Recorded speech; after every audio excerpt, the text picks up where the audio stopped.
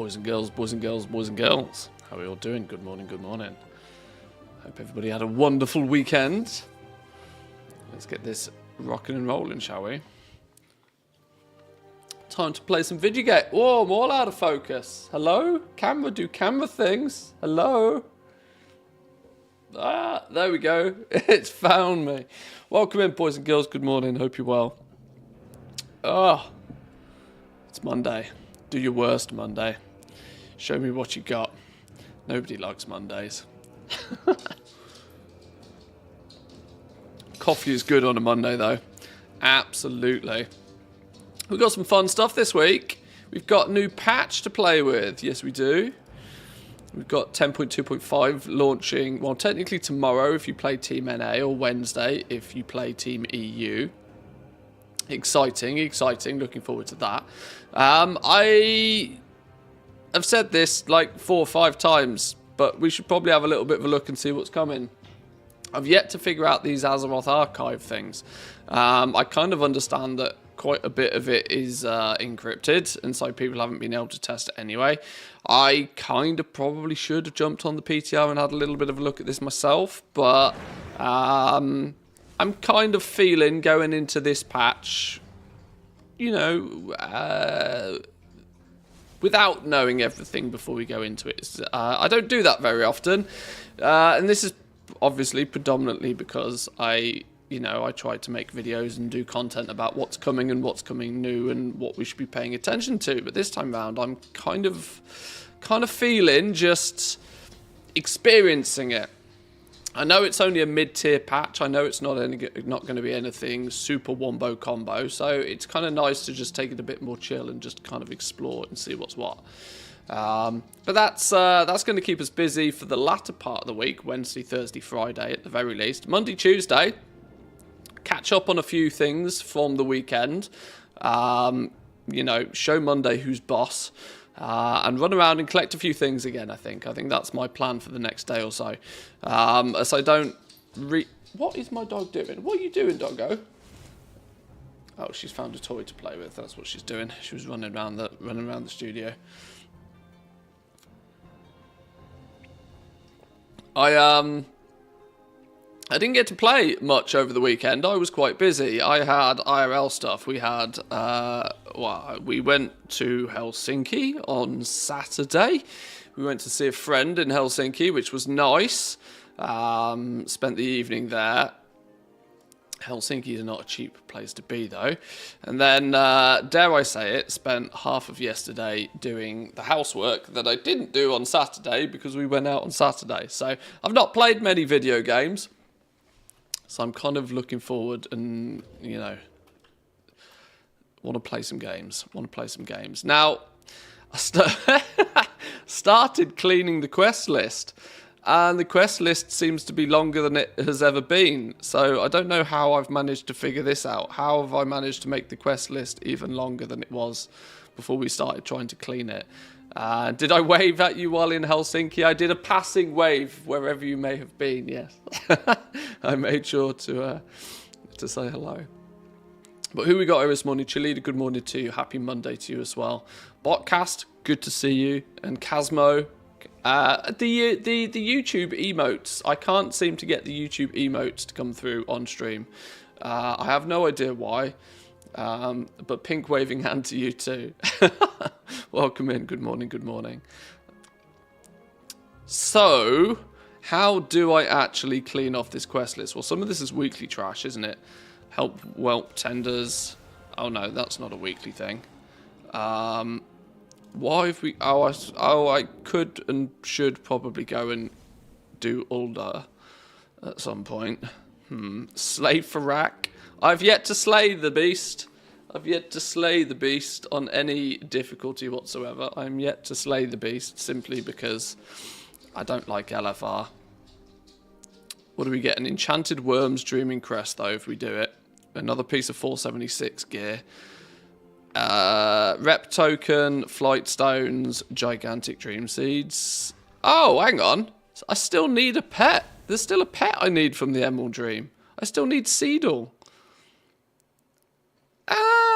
Maybe we do have to go and bang out some Emerald Dream stuff first thing this morning. I did not realise I was still missing one of the pets. That's not good. That wasn't planned. Let's fix that very quickly. I have this kind of half habit of wanting to try and finish everything from the previous patch before a new patch comes out. Yet I both feel as if I have and haven't with 10.2. Obviously 10.2.5 is going to bring something new, but is it really new? I mean, it's new, yes, of course it's new, but it's it doesn't exclude 10.2 content. So I haven't felt too pushed to bother.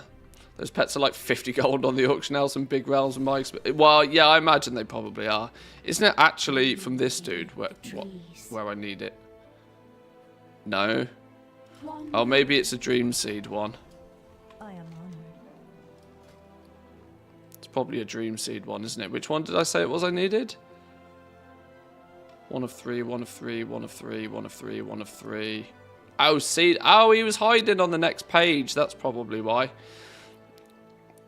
He was hiding on the next page. That's probably why I completely missed him. Well, in theory, it makes a lot of sense for me to pick up the transmog from my seed blooms first anyway. This dude should have no problem going and planting seeds, realistically. Since I'm quite sure I've got a bag full of the things. So let's go get that done nice and quickly. Hang on, that's a regular quest there. Why have we got a regular quest? That's not a regular quest, is it? That's the turn-ins. I don't need to be faffing around with these, really. Unless I want a gigantic seed. Do I want a bonus gigantic seed? Where are my seeds? Come to me, my pretties. Okay, we've got loads of those ones. Loads of those ones. Do we have any of the epic ones? Can anybody spot an epic seed? I don't think I've got any epic ones. Maybe I do want to do the gigantic turn-in business then. Maybe we do. Dream Warning rep. Actually, the irony here is that the Dragon Owl supplies is probably not a terrible reward for me. What's the turn-ins this? Whoa! Hello, what's going on here? Craft Sim Craft Queue. Hello?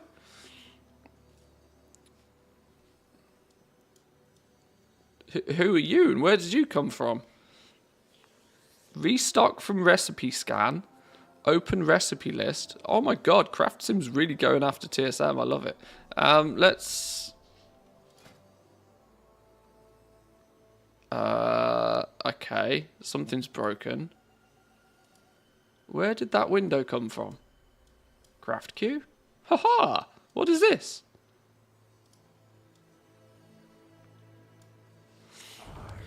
Restock from recipe scan. Button doesn't work. Open recipe list. Oh, add open recipe. So let's add that one. Why isn't the recipe scan going to work?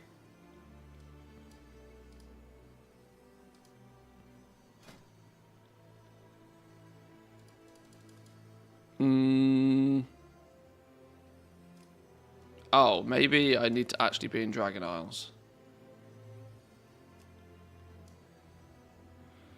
Did it break?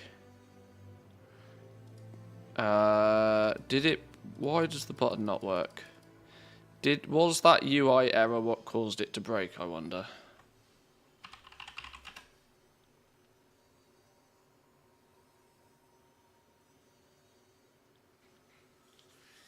Maybe you need the auction house open as well.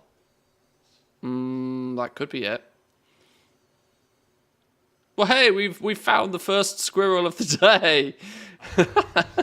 Let's head over to the Emerald Dream. Oops, now I'm crafting. I wish I knew what half of these errors were.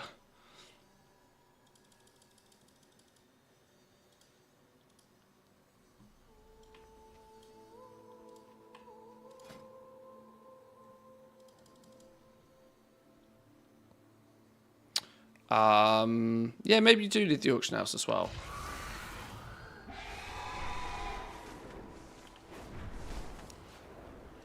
Oh, I was hoping there would be a long boy right here. Muggins here doesn't own one himself. Back to Valdraken. Let's try again. Try again. First squirrel of the day.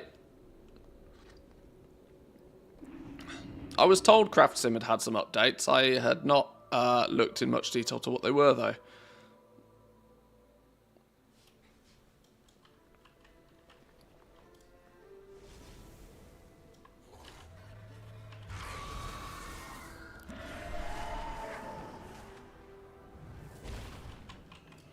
Charmed. Right. Open auction house. Open profession. No.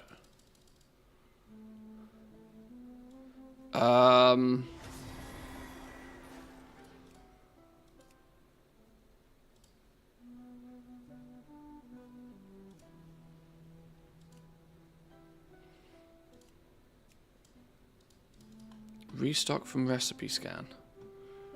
Does that mean we have to do a recipe scan? Maybe we don't need the auction house. Maybe we need a recipe scan. Scan recipes.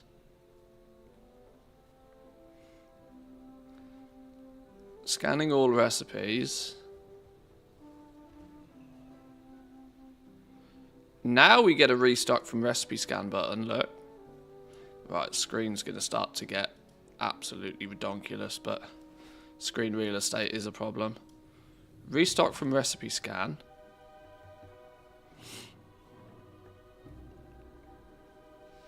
It gives us the ability to just bang it out, craft it. GG, well played. No materials.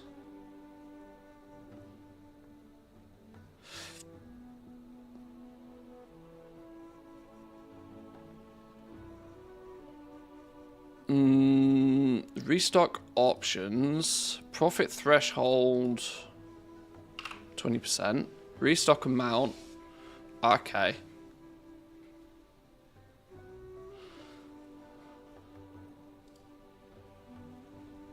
So, yeah.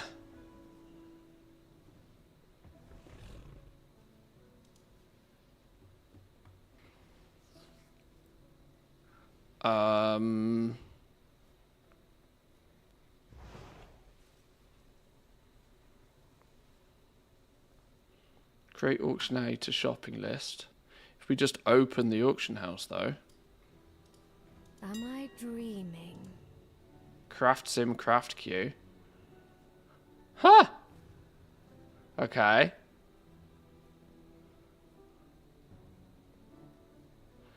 It's even picked out what qualities we should use. How are we doing, Hayley? Welcome in. Good morning. Welcome, welcome.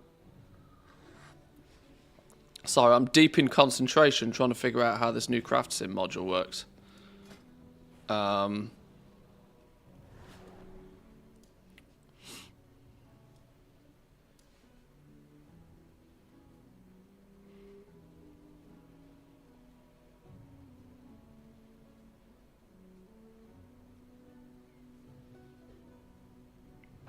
It's picking reagents. Do we just... Total crafting costs 26,400.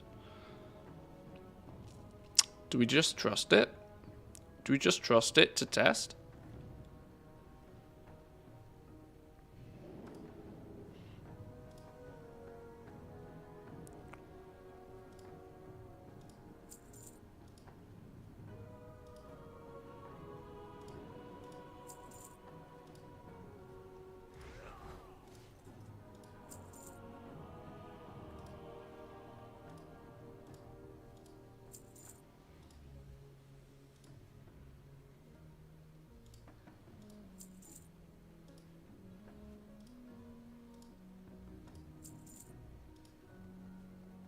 Ooh, they're expensive.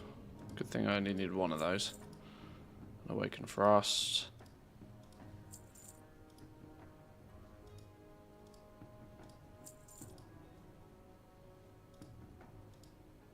I'm not sure why it's only telling me to buy 2 Awakened Ire based on the fact that I know that I should probably need a lot more than that to craft all of this gear.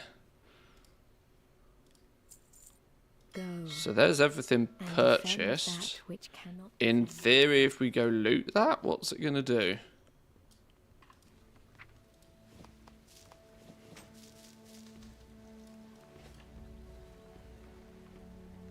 Open leatherworking again. Okay.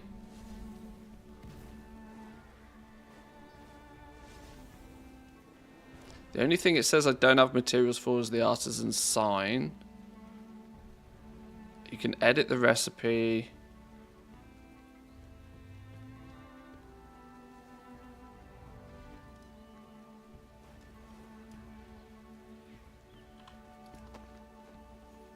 Requires tool bench, of course it does. Of course it does. Head down here. What's that craft sim thing? Well, craft sim's an add-on that has turned up in Dragonflight that is a strong rival to TSM nowadays, in some regards at least.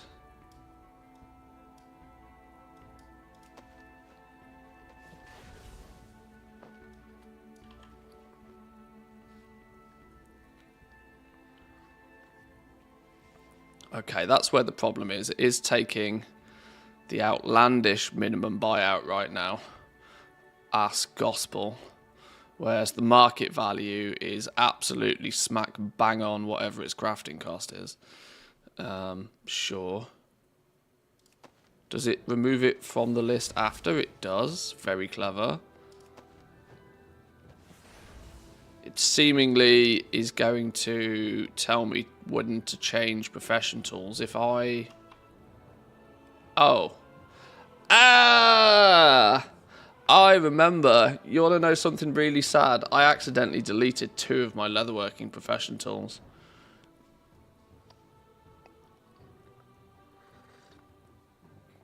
I only have a resourcefulness a leatherworking tool at the moment because at some point, and I don't know when, I accidentally deleted my 2.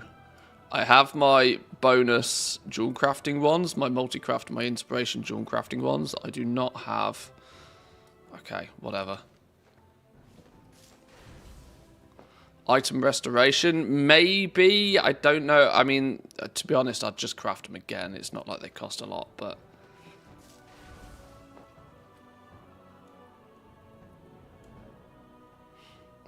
I mean, this is working out.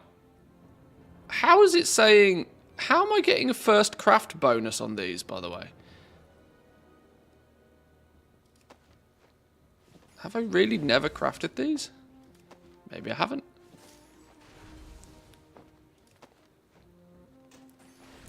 Is the new patch for this add-on promising? Haven't looked at it at all. I've looked at it for about 2.5 minutes, so we're in the same boat right now.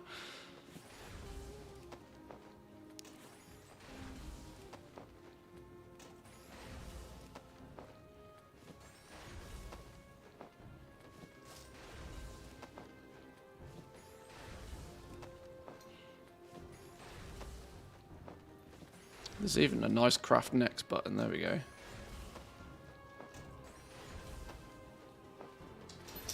I mean, no surprises. It's telling me to craft a whole bunch of PvP gear, which I knew would be the case, but...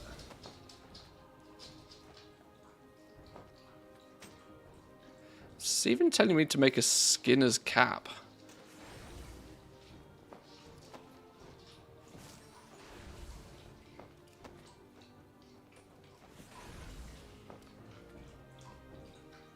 I mean, 68 gold to make it, nearly 400 gold to sell it. I mean, I suppose it's not incorrect. I believe it does only work for the current expansion, yeah. Trade School Master is still king for anything prior to Dragonflight anyway. Or should I say prior to... It was a bit... Dragonflight was a bit... sorry, Shadowlands was a bit ropey for TSM. It took them a while to get things, you know, in a semi-working state. But this is quick and easy enough that I don't mind doing it.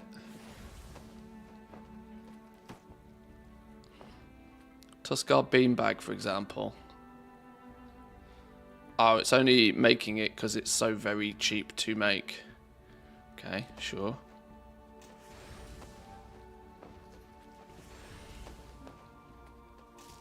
Obviously my leatherworking's maxed, so the likelihood of anything ever coming out less than max quality isn't a thing, but even Trailblazer toughened leg guards. 122 gold to craft, 250 gold when selling it. It's all money, I suppose.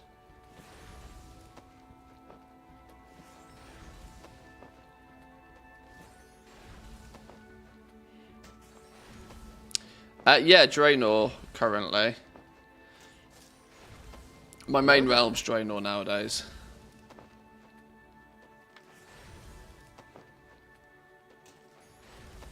What we'd probably want to do is tweak... I mean, obviously this is great for gear and whatever, but when it is making one Infurious Hide, it's kind of a bit silly. We need to do something maybe to... maybe we need to do something to figure out materials.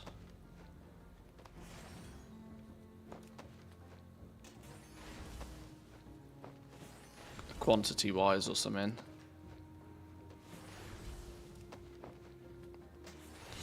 Honestly, though, for basic bits of gear and whatever, this is straightforward and simplistic enough.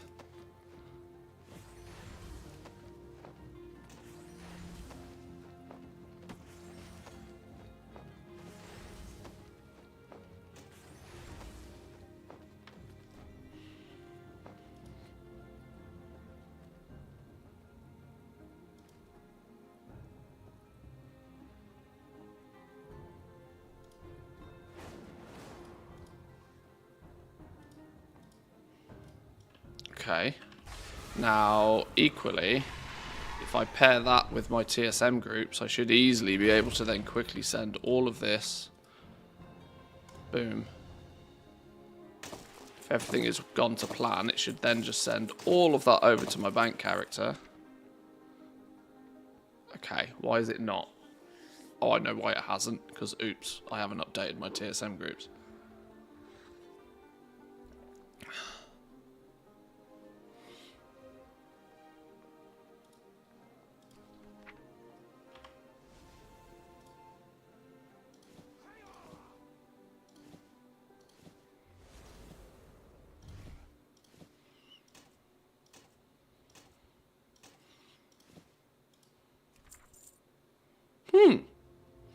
Smooth as silk, that. Smooth as silk. Do I bother making... This looks like Goldmaking clickbait title. Yeah, I'm sorry, it kind of almost does, doesn't it? It almost does look like Goldmaking. Let's load up the second account.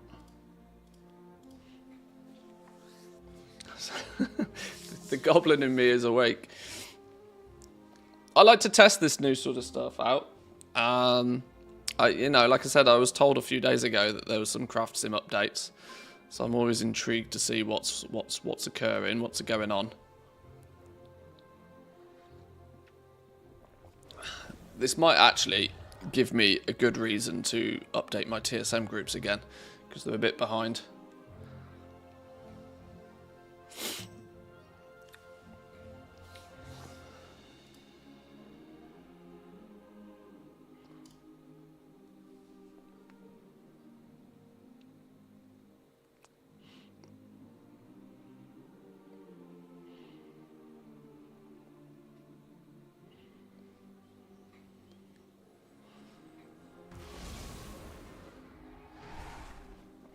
Right, let's put some of this bonus stuff in a group then, because it's likely not. Groups, Dragonflight, Leatherworking. How did I do it before? PvP gear, new group, Season 3. How did I break them down before? Oh god, I actually broke them down properly last time. Oh, I don't want to do that again. Oh, maybe I do. Item level.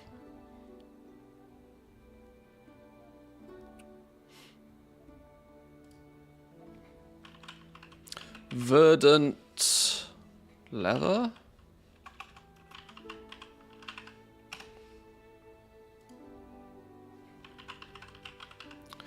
Verdant mail. Is it verdant? Verdant it is.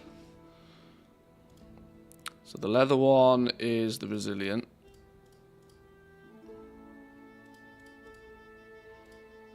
And the mail is that stuff. Okay.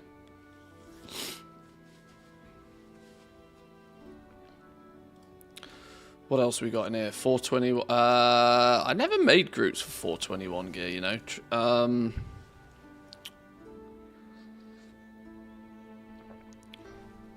Put 20 Gurabashi plans on the auction house last night, hoping they sell. I actually think that taking a little bit, it's not a terrible idea, you know.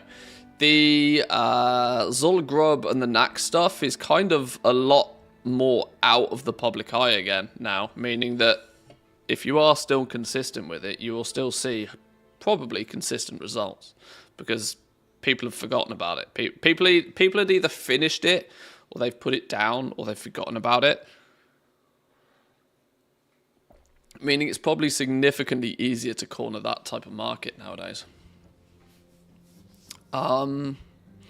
I need, it's not strictly transmog, is it? But, like, I need a group for 421s. Let's just put, 424.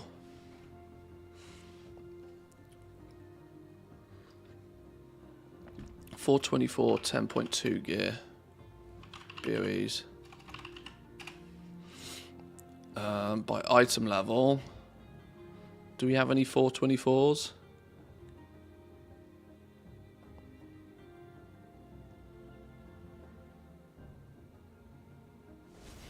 Actually, let's rename that. Let's just put that as 10.2 BOEs. And then we can have 418s, 421s, 424s.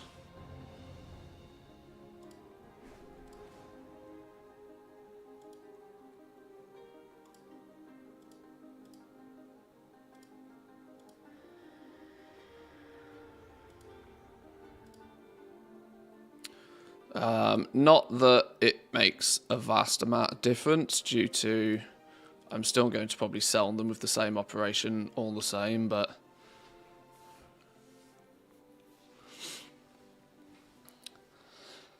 I was doing it daily on 3 characters, retired 2 last night, cashed in on a lot of the Bijous, retired because I'm finally fished up the Nat Pagel transmog item from the chest. Yeah, I think it's one of those things that people will keep chasing something for a while. I've put all of that down now. I think I got nearly all of the recipes and stuff I needed from Bijous. There was a few things I technically should still farm for. But I'm not in any rush or any hurry. That's just a completionist thing. There's never high urgency on completionist stuff. I like to do the core of the content when it's kind of, you know, the thing. But soon as it stops being super fun, I move on. Did you do a video about doing the Nax stuff? I never went into it. I heard there's money in it. Yeah, I did. When Nax first came out, I did a full video guide on the attunement process. Did I do a video? No, I did a written guide on the attunement process. I did a few videos and bits and pieces about it, yeah.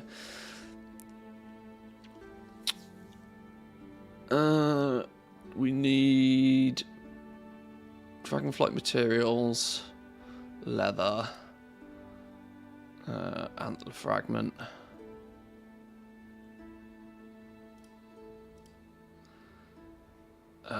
Empty magma shell. I need a group for like just randoms.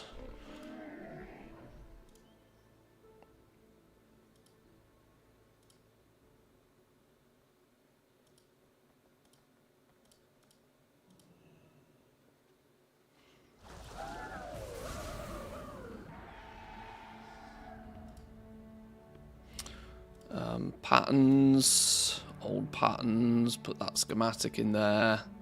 Put that weapon enchant in there. Oh, that enchant, should I say, in there. Spiced bread. I don't even know why I've got spiced bread. Empty magma shell. Goes in others. This is just a thing. Let's make sweet It's a thing, profit you together. sell it. The thing doesn't really matter so much. Pumba, my man. Welcome in. Thank you, thank you. Do we have to sign up somewhere for the time? You can't sign up for the alpha. And the beta you can buy your way into. The alpha, to get into the alpha, you kind of have to get very lucky or you have to know somebody. To my understanding. You can maybe check on the Blizzard website if there is an opt-in for it, but I don't think there is. I'm pretty sure there isn't for the alpha. We know you, is that enough? Me knowing me isn't possibly even enough. I'm not even guaranteed to get into the alpha this time around. That's last time for Dragonflight I had a contact at Blizzard that got me the alpha. This time round they no longer work for Blizzard, so I'm going to need to find people. I'm not what is referred to as a WoW partner. So I don't get priority entry for this sort of stuff, unfortunately. But the likelihood is I know enough people that I should be able to get it. It'll be fine.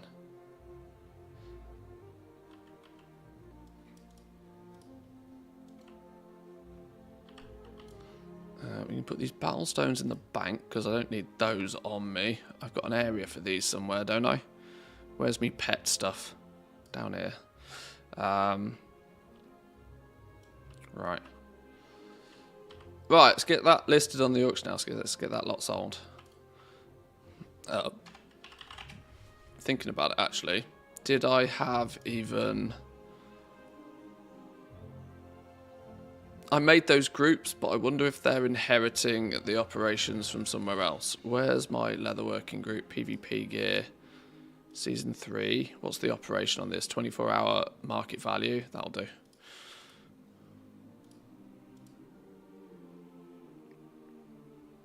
Alright, go. Oh, why is it not posting any of this business? Oh, smart average buy prices are causing problems. That's fine. That's only materials.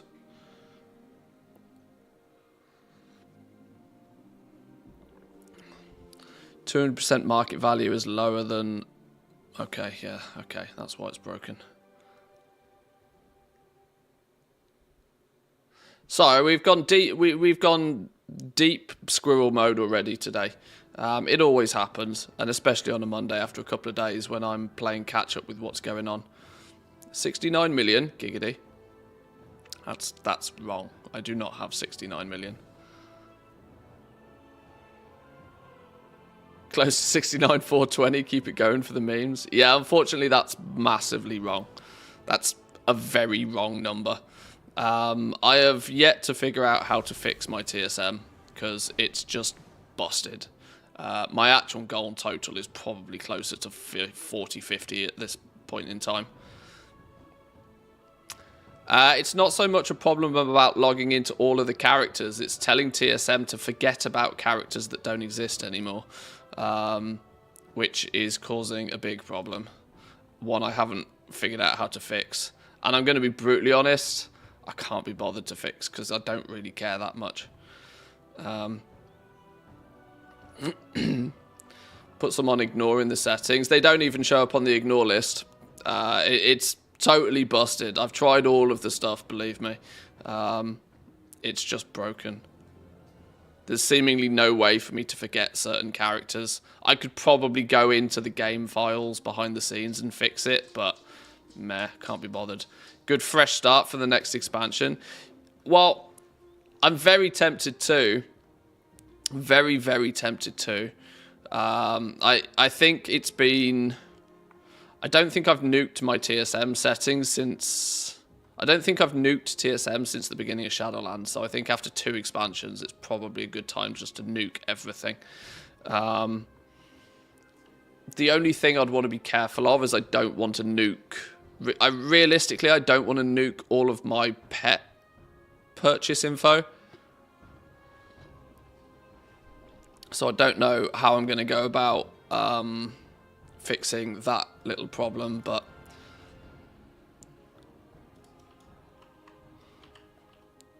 hey, one too many beers one night and we might just delete the whole account and start again.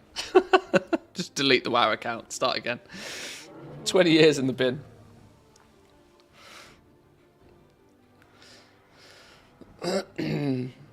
Start on NA. Well, you joke, but I've actually considered that quite heavily. Moving over to Team NA, it's actually something I contemplated for Dragonflight. I contemplated just putting my EU account down and going and starting over on Team NA. Mostly because I knew full well that we were not going to live the luxurious life we lived in Shadowlands from a goal-making perspective. So I thought that maybe Dragonflight would be a good time to go start over on Team NA. But at the same time, I kind of got quite deep into collecting stuff this expansion. I would probably go as far as to say I spend more time running around collecting things than I do making gold nowadays.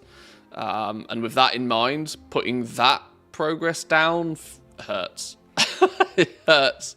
If I was to go start on Team NA, I think I would have to do a Team NA adventure for, like, you know, a mini series for the purpose of YouTube more than like actually picking it up and choosing to play there 100%, if you know what I mean. Alive, how we doing? Welcome in. Welcome.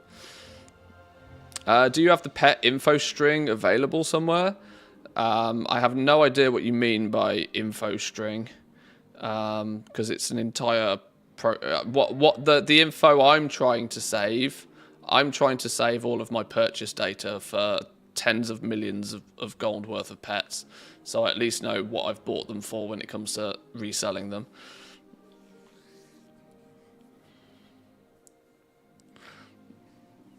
Go Oceanic for the big, yeah, big latency, for sure, big latency.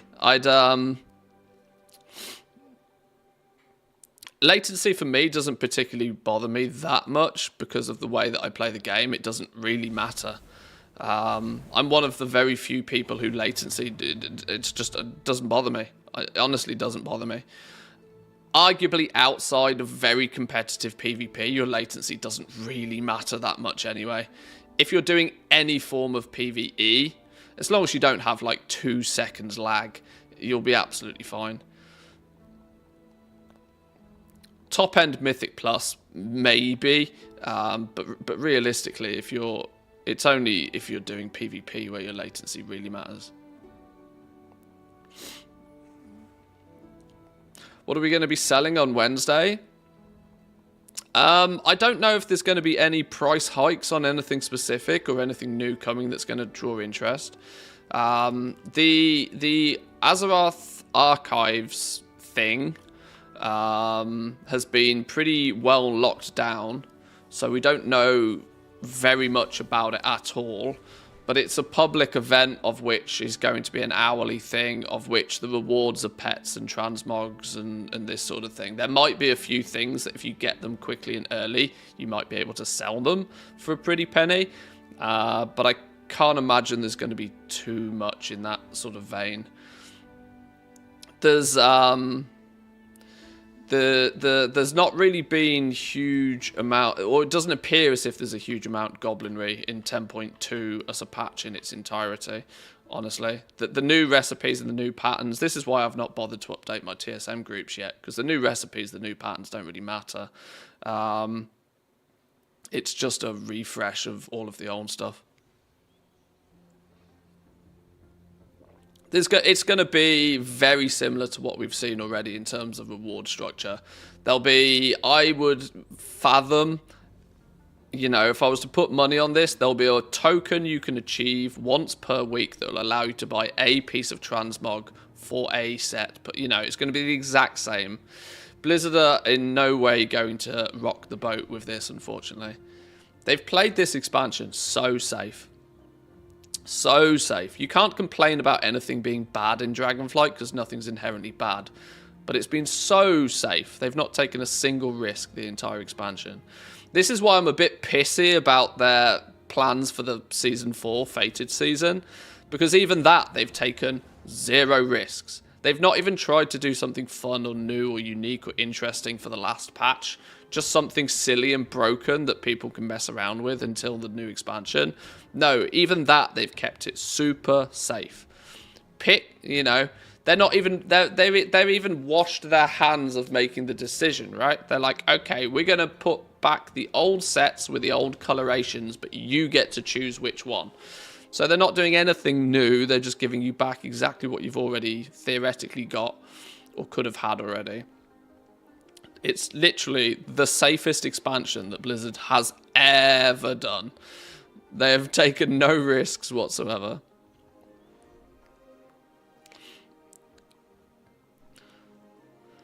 I was kind of pumped to see what they have for us for the next expansion crafting order-wise. Yeah, I'm both excited and nervous all at the same time.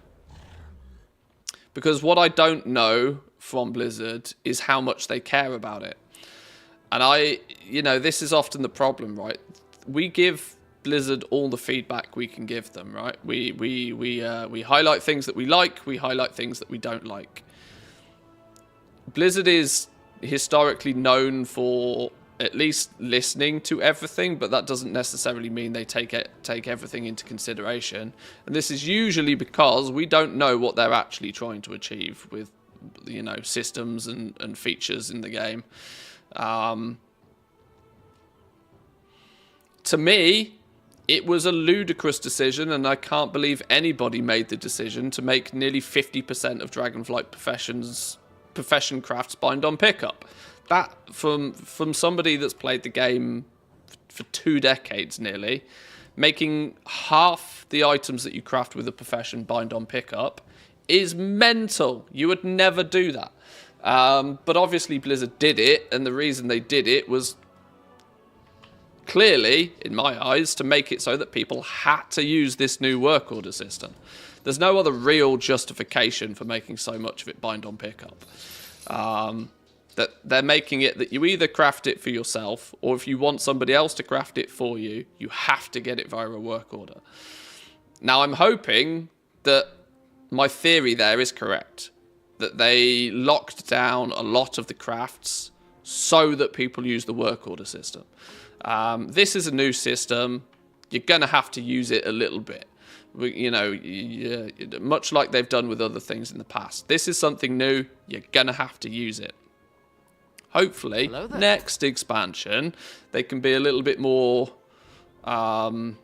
player-friendly in that regard and not make so much bind on pickup. Maybe make some basic bind on equip variations, which can then be updated or upgraded or recrafted, as they've named it. And once you recraft it or once you equip it under normal circumstances, it becomes bind on pickup, right? And allow a bit of a trade, allow a bit of a market for the base items, the basic versions of stuff. Let crafters feel as if they kind of have their place back in a way. This is for me one of the bitter tastes of this new crafting revamp that they did. The revamp was really nice. The way that they've changed all the professions is really cool. I like that there's a lot more to think about with professions.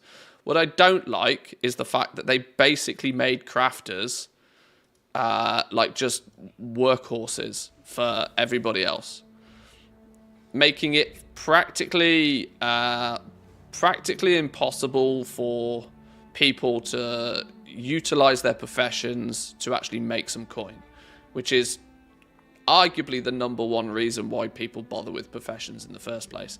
It seems like such a contrast of goal to try and make the profession systems seem far more interesting, far more appealing for players to engage with, yet at the same time nuking their actual long-term value of doing that.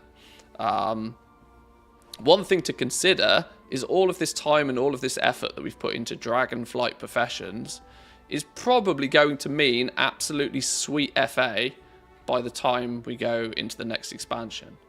Not a lot historically transfers from one expansion to the last. I mean, if you look at Shadowlands now, how much of the Shadowlands stuff do you still care about? Probably not a lot of it.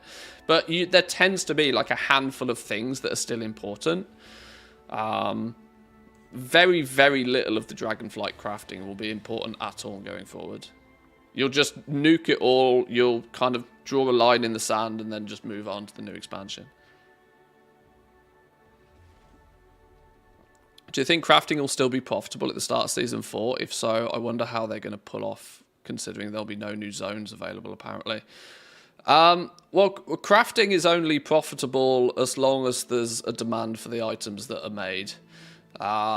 Soon as the demand for the items disappears, so does the profit as well.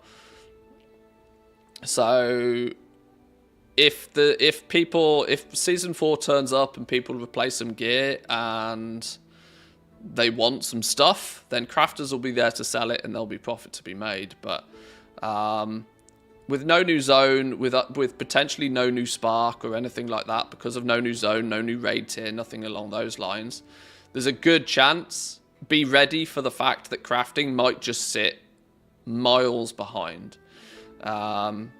Crafted gear might just sit absolutely miles behind, and it might just be in the bin, honestly. Unless the only way will be is if they make another spark or another way or a way to recraft your gear even higher, or to get crafted gear competitively placed again. But I don't think Blizzard have got much incentive to do that.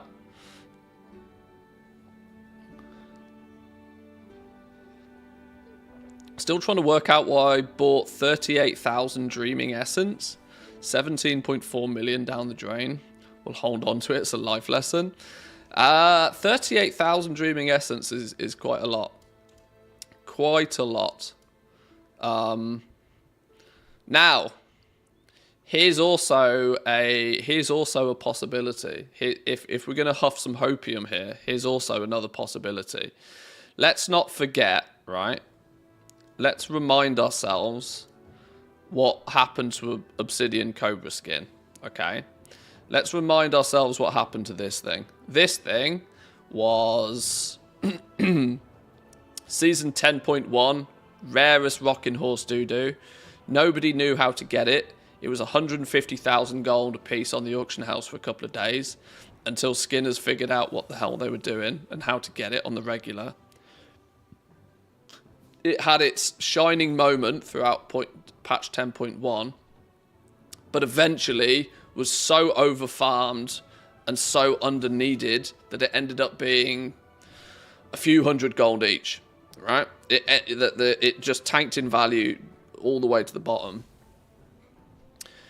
Then 10.2 turns round and it goes to the moon again, because actually all of a sudden the Dreaming Antler fragments, which go into making the 10.2 embellishments, were nowhere near as strong as what the old 10.1 ones were. So this had its second day in the sun, right? There is no reason that Blizzard couldn't turn around. This is why, you know, buying up a bunch of materials when they're cheap, sure, spending 17.4 million is probably quite a lot to spend on one item. That's quite a risk to take. But let's just say, for example, that they do, maybe they do something in 10.2.6 or whenever the Season 4 is going to be, that maybe they add 2 more embellishments. And maybe those embellishments are just by far best in slot for every single player in the game. And they use, let's say they then use your Dreaming Antler fragments and they use your Dreaming Essence all of a sudden. Then those materials go to the moon. And, you know, all of a sudden your 38,000 of them turns 17 million into 100 million. It's entirely possible. It's entirely possible. My recommendation to most, though, is spending 17.4 million on anything is madness. I did that with Dracothists, and it bit me in the ass big time. In fact, I spent 30 plus million on Dracothists, ended up losing about 17 million. But I spent 30 million, you know, and that was a risk. I spent 30 million on Dracothists. I was either gonna sell them all for 60, 70, 80 million, or I was gonna lose a bunch of gold. And in that scenario, I lost a bunch of gold. But I only spent 30 million on them because I could afford to do it. I had 80, 90 million gold at the time, so it wasn't probably really much of an issue. I'm hoping if you spent 17.4 million on Dreaming Essence, that if you never make that gold back, that it doesn't hurt you. But I would also strongly consider at some point doing something about it. Because if you've got 38,000 of them, that's more than what currently exists in the entire region. Like, by quite some distance as well. By quite some margin. The fact that you could buy nearly 7,000 of them at the moment for less than 1 million gold. Yeah, odd. Very odd. Is it worth trying to craft obsidian alloys without insight? I'm completely out of metal. You are likely going to find that without using insight on them, they're probably not profitable to make, as most commodities are not currently. It's your willingness to use metal against crafting them and guaranteeing them at quality 3 that generates the profit. The profit is not coming from the materials. The profit is basically because of the metal. And if you run out of metal, then, well, you're out of that market. You're out of being competitive with that market. Probably. Depending on how far you've got your blacksmithing, if you've got all of your profession tools, all of your points, all of your knowledge, if you've got everything within blacksmithing, there might be room to move somewhere. But most crafters are so flooded. Most crafters are so unbelievably flooded with metal currently, that your average material, if metal can give you an advantage, is probably only profitable when using metal. What did I just sell? Foot pads of silence. How the hell did I sell these? Wrath boots?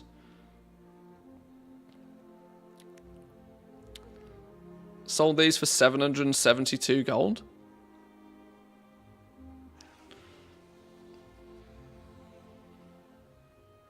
Don't know why people are buying them. I mean, I'll take the sale. I mean, I clearly only craft them because of that, but are they a unique appearance or something? I don't have all the things switched on my bank character, so I don't know. I probably should have all the things on this character, actually, thinking about it.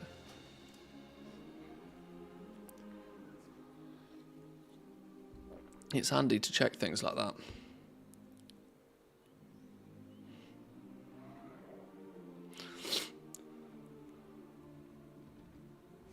The revamped profession system is really great, but I don't like that there's no difference between crafters in the same professions. At the end, everybody knows and is capable to craft everything within a profession. No specialization, even if it's called specialization. Yeah, I agree. The fact that they're called specialization trees is a bit of an illusion, really, because given enough time, nobody is actually specialist because everybody has everything. There is an argument to say that in a game with so many people, you'll never have specialists anyway. Because, you know, if there's only 3 different ways you can specialize, well, if 30 people go that way, 30 people go that way, 30 people go that way, you've just got, you know, it dilutes things a little bit, which is necessary. But you could still argue that then you're competing against 29 other people instead of all 100. But that dilution of people who can do a thing often means that at least that market might stay profitable for a little bit longer. It truly being specialized is very, very difficult to achieve in an MMO because People will do the same thing as other people, and people pick the same routes, and cookie cutter builds and meta specs and this sorts of stuff arise. But yes, you are not wrong. The spec trees are an illusion when you can technically just, at some point, just fill all of them. So you're not actually specialized in any way, shape or form. You're just equal to everybody else. You've hit like a glass ceiling where everybody actually is just as specialized as everybody else.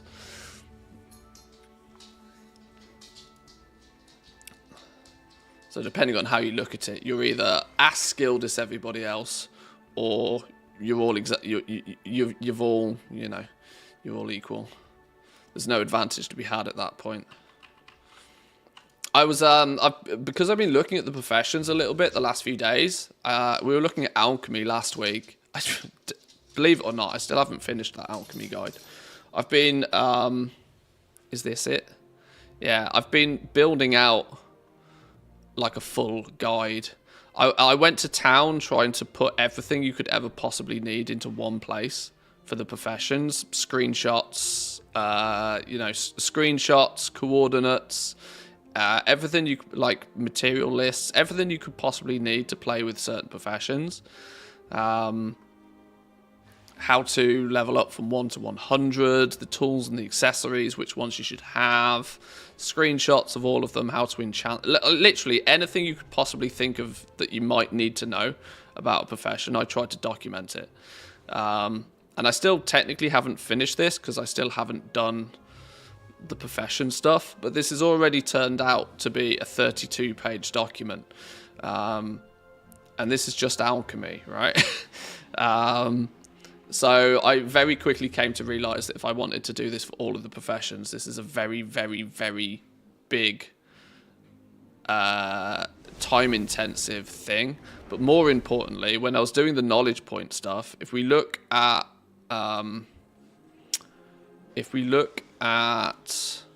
alchemy, alchemy requires 510 knowledge points. Do engineering last? I'm tempted to do engineering next, just to prove a point. But anyway, yeah, alchemy has 510 maximum knowledge points. My rough napkin maths of the one-time treasures, one-time knowledge summary, is that you can quite easily get access to 114. 510 minus 114. 396 knowledge points is what you'd be outstanding after doing the one-time stuff. So you need to somehow find nearly 400 knowledge points from either first-time crafts. I haven't actually done a section on first-time crafts yet, nor have I worked out exactly how many alchemy has. But you have first-time crafts, weekly quests, and dragon shards of knowledge. That's your 3 avenues to get this. Let's say there's 50 first-time crafts with alchemy. That's probably roughly true. So let's take 50 off there. Let's say you press your button, you learn a lot of the recipes, you craft everything once, you do that sort of stuff, right? You've got 350 points. Assuming you're not going to be farming dragon shards on this character, because if you're farming dragon shards, you are mental right now. The only time you should be, you know, if you're actively playing the game as your main character, you might come across 1 or 2 dragon shards a week. Outside of that, you're basically not seeing dragon shards anymore unless you are specifically dedicating time to get them, which, like I said, you're mad to do. 346 is the outstanding knowledge at that point, which when you break that down, you divide that by 12, because that's the amount of knowledge points you can get per week, I think. Weekly knowledge summary, yeah, 12 per week. You are looking at 28 weeks. 28 weeks. Over 6 months. If you were to start alchemy today, it would still take you over 6 months. And alchemy is one of the easier ones, may I add. Alchemy is one of the easier ones. It would still take you over 6 months of consistent weekly play That would be on the premise that you do not miss a single weekly quest. Nearly 30 months, over half a year to cap out your alchemy. And alchemy is one of the easiest, which leads me to believe that if we were to do similar maths for the other professions, such as, you know, let's go to the opposite end of the scale. Let's look at blacksmithing, where there's 800 knowledge points required. I don't think, even if you started today on a fresh character, you could get 800 knowledge points by the time the new expansion launches. I don't think it's possible. I genuinely don't think it's possible. Blacksmithing is going to have a similar number of one-time knowledge. So let's minus 120. Let's give it a little bit of leeway there. Let's say because blacksmithing probably has similar amount of recipes. Let's just take 60 points off there for first time craft for blacksmithing. Blacksmithing has all the PvP recipes, which adds quite a lot. 620. Blacksmithing has 15 knowledge points you can get per week because you have the one that gives you, the one that asks you to fulfill some work orders. So divide that by 15. You're looking at 41 weeks.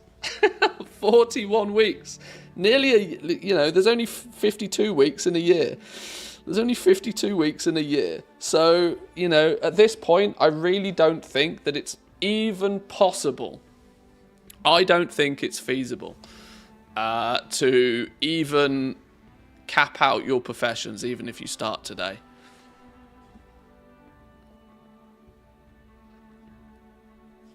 Which to me screams Blizzard do something. Blizzard, I don't think it should be feasible for players to start in January leveling a profession and to not have that profession like maxed out before the new expansion launches in probably September. It's ridiculous, right?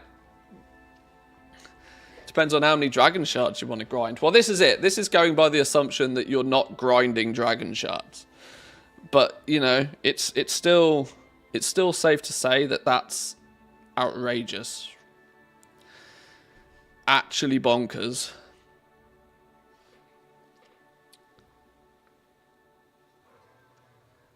Knowledge points from rep.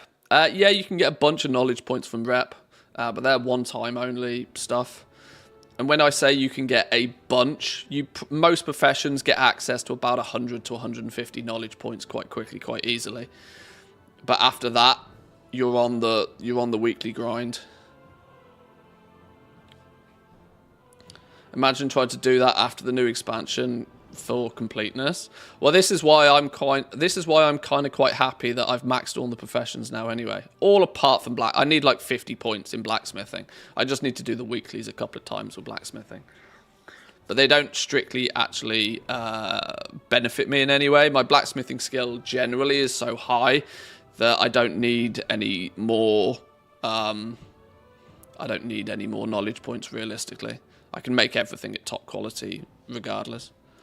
But yeah, you're looking at, 40 odd weeks, 41.3 weeks, or multiply that by 7 to get the amount of days.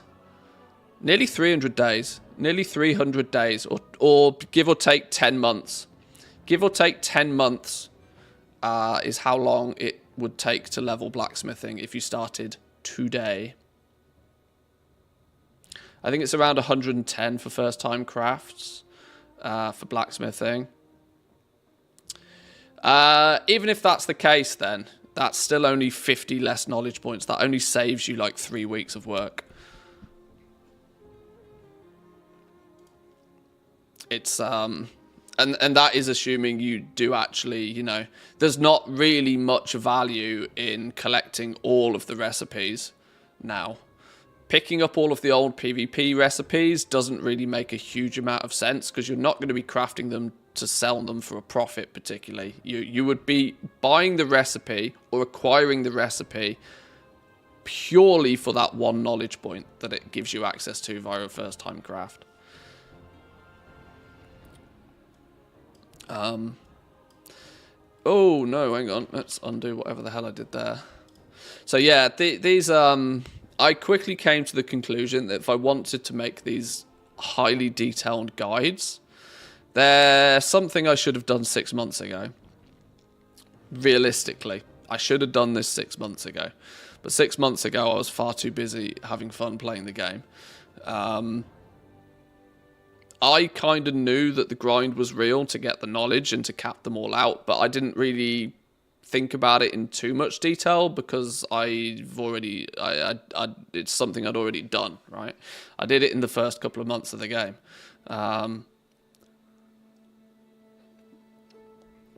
But it is mad to think that you could pick up a profession today and still not physically have the opportunity to cap that profession before the new expansion launches in probably September. So I kind of feel bad for people in a way. I kind of do. Actually, I need to very quickly change a command. Jack's done a nice little Streamlabs shout out for the wealth audit add-on, but I don't want it to tag... I don't want it to tag Genju every time. Because I'm sure he doesn't want his Twitch, every time he opens it, to be spammed with Streamlabs messaging him. Let me quickly change this. Cloudbot, timers, wealth audit. Let's do a quick edit. From the author.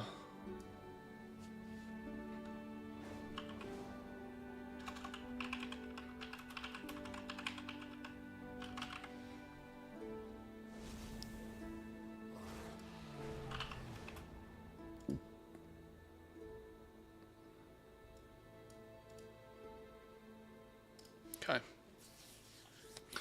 Anyway, where did we get to? What were we doing? I don't know what we were doing. Would you need to get these professions in for future goal making, do you think? Well, unfortunately, I don't think there's going to be much that transfers from Dragonflight forward. The things that are likely to still be worthwhile you paying attention to in the future is going to be anything that could be considered a collectible item in the future. So any profession... One thing they have done quite well, actually, is they've been quite good at making toys and stuff. None of the armor people are going to care about. None of the armor will matter whatsoever. None of the profession equipment will people care about. Elemental patterns is all basic gear. Now, there's the argument that some people might want to pick these things up for the transmog appearances in the future, but that's a very, very slim market. And at that point, they won't care about quality because they'll just want it to equip it. And this is what I wonder if... I do kind of wonder what they're going to do with all of this gear when we leave Dragonflight. Because they've put this restriction on it all being bind on pickup this time round. Can you imagine trying to find somebody to fill a work order for you in 2 expansions time just because you want the transmog appearance? Yeah, how about no? That's also another reason why I don't like them being so slapdash with bind on pickup. It means that when we leave Dragonflight, it makes it significantly more difficult if people want to go back and like complete their collections and stuff. Like, look here, for example, Ancestra's Dew Drippers, right? This is an item that I don't have the appearance for. In the future, if I was trying to complete a transmog collection, which, may I add, I think collecting transmog is going to be pushed to the forefront of many people's gameplay loop come the next expansion. More so than it is now, right? I think in some way collectors now are ahead of the game. I think one of Blizzard's primary goals for the next expansion, especially with Warfronts becoming a thing, is to push people into collecting appearances. Blizzard realized a while ago that the true end game in this game, is transmog and appearances and collections. That is what keeps people playing this game almost indefinitely. I think what they will do, Warfronts will push a lot more people to go out and start collecting stuff because it will be made more simplistic and more straightforward to do. We saw the trading post this expansion. We've seen them be a lot more free and a lot more open when it comes to like putting stuff in the money shop. All of that leads me to the conclusion that that is the direction that they want to go. They kind of understand that pets and mounts and toys are collectible and reward loops, that they've kind of milked that cow and it's running pretty dry. There's just too many mounts. There's just too many pets. There's just too many toys for people to really care about the brand new one so much. More than that, anybody that picks up this game or has picked up this game in the last few years, the quantity of those things is so ridiculous a number that it's probably off-putting for people to even consider doing it. They'll pick up a mount when they pick up a mount and they'll use it for a few days and then they'll forget about it. You're not going to convert many people into those people who just want to collect all of them, sort of thing. Transmog, on the other hand, is very different to that. That there's so much of it, but the more of it you obtain, you still feel as if you have use for all of it. You pick up, you learn a new mount, you might use it for a few days, and then you may kind of forget it even exists. But with Transmog, the ability to tweak and customize and build your appearance more refined, in a more refined fashion, means the bigger wardrobe you have, the better. And it just, you know, it snowballs. The more that you have, the more you can customize your character. And character customization is monstrously popular in this game nowadays. But anyway, all of that leads me back to the fact that if people then come along to try and get the appearances off old crafted items like this, if it's all locked down and it's all bind on pickup, and the only way for you to get the appearance is to find a leather worker from Dragonflight willing to fill an order, you are barking up the wrong tree. You are never going to find people to craft these things for you in the future. So I don't know. I don't know quite how they're going to fix or address that. But that was also a detour from the fact that there are some things that might follow forward to the new expansion.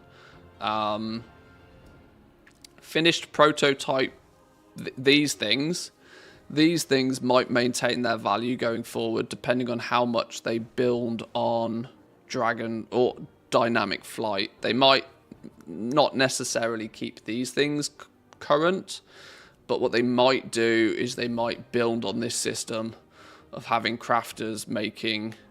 I don't think they lent hard enough on this in this expansion. I don't think that this has been really as popular as it probably could or should have been. Probably because we were quite limited to like 4 or 5 dragons that we could customize. With Dynamic Flight in the new expansion, I think they might broaden that mount customization quite more so. And if they integrate that into crafting, that could be quite fun. More so than just scribes making a few things only via work orders again. Once again, there'd be way more of a market for it if they hadn't locked it down to the crafting order system. Because I bet there's a shitload of people that don't even know it exists. Toys. This is the section of stuff that will follow forward. So anything that goes into making these things... Rockfang leathers, ruined Wraith barks, dense hide, pentagon seals. These were vendor mat. This doesn't count. Bear spines. They're super duper mega cheap now. Contoured fowl feathers. These are also super duper mega cheap right now. But these are the items that will maintain some value going forward because it's a toy and it's a collectible and people will always want to buy it, right? But you could probably count on one hand the amount of items from Dragonflight from each profession that people actually care about going forward. For a lot of people, mounts are part of their MOG. Well, that is true. That is true. Or often I think the case is more so the fact that they get a mount that they like and then they build their MOG around the mount that they have. Maybe not so much the other way. I don't think people go out collecting mounts because, you know, I don't think people are particularly picking up ashes just because they have a fiery set. I think they put a fiery set of gear on because they're flying on the back of ashes. I think it's kind of the inverse, I think. But interestingly, it's toys and stuff are the things that I've struggled most to sell this expansion. Yeah, people's focus isn't on this sort of stuff anywhere near as much. Toys are tragic, actually. Toys are something that, you know, really should have a much bigger market for. But the toys are one of those things that it's, yeah, we have this toy box page thing, but it's not easy or straightforward to even figure out which ones you don't have or where they come from or where to get them. Or I don't know if it's just me being dumb, but I've never found collecting toys to be an easy thing to do. It's dead easy to collect pets. It's dead easy to collect mounts. You would ask something of me. Toys, on the other hand, they're often like just buried. I guess it's a searchability thing on the auction house. Maybe you can go battle pets. And you could go uncollected only. Boom. Then, hey presto, there's a list of pets you don't own. That Seedle is literally 25 gold a piece, isn't it? Is there a max level one that's not stupid expensive? I'll pay $1,000 for a max level one. Mounts are the same, right? You can go in and you can say, right, mounts. Boom. Those are the ones I still need. Camera's doing a PowerPoint. It is, isn't it? Hang on, I will fix the camera doing a PowerPoint. Please hold. I don't know how I fix it, but I'm going to do this, and then I'm going to do this, and then it should be fixed. I don't know why. Miscellaneous other is for toys. Are all the toys only in here? Is that really it?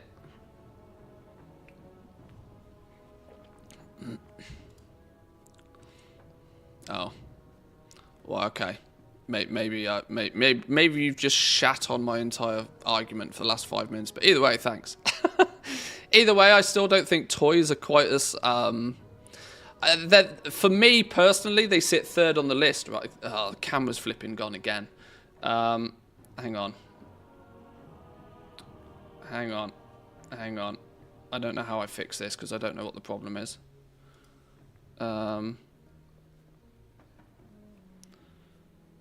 Miscellaneous other. Yeah, why is there not just a tab that says toys? Hang on, let me try and figure out why my camera's going... Oh, okay, my graphics card is maxed out. Why is my graphics card being maxed out? What possibly could be using all of my graphics card? What is going on here? Why is it at 99% utilization? Is this trying to run at 140 FPS or something ridiculous? Hang on, I will fix this in a second. Please hold.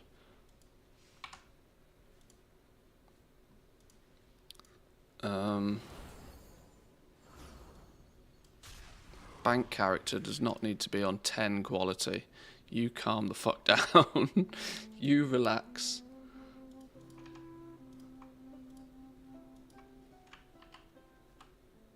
Okay. Has the camera come back to life yet? No. Great. Excellent.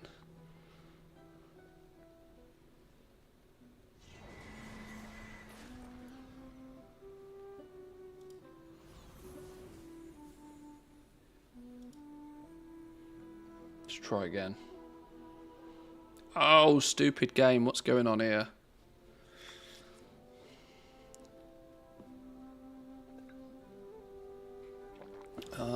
There's no reason it should be in flipping pixel mode. If the guy with essentially unlimited gold compared to most people and literally spends 90% of his day on the auction house doesn't understand that miscellaneous other equals toys, what hope is there for the average player? Well, there isn't really. I mean, I've thought this for a while, that the searchability... No. Well, the guy that does flipping... the guy that makes... What's the add-on? Narcissus. And Plumber. That dude needs a job. Is my camera going to come back to life? What's going on? I think NVIDIA Broadcast is having a... Whoa, why am I at 25 gig of memory usage as well? What is going on today? Hello, computer? PC, do PC things, please. Sheesh.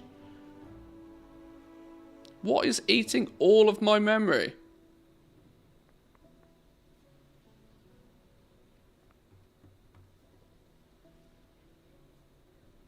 I don't know. Well, the camera's come back. Kind of come back to life. Got a bit of a blur on the go here. I don't know why. Peter Yu. Yeah, that dude's an absolute genius for front-end UI. He needs a job. Blizzard, give him a job.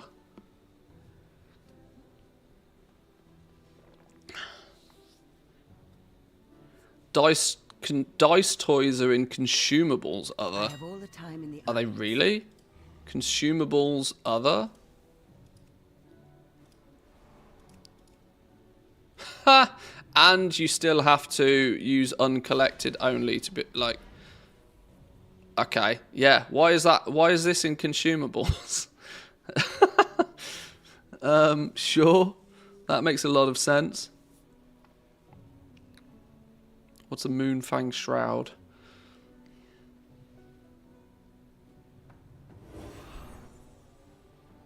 I don't think... This Pallid Oracle Bones, I think...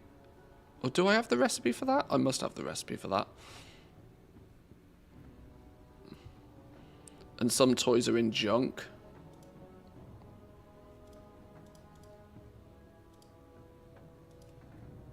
Not any that I don't own. What's a Cresting Essence? Okay.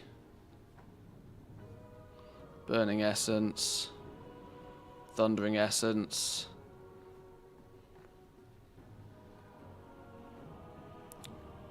Strange Dimensional Shards. I like how things like Fluorescent Fluid is in junk, even though it's technically it's a currency. Technically, you predominantly need fluorescent fluids for purchasing things off vendors. It's mad. Global search with filter uncollected usable.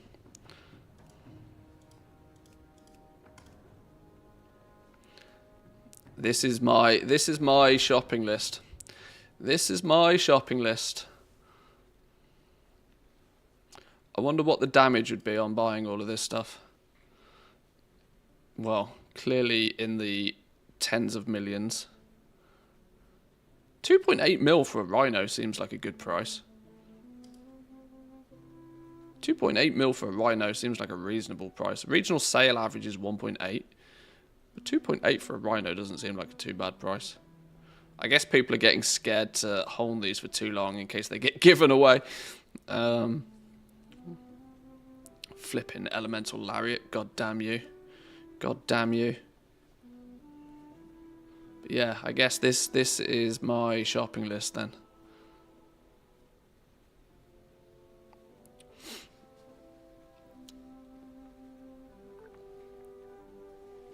Download Collection Shop, do a scan, and then just click buy all like a pro. People keep telling me about this Collection Shop add-on. I've not used it. What is it?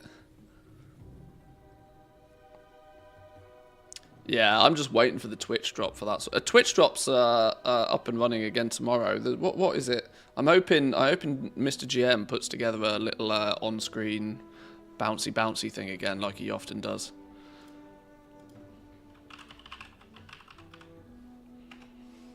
Is it called Collection Shop? 500,000 stalls. Should we see what this is? Seems like a very fast way to lose a gold cap or two. Yeah.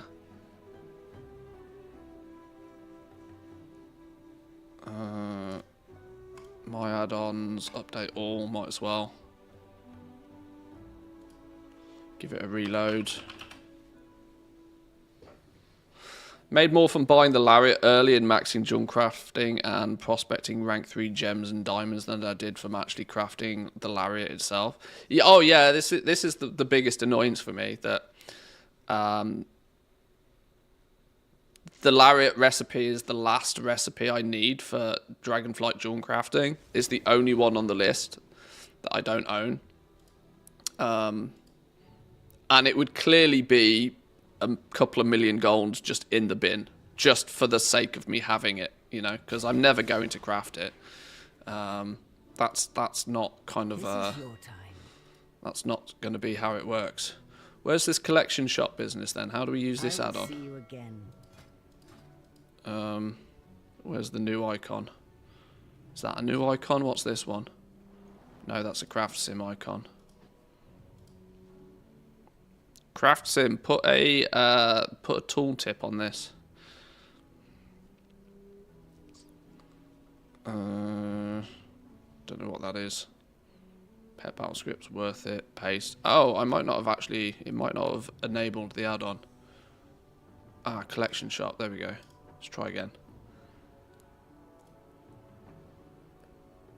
You're lucky to get 2k gold for a craft of it. Yeah, exactly. There's too many people that already have it. It's like there is never, ever, ever going to be the same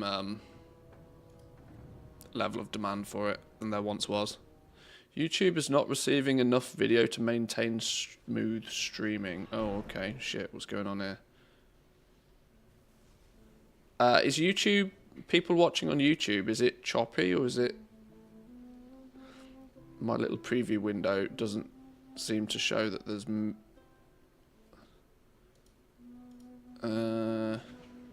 we are still uploading to YouTube, no problem. I'm not dropping any frames my side. Maybe it's a YouTube thing. It's fine on YouTube. Good stuff, good stuff. Okay, I'll ignore YouTube's warning then. Well then, let us proceed. Collection shop. It's got its own tab. Oh, snap. What's this? Horses, mounts, pets, toys, appearances, recipes. Choose collection mode. Recipes. Go. Common, uncommon, rare, epic, leatherworking, jewel crafting, cooking, not collected, crafted by a profession. Press scan to perform a get all scan.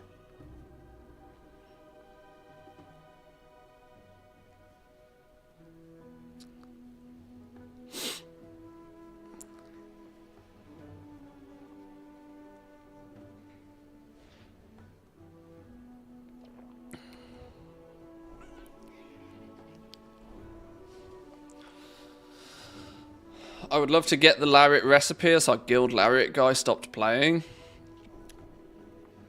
That's also a problem, I think, for some, maybe, yeah. How long is this going to take, then? A get all... if I... this might actually... Oh, no, there we go. A get all scan from the TSM API. I think you're only allowed to do it once every 15 minutes. So this isn't an optimal... This isn't a very optimal way to search the auction house in the first place. This add-on could take some hints from Auctionator. I'm not sitting here waiting for 400,000 plus auctions. That's a good indication just how many auctions are listed at any one point, though. That number was nearly 500,000 auctions. People forget just like... The auction house is the #1 way that gold leaves this game. There was a thread on Reddit a week or two ago talking about something. I can't remember what it was. But there were so many people that seemed oblivious to the fact the auction house takes so much gold out of the game. Somebody was arguing about the fact that gold never leaves the economy when it's between crafters. And it's like, no. A boatload of gold leaves the... More gold than anything else is absorbed by the auction house.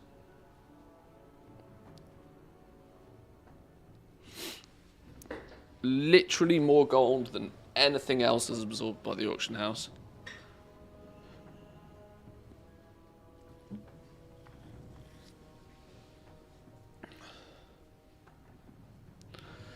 Down to 250. Okay, this is taking significantly more time than I care, but for the sake of science, I want to see what the buy all button would cost me.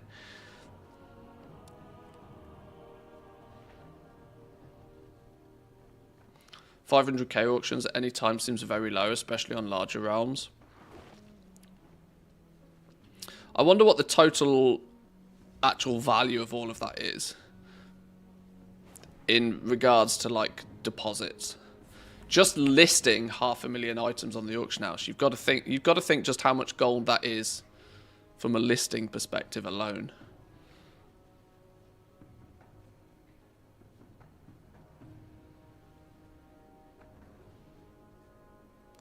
Maybe it's 500k matching your search. It's probably not 500,000 items. In fact, it's definitely not 500,000 items. It's 500,000 listings. Now, obviously, one listing for 10,000 materials is one listing. So it's not truly representative of the total quantity of items on the auction house. But the amount of listings that have been made, 500,000 crystal filed. Well, I mean, yeah, who knows what it would actually be, but still feels low. I mean, even goblins, right, tend not to have more than a couple of thousand listings at any given point, right? When you think about it.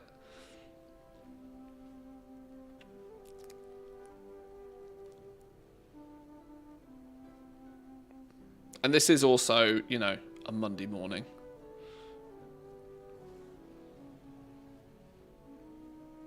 Blizzard allows a get all scan once every 15 minutes per shop. Wow, I'm such a geek! Why did I know that? Why did I know that you can only do it once every 15 minutes? Right, shop. Okay. So the only things... all of that for this.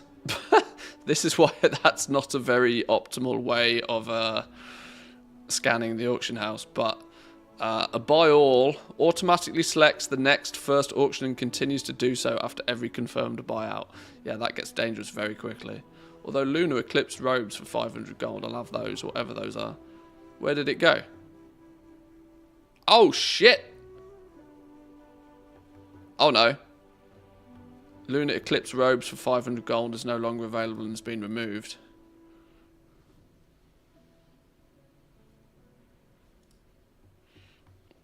Somebody yoinked it.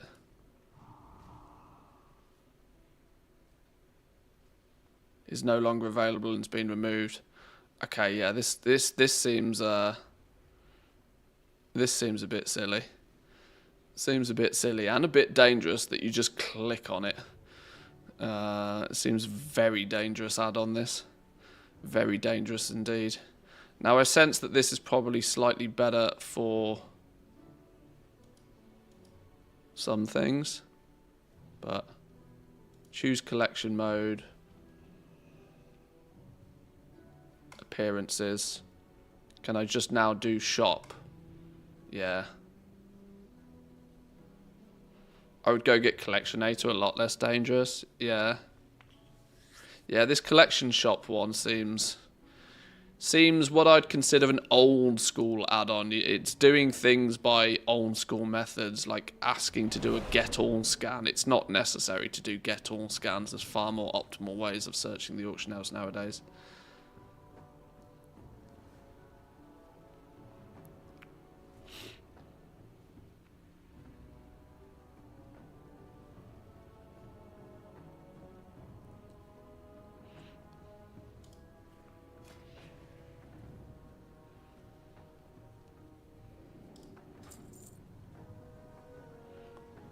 You want Auctions Grunt's Belt of the Aurora. Champion's Girdle. Oh, it's kind of cool that it throws up the dressing room.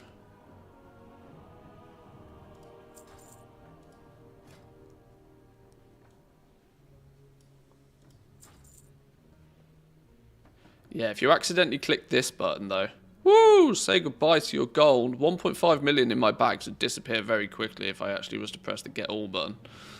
Very, very quickly. But it's good to casually buy things from the base up.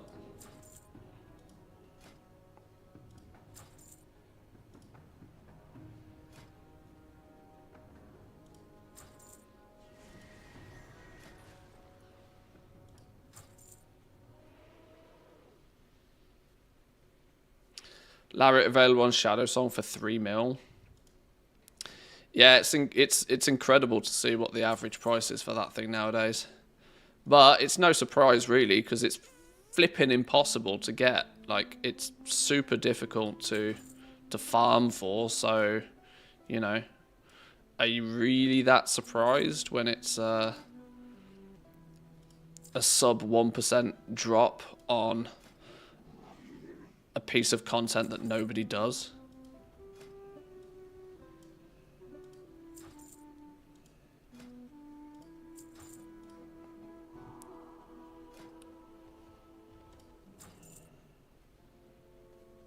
Did I pick up the gold scarab yet? I haven't.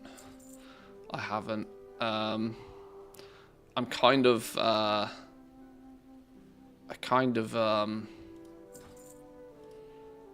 putting it off, if I'm honest.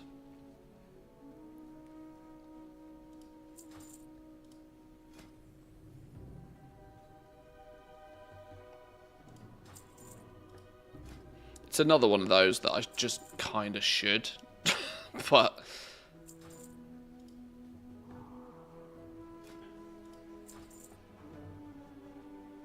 I've downloaded and quickly deleted this add-on. Too scary. Yeah, I'm already not liking the fact there's a single button that if I was to press it could delete 1.5 million of my gold very quickly.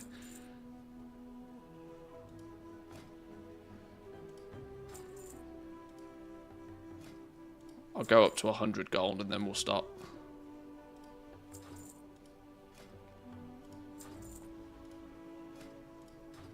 I do this from time to time. I've not used this add-on for this purpose before, but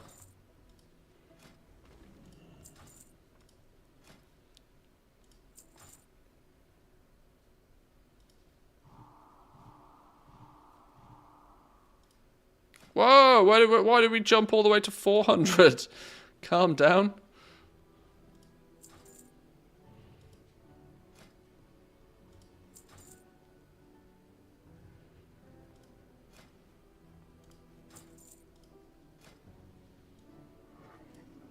That's a cool weapon appearance. It's even got a bit of a glow to it. Plundered ice shard bite. That's Island Expedition, surely, right? Yeah. Unique appearance. Unique Island Expedition. Unique appearance.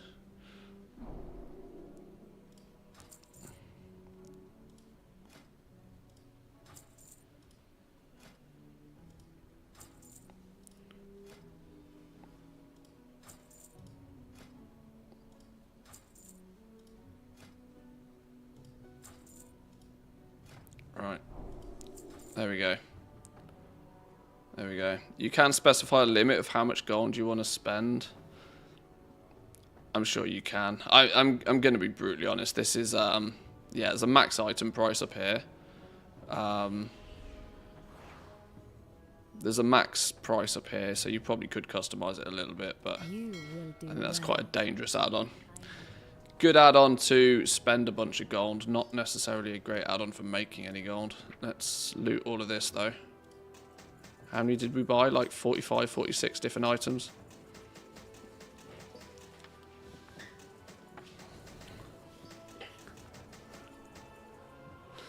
Transmog in general does seem exceptionally cheap at the moment. It doesn't seem to be tracking very well with the inflation in the game, which is odd for me, right? Considering you can get 500 gold from doing a single dragon riding world quest, it seems odd to me that anybody would ever try and sell anything for less than like a few hundred gold. Like, because at that point, why bother? Like, it just doesn't make any sense.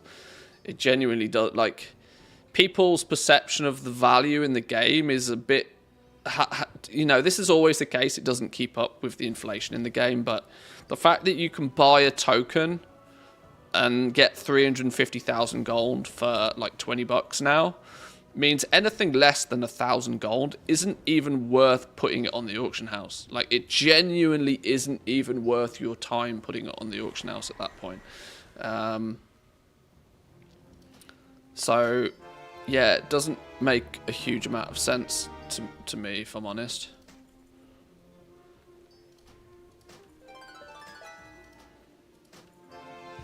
People selling stuff for like 50, 100 gold a piece for like a piece of transmog, bearing in mind that they're probably spending a couple of gold just to list it in the first place, is odd. It's I mean, I guess people do what people need to do, but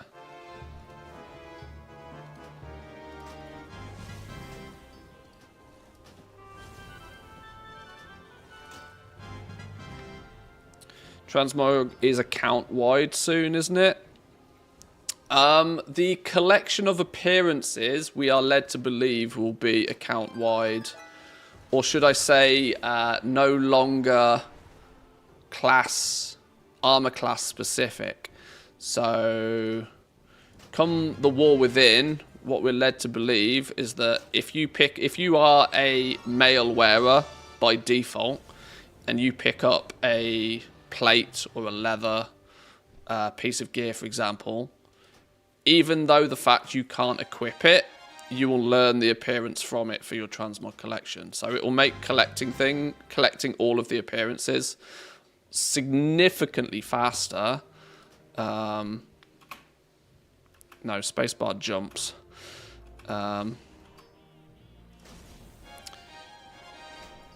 You can make it significantly faster, but it's not going to make any difference from this sort of stuff. You're still going to need to buy the appearances you don't own. In theory, though, there'll be a lot less appearances that people will buy, because when people do go out farming, if people go out farming, all the things percentage will rise very quickly at the beginning of the next expansion. I hope.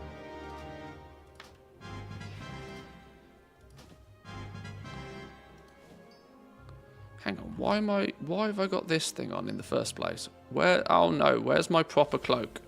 Where's my actual... Oh, God. Oh, God. Where's my actual cloak? Oh, there we go. Whew. I'm scared for a minute then.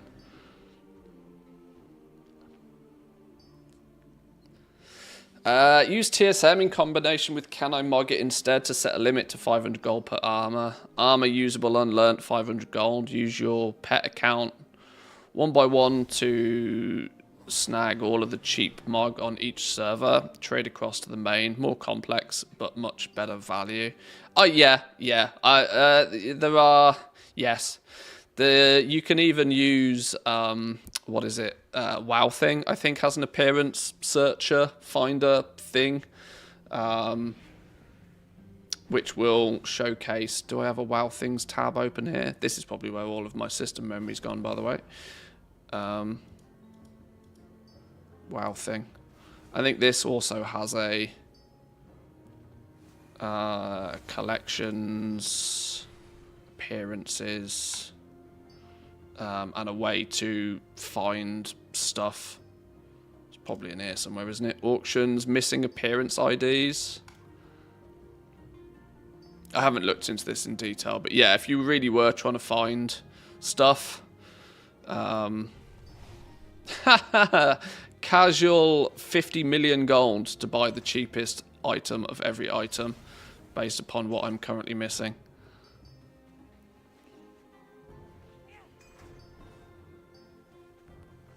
So it's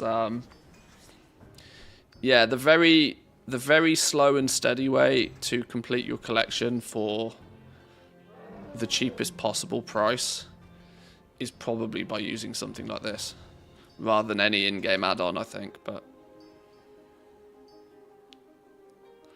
Once you're down to the more rare stuff, Wow Thing Search is awesome. Yeah, I really haven't used that website anywhere near as much as I should. It's super cool. And you are right. I think the reason I probably haven't used it is because I still need just so much. It doesn't seem to make much sense to me to min-max finding things when I need everything. I just kind of I throw a bit of gold at the auction house once a month, buy a few appearances that I'm missing, and then go back and do it again next month.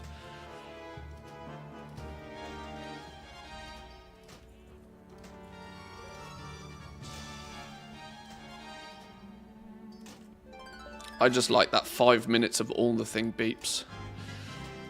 Gives me my fix.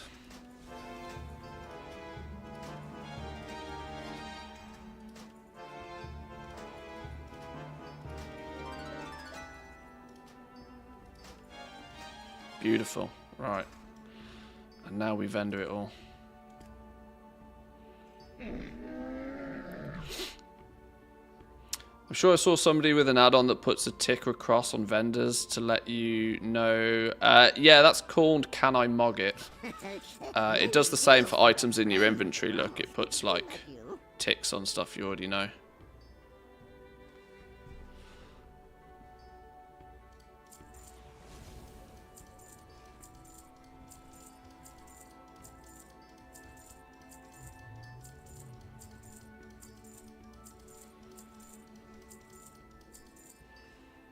There we go. Beautiful. Right. That was a good way to waste a few thousand gold. Jesus, I absolutely 100% cannot remember what the hell I was doing. I guess, probably... Oh, yeah, I got massively distracted by Craft Sim, didn't I? I got massively distracted. Craft Sim craft buffs. Oh, this is also clever. You do not have a crafting buff on. Interesting.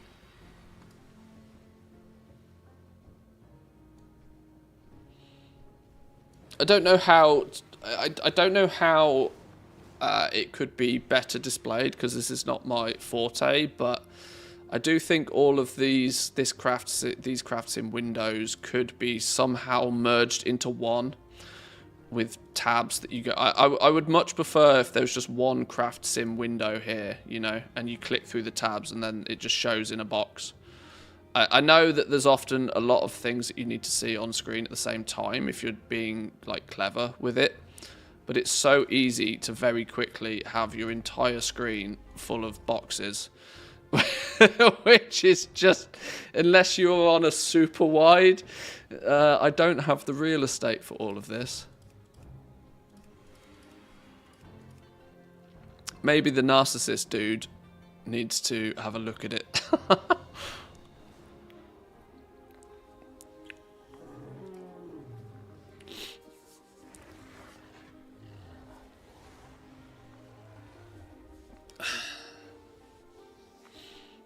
Did you finish the craft leveling?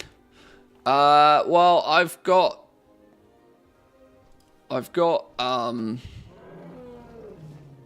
no is the honest answer, but hang on, did that not learn anything? This should still be learning some stuff.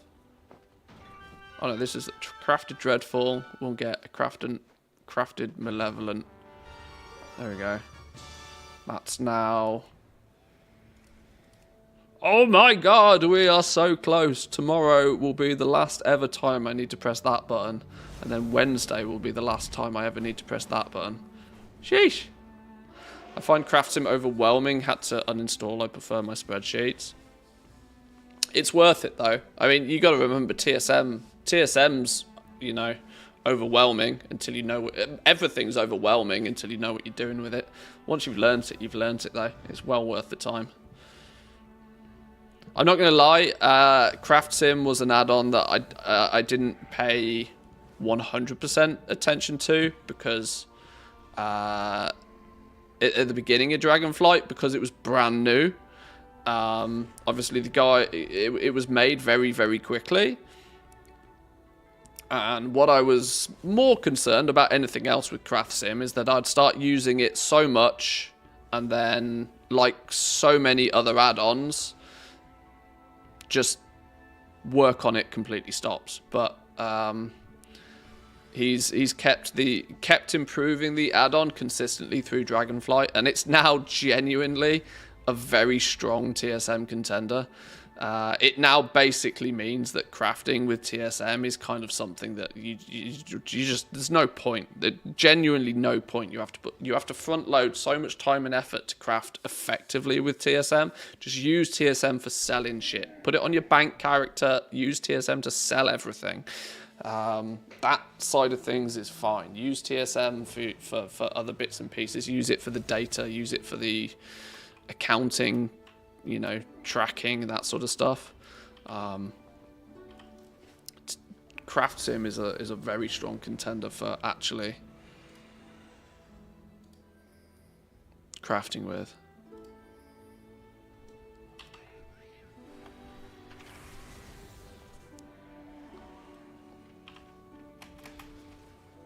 Right, let's get my dailies done. Let's do something that will activate another squirrel. Since it is still technically Wrath time walking.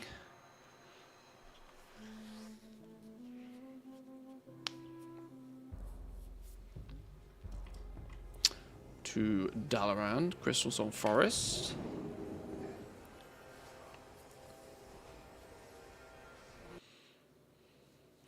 On a double ultra wide, and I still only have 2 or 3 of the craft sim boxes open at once.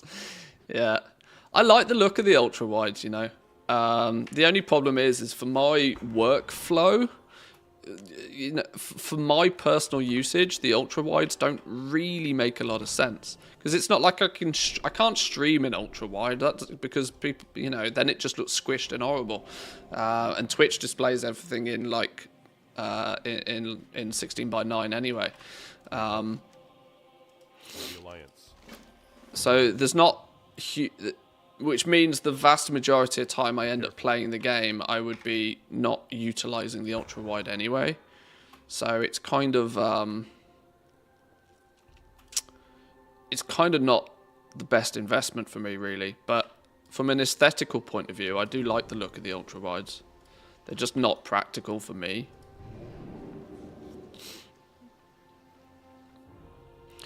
Because I've thought about going for one ultra wide and then a vertical monitor next to it instead of just having 3 separate monitors. But I can't quite justify replacing all of my monitors just for a slightly different layout. That said, my current monitors are pretty trash. I bought my monitors simply for the fact that they all look the same, even though my center one is 144 Hz. The 2 on the side are only 60 Hz monitors and were cheaper because of it.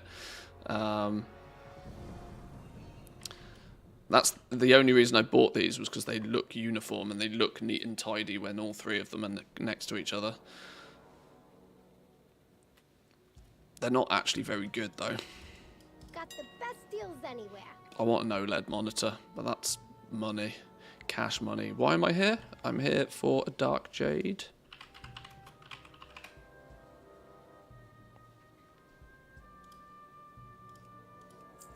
And a Bloodstone.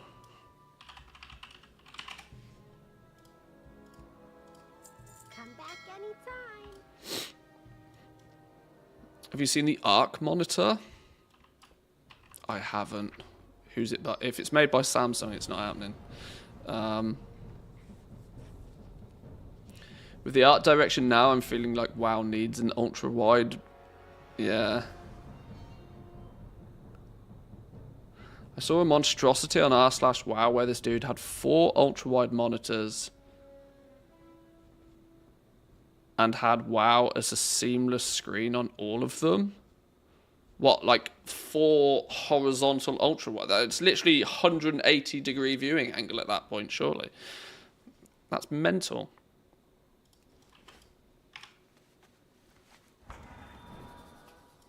Four is not a good number. You end up with seams and bezels right in the middle. Needs to be multiple of 3. Yeah, I kind of half agree with that. I don't think I could ever have like a seam in the middle of where I'm meant to be looking. Although, that said, what I would like I'm still not perfectly happy with the fact that my camera is up and off to the side. I want my camera down lower and more centralized. But if my camera's in the middle, then my screen isn't in the middle. And I haven't figured out how to do that. I thought about putting one of the monitors off to the side a bit to bring the camera down further.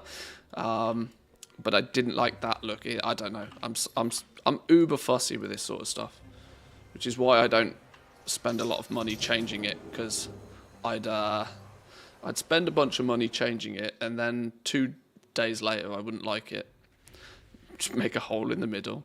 Yeah, just cut a hole in the middle of the screen. Job done. I need a 32. That's what I need. I need a 32-inch teleprompter screen. That's what I need. Boom, because then the camera could be in it, right? And the game I play could just be the projection on the screen from the teleprompter, and the camera would be sat behind it. That's the genius way to do it. You look fine like this. Oh yeah, it works perfectly fine. But all the same.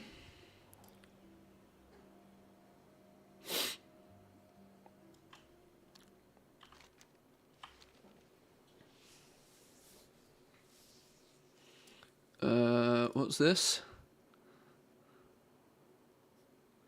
Oh, dear Lord have mercy.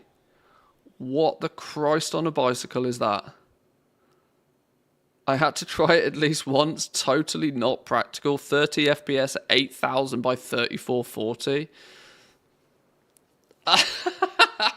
Oh, God. Oh, Lord. Imagine only getting 30 FPS in WoW on a 3080. A 3080 Ti. Why would you buy a 3080 Ti? I never understand why people buy the TI variations, honestly. 9 times out of 10, when the TI versions come out, you should just be buying the bigger and better one anyway. Very rarely have they made much sense. Either way, that is ridiculous. 2 vertical, they're curved ultra wides as well. Ugh, it's gross. Get it out of here. Don't look at it. Sheesh. Why are they rebuilding Gilneas? I don't know. That's going to be fun to play with on Wednesday, though. It's going to be fun to play with. We'll see. More money than sense, clearly. I would love to have more money than sense. But I'm that sensible, it would have to be a lot of money. I got the 3070 Ti because it was cheaper than the 3070. I mean, in that scenario, yeah, why wouldn't you? But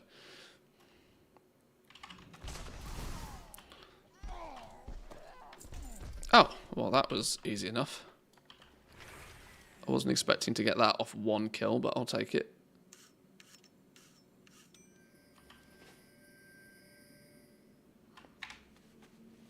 Aha, we can cheat our way back.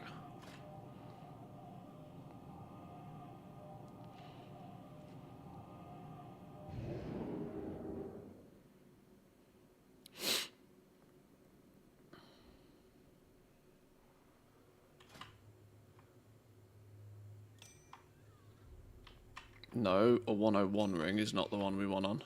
Why have I got a 101 item level ring in my bags? Where is it? Is that this thing? Band of the Ranged General?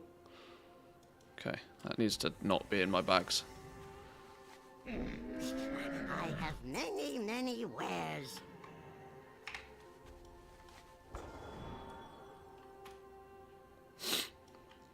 Right. King's honor, friend. Go with honor, friend. Boom. One more Dalaran Dawn Crafter token. We have 3. We need 40. For the Alliance. We now have 4. 10% of the way. Right, some fishing quests. Let's do some fishing quests. Let's fly there. I don't want to fly there manually, though. That's crazy talk. Give me a flight path.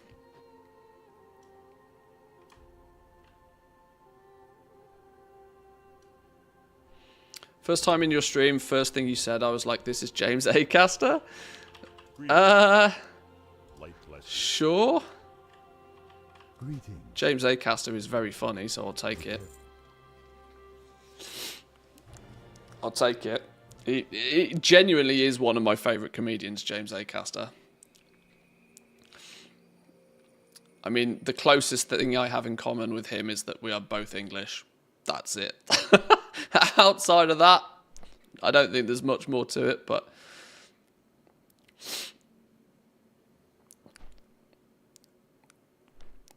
Do I sound like him? I don't think I do.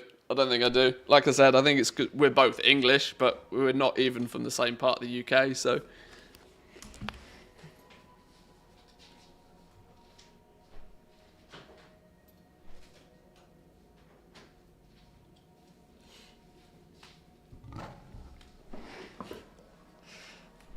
Manthus isn't funny. Why? I mean, there's your big problem, right? That's problem number one. I mean, anybody compared to a professional comedian, though, right? It's probably not very funny.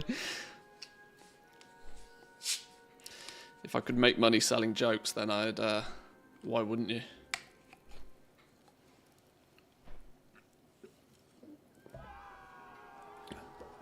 Right, how far are we with these fishy friends? 13.5 out of 21. We're not going to do it, are we? We're not going to do it. We're not going to hit max rep with these guys this week, and it's going to annoy me. Although I will, just for pure, because I have to, we will cap this reputation. That's going to stay on my bar until it is full. And then when it's full, we'll swap it for another bar.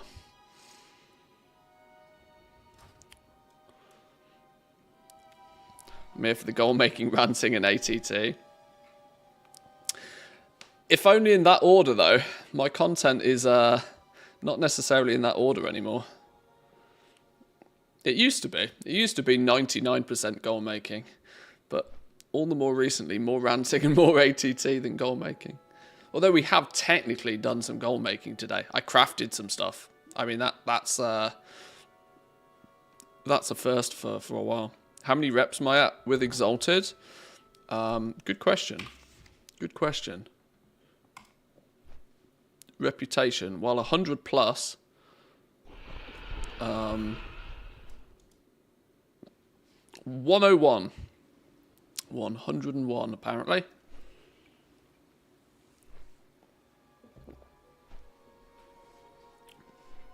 There are still some glaring holes.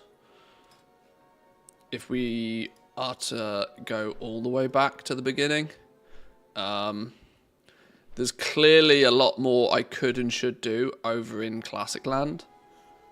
There has to be some easy to chip off ones here. Hydraxian Waterlords, I don't even flipping know who these things are. Elementals have made their home on the islands east of Ajara, sworn enemies of the armies of Ragnaros. I don't even flipping know who Hydraxian Waterlords even are, but somehow they're honoured. There's clearly a few in here I could get to Exalted. Dark Talons, I don't know who they are.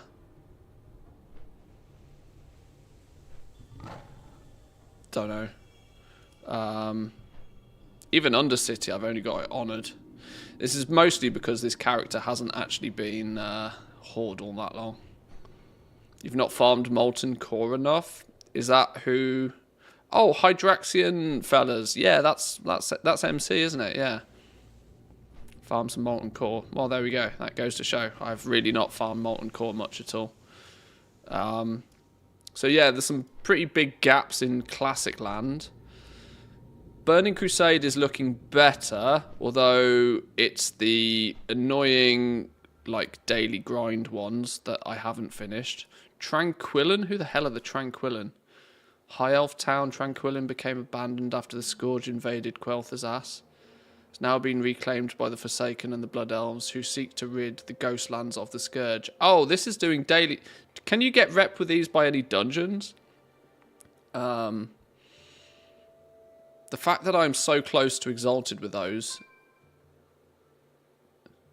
Tranquillan is Ghostlands. It means you've missed a quest. Is that what it is? Okay. Scryers are obviously hated because Aldor are exalted. This character, though, has had both of those exalted at... I leveled Scryers first, and then I did the switch to Aldor to get both on one character. It's Ghostlands Blood Elf rep. Is that what it is?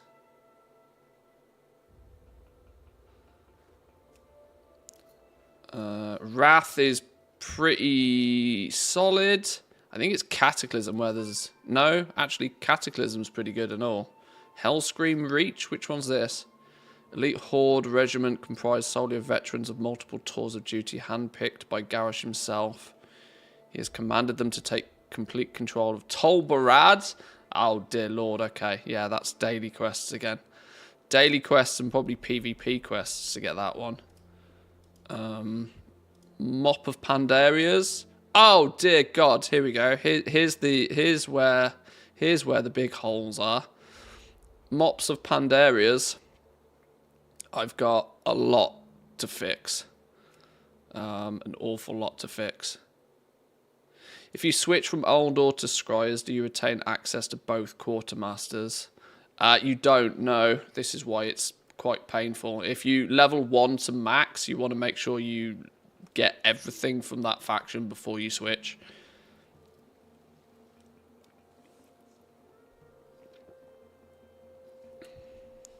Law Walkers fly around following Zygor for 10 minutes. Panda's the easiest one to farm though. Just farm the Warbringer rares. Yeah, one of my alts is, in fact, not right now, but has been sat at the rare, and I occasionally log them in, kill the rare, take a few rep tokens, and then send them over. I just haven't done it very religiously. So yeah, Miss Pandaria is a problem. Warlords of Draenor is a problem. This character barely stepped foot into Warlords of Draenor. I was playing my Paladin, I think, predominantly back then. But then from Legion onwards, it should, in theory, be capped for everything. Conjurer Margos, who is he? Considers you a stranger. He was not a fan of the magical arts. Fishing is his true passion. Oh, fishing. Fish. That's why that's stranger.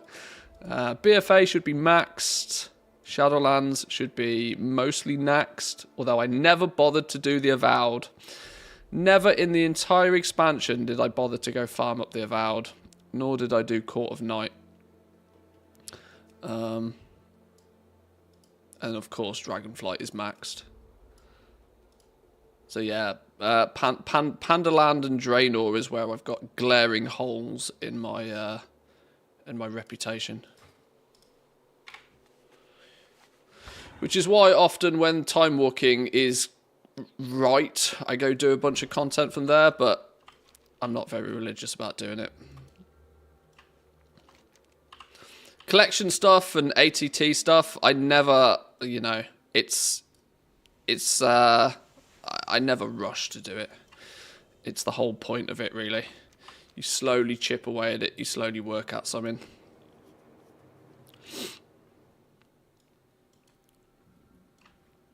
Group fishing in Legion was fun. With a big group, it's pretty fast. Kill, spawn, rinse, release. Yeah, this is it. Like, I should, with stuff like that, should utilize some streamer privileges a little bit more often, but I actually quite enjoyed running off doing a transmog run in one of the raids the other day on stream. Now, admittedly, it ended up being most of the people in the raid weren't from the stream, but a few of you guys from the stream got the group numbers big enough that then other people flooded in, and we got the group together quite quickly and easily. So I'm quite tempted to do that a little bit more often because it was quite fun.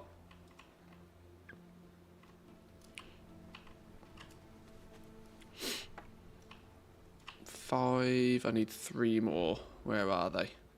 Where are you hiding? There's one.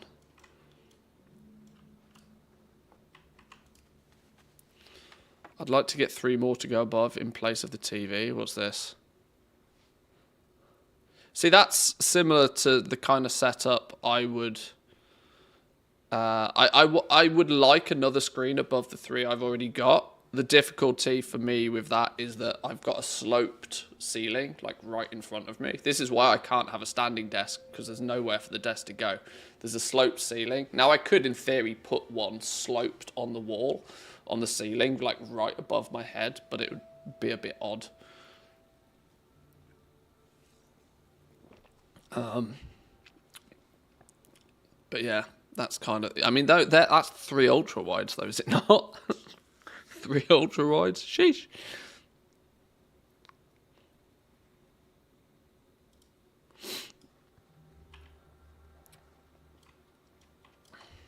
Turn the desk around. Well, yeah, that's also another thing I could potentially do now that I just green screen out the background anyway, on the basis that I have yet to spend a bunch of money decorating the studio to make it look impressive. I don't have one of those typical street... Although, I know I have what I call the studio, which is a dedicated space for me to do all of this, but I've not decorated it in streamer fashion, if that makes sense. Dare I say it, I tend to think that, you know, spending a whole bunch of money on making this look like a streamer room is quite a waste of money. I don't truly think that those streamers that have all flashy disco lights and all that sort of stuff in the background, I don't think it adds anything to the quality of the stream. If you've got money to burn, do it, sure, but otherwise just green screen the fuck out of it. Like, as long as you're present on the screen, I think that's all that really matters. The only at our old place, for those of you that remember watching over a year ago before we moved, obviously I decorated the room then, but that was to add value to the house. That wasn't purely for the purpose of the stream. I'm not looking to add value to this house, as we have no intention of ever leaving this place, so... Oh, hang on. We're going to get fatigued if I fly across there. We are not dying to fatigue again. We'll have to take the scenic route to make sure we don't cross fatigue land.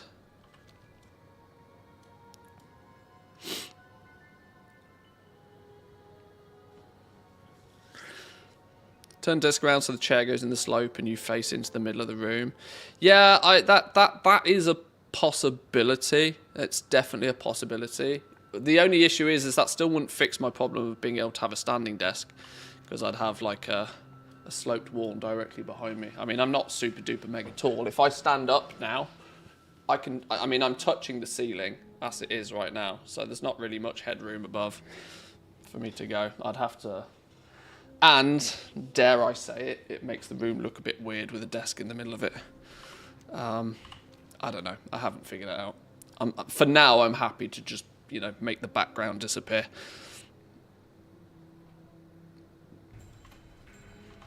One of the best week orders I made was an alarm when getting fatigue. Saved me a few times.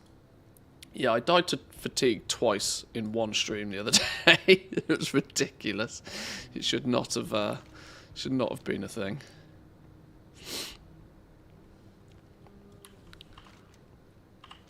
Right, let's get fishing quest number 2 done.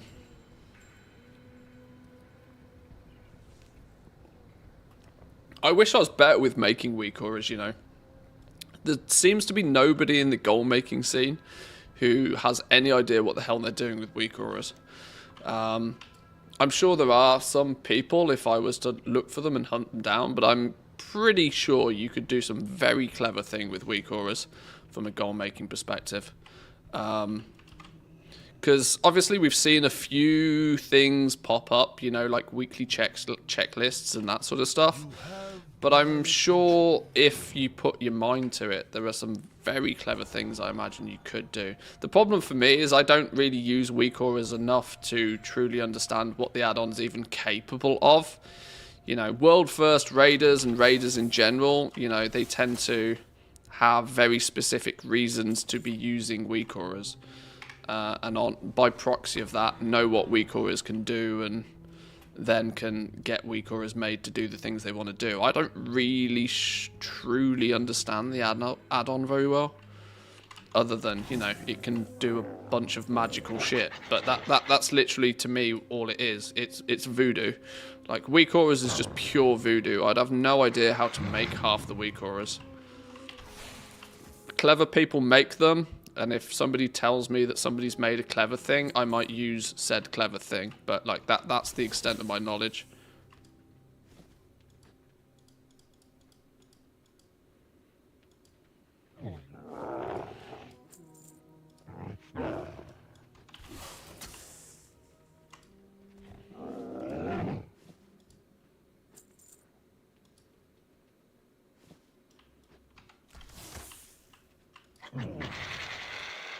And more importantly, I've not really put much thought into what I could do with some fancy weak auras because I don't know how to make them. So I can dream up and configure fancy things to do with TSM because I know that add-on absolutely inside out, front to back. But I wish I had the same level of knowledge for weak auras.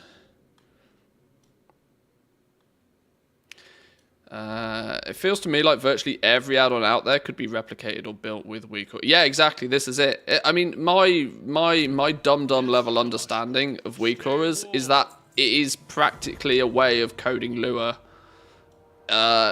without actually coding in Lua, right? So it's basically how to make add-ons without knowing how to make add-ons. Hey, how you doing? Have a good one.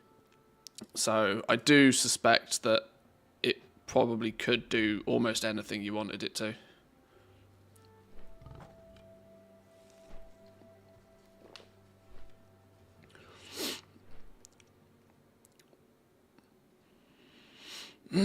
Gotta go walk the dog. Love the explanation of expensive retail token and how nothing is worth the average player's time. Much love, big fan. Hey, enjoy it.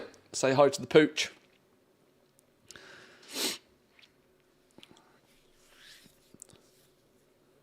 Might start getting something for daily profession cooldowns.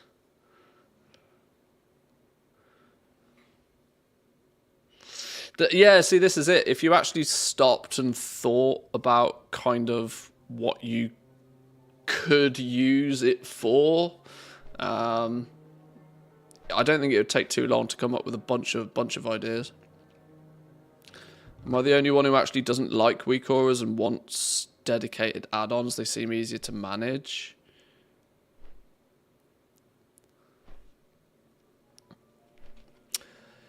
Yeah, I think I think weak auras is much like TSM to a lot of people. It's daunting because it's the unknown, right? If you don't know how if you don't know how this weak aura is made, you don't know exactly what this weak aura is doing. Plus, there's the downside that there has been some controversies with publicly distributed weak auras in the past. I mean, admittedly, the weak auras add-on team has patched up those holes. So silliness and shenanigans can't happen, but the fact that they did still, you know, kind of leaves it leaves some people to be a little bit cautious of it.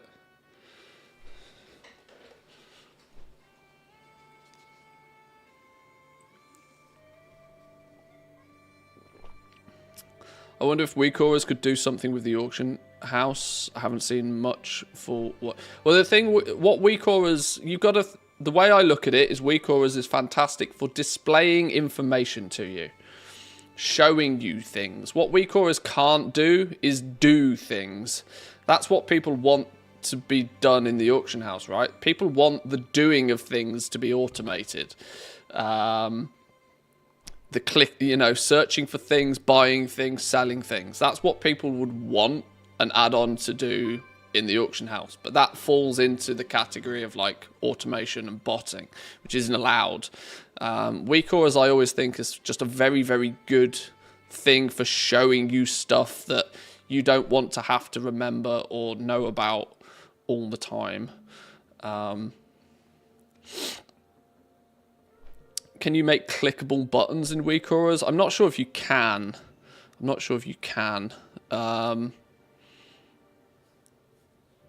Although, that said, I'm wondering if I've ever seen one that has. I don't know. You can make clickable buttons, yes, but it takes a bit of effort and doable. Well, see, this goes to show, right? That it's because I don't know enough about how the add-on works Your company. or how to make weak auras effectively. It's hard to even, you know, dream up an idea.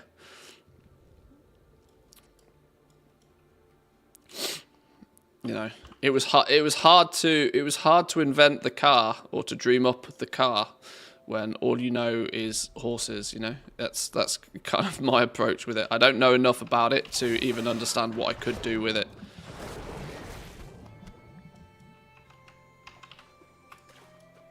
Hang on, no, that wasn't a nest. There's one. I have to go underwater to see where the pools are. You can't really see them from above.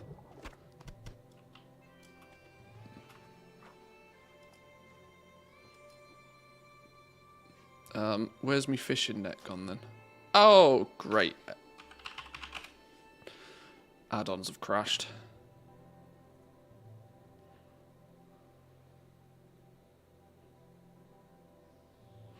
You can make like clickable health potions and hearthstone potions and stuff.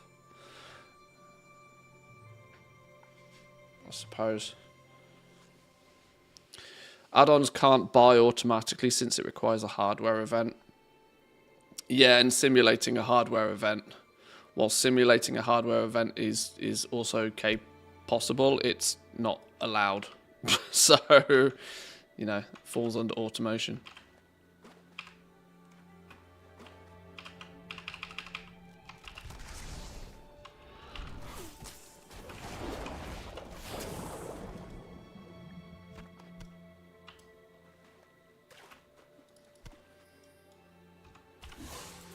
Software product manager, it'd be right up my alley. I love discovering new processes that solve problems. All I need is a problem. I'd look into weak auras then. You might be able to do some magic with it if you've got some expertise in that area.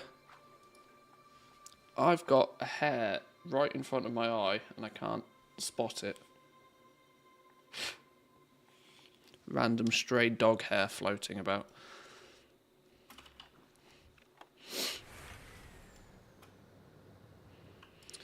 Something that annoys me to no end is in the crafting window, the optional reagents. You can add like illustrious insight and those things. Depending on what professions you're using insight are different buttons.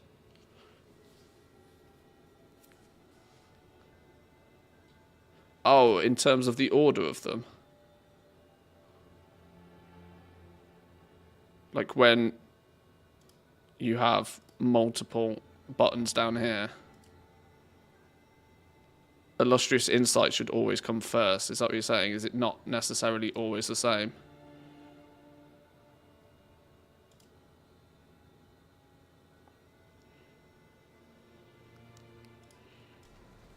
This is why WoW desperately needs a UI specialist working for them, because they clearly don't. Because the UI for half the things they make is fucking terrible. Actually dog do.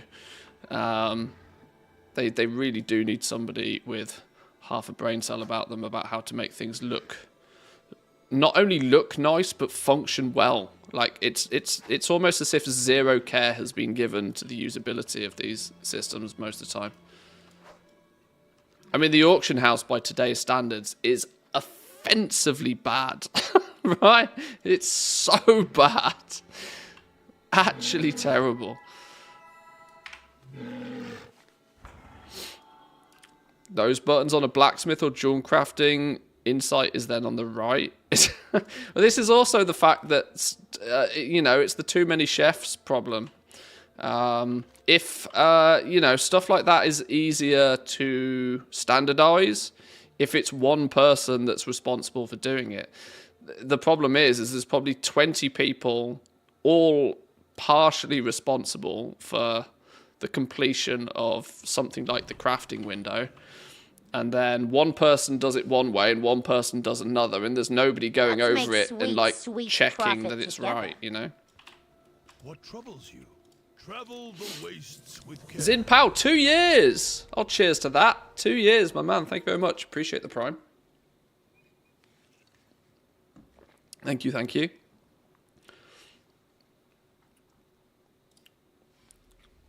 Oh, yeah. So it is. Illustrious Insight is on the right instead. Yeah, I can... yeah. So without hovering over it, you've got no idea what the flipping button does. Yeah, that's ridiculous. Literally ridiculous.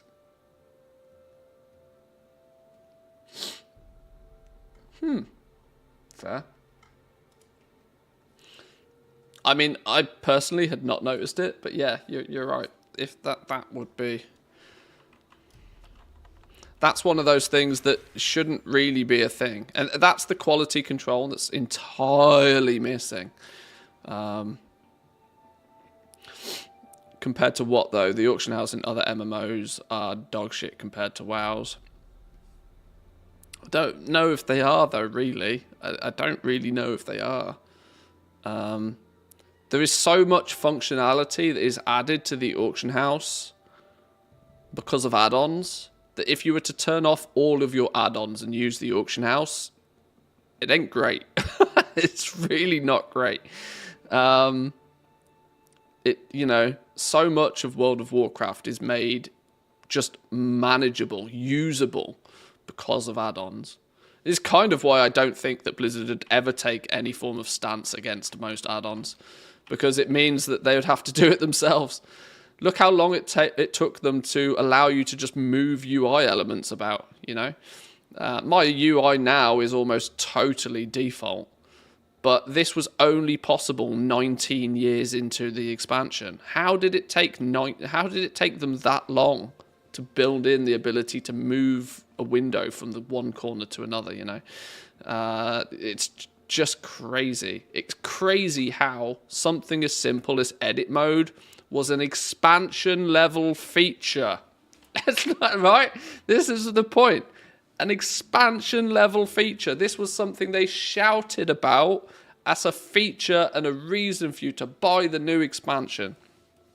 It was so big of a thing for them to do, for you to move your elements around the screen, that, you know, they bundled it as one of the reasons to buy an expansion. How is that possible in a game this after nearly 20 years? And the reason it took them so long is because add-ons did it for them, right? So many add-ons. I mean, people forget some of the basic ones, right? People forget that there's not an in-game damage meter. There never has been. There literally has never, ever, ever, ever been an in-game damage meter. The only reason you know how much damage you're doing compared to somebody else is because of an add-on. Now, when you think about that and then look at how much of the game relies solely on damage meters, the meta for the game is because of damage meters. If damage meters didn't exist, the meta for the game would be wildly different, because people wouldn't know what their damage is. They wouldn't know what their damage is compared to other people's damage. It's crazy, right? When you think about it. Just how what seemingly feels like real basic baseline functionality is provided to you by add-ons, not by the game itself.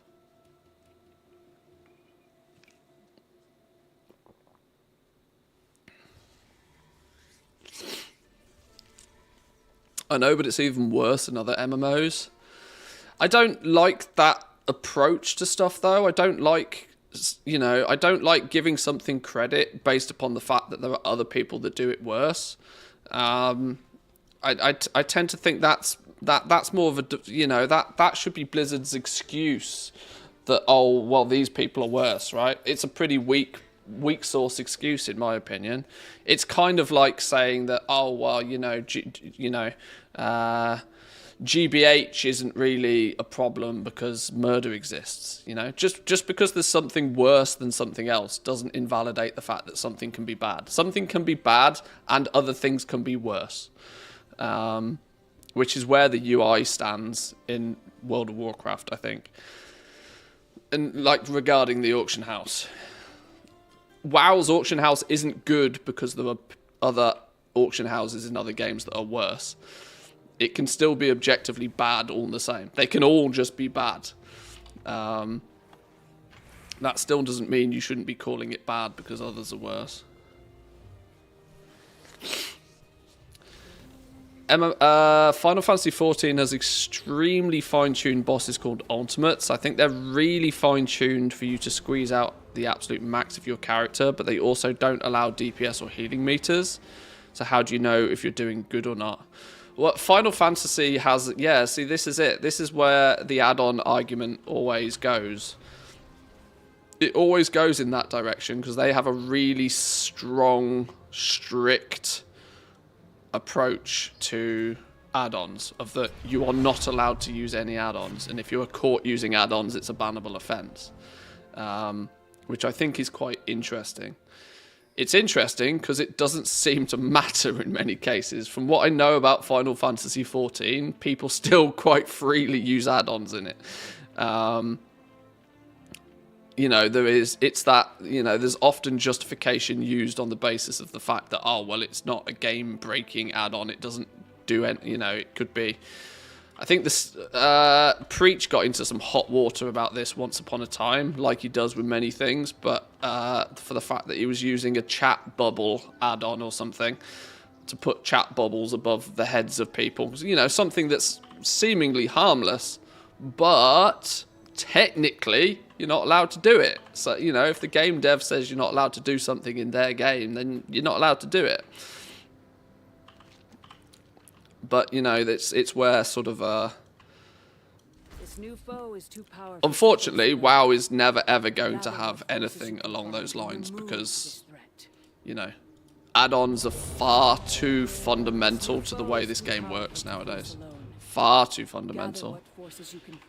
You try play this game with 0 add-ons installed and it's like you're playing a totally different game. And not for the better, unfortunately.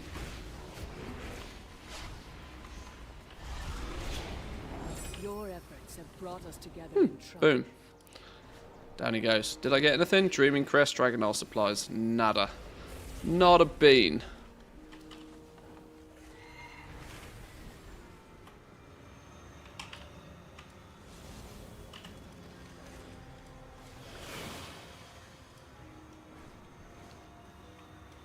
I might as well wait here for this to finish before we move on.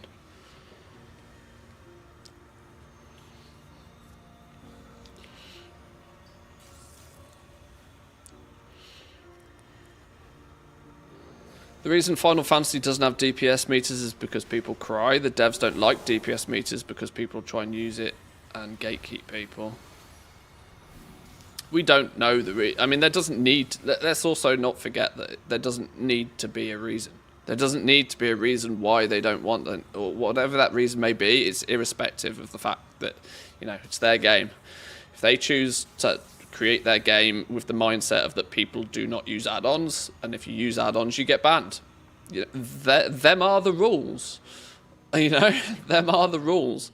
There doesn't really need to be a reason so much for them. And I don't think they would probably ever say what the reason is very publicly, at least from what I know of Final Fantasy. But yeah, you are right. You know, something as simple as a damage meter is genuinely a gatekeeping mechanic for people. You know, oh you don't do as much DPS as this person. We're going to take that person instead of you. There's no denying it. It's definitely a thing. Right, let's get it at least 50%. There we go. Let's kill some stuff while we wait.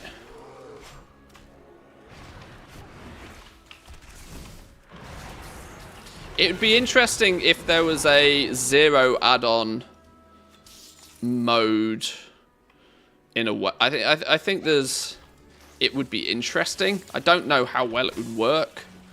And And I'm unsure of whether it would even be something Blizzard would consider, just by proxy of the fact it puts more responsibility on them to cover the glaring holes in the gameplay by not having add-ons. But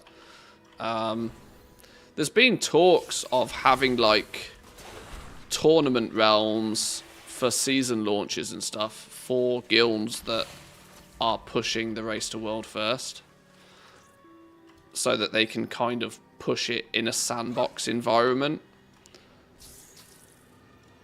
And that sandbox environment could, in theory, also be made one where there are no add-ons allowed, for example. Kind of mimicking Final Fantasy's Ultimates, I suppose. I'm not realistically too sure how that would actually work. And whether, even if they did something like that, even if they used like tournament realms or like a sandbox environment for these players to play on, how would that work? Would it then mean that there'd just be like 2 world firsts? Okay, Limit and Echo go do their thing. And then there's a second race between, real people. Not the non-tournament realm world first. It could get a bit weird if they did it, but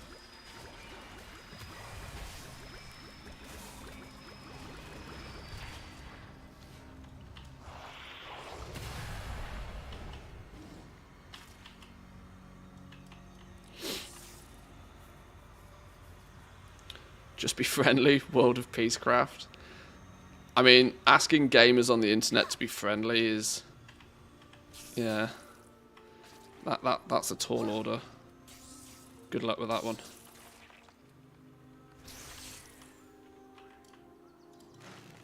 Yeah, I mean, one thing.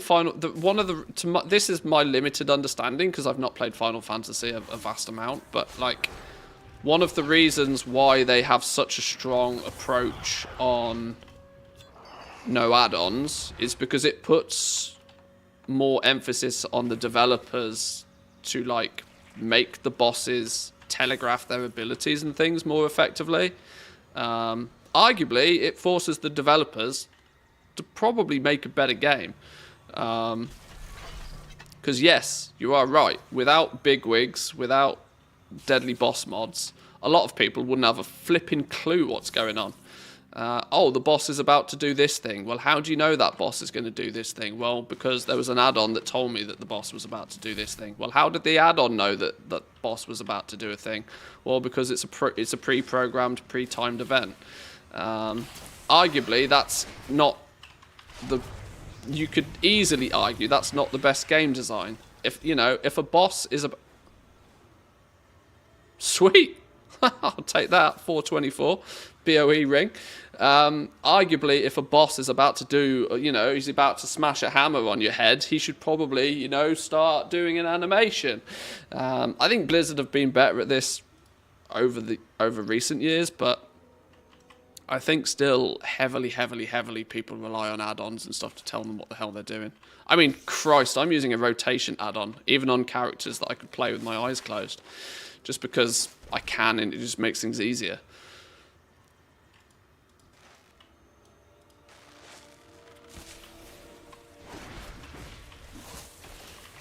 What's the add-on for the seed thing? Yeah, it's called Plumber. Yeah, Plumber.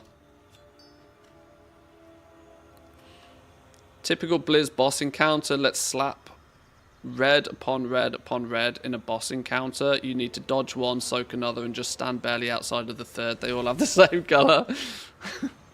I think you might want to check that you're not colourblind, my friend. No, but you're right. You're very right. It's probably quicker, but then again, how many... Now, this isn't me shilling Blizzard here in any way, shape or form, but per raid tier, Blizzard bangs out, what is it, an average of 8, and probably a minimum in most cases of 8 bosses per raid. How many ultimates do Final Fantasy, realistically make? They're clearly not going to be making as many ultimates, right? They probably make less ultimates. I don't know if there's there's some correlation there between how many bosses and stuff are made. Are Blizzard able to, dare I say it, churn them out a bit faster because they don't have to worry too much about, you know, too many anime. You know, they know people are going to use add-ons.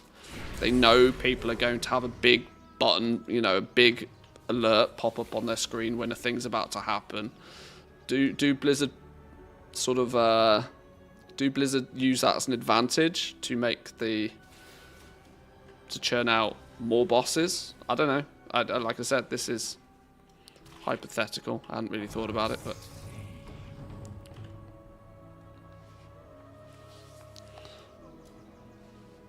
I am colorblind, just a little bit still. Oh, there we go.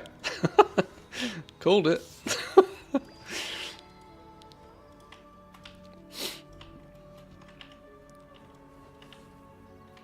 You could also make the game more simple again. You know, the reason they kept ramping up the difficulty of raids was that add-ons kept coming up with new ways to trivialize the mechanics.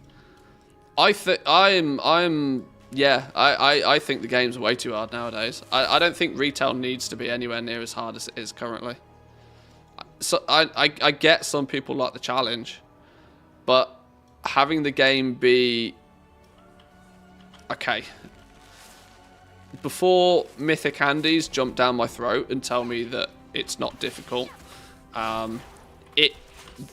part of the difficulty is the access to the content. Rather than difficulty is not strictly how hard the boss hits or how many mechanics the boss has. I do think that bosses at the top end do too much.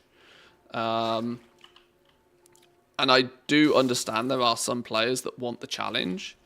But I also feel that the access to that level of content is also quite difficult. In terms of, you know, 20-man raiding, getting 19 other people together in an organized fashion. I mean, I don't know how many of you guys out there have ever tried to achieve that, but getting 20 people to do all the same thing in some sort of orderly fashion on a regular basis for weeks and weeks on end is no easy achievement in the first place. So I do think the difficulty is higher than it probably should be in retail nowadays. And there's no denying that's also backed up by the fact that the very top end bosses are just doing, you know, you've got to be pixel perfect or you're dead, which is often a, not only do you have to be pixel perfect or you're dead, if one person dies, it's a wipe sort of thing. There are still things like that in the game. Have I got no big gigantic ones? Wow, that's a shame. Oh well.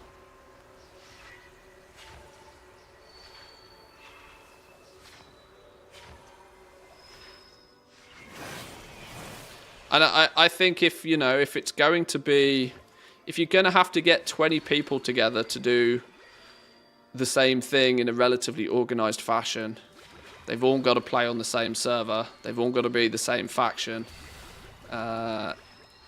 They've all got to be logged on at the same time. They've all got to have a reasonable amount of gear. I think by the time you get up to mythic raiding capabilities, I don't think the bosses should be quite so hard. But then again, that's what some people play for. I don't know.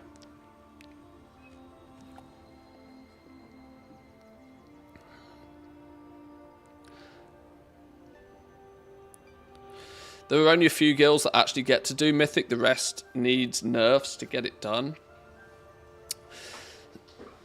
I mean, that's what Blizzard's approach has been ultimately, hasn't it? It's like they would rather have the bosses overtuned and then nerf them. Because it's easier to go in that direction, and it's better for the game if they do go in that direction.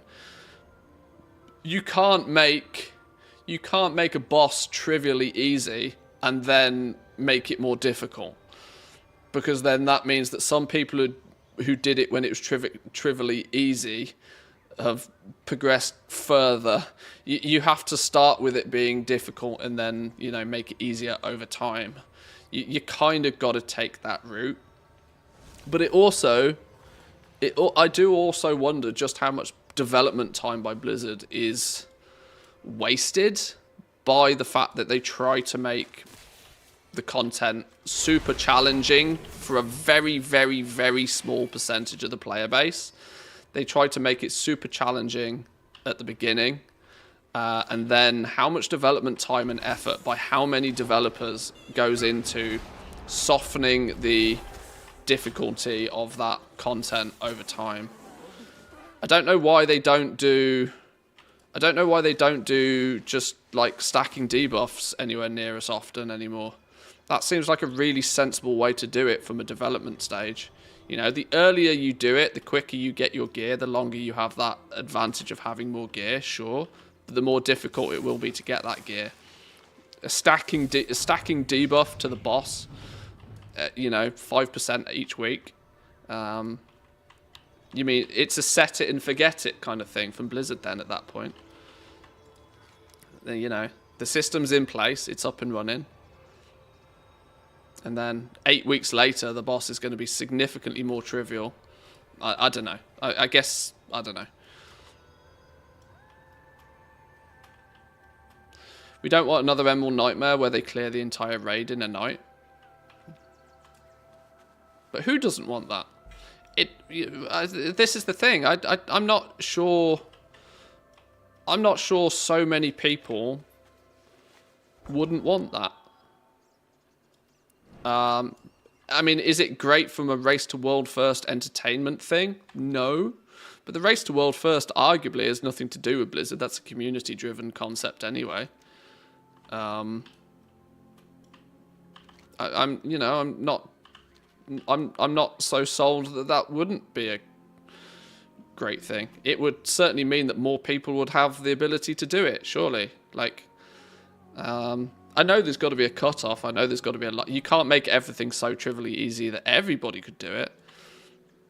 But I do think the bar is too far away as it stands currently. It also means that we have this kind of weird... we have a weird kind of multi-difficulty level thing. You know, LFR, normal, heroic, then mythic. Like, that is just over the top in the first place.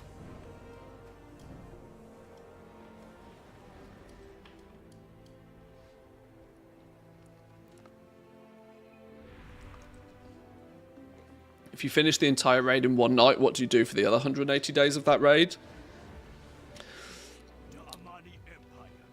Well, you can play through it on different characters. You can play through it on alts. You can help people who have not had the ability to do it so quickly have access to that content. You can collect the appearances from the raid. You can the laundry list of stuff you can do if you so want to.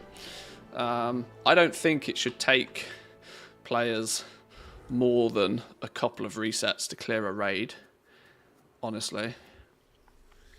And I'm talking about your average player here, not like, you know, super organized Andy. I think if you're good enough at the game to be, you know, top 10% of the player base anyway, I don't think you should be taking more than a day or two to clear the raid.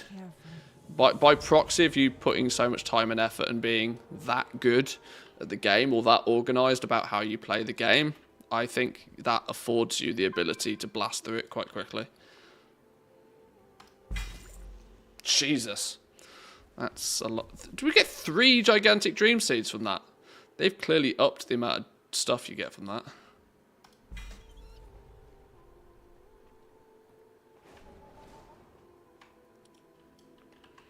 That was that ring that we need to go and sell. A 12k ring, that. Big boy ring.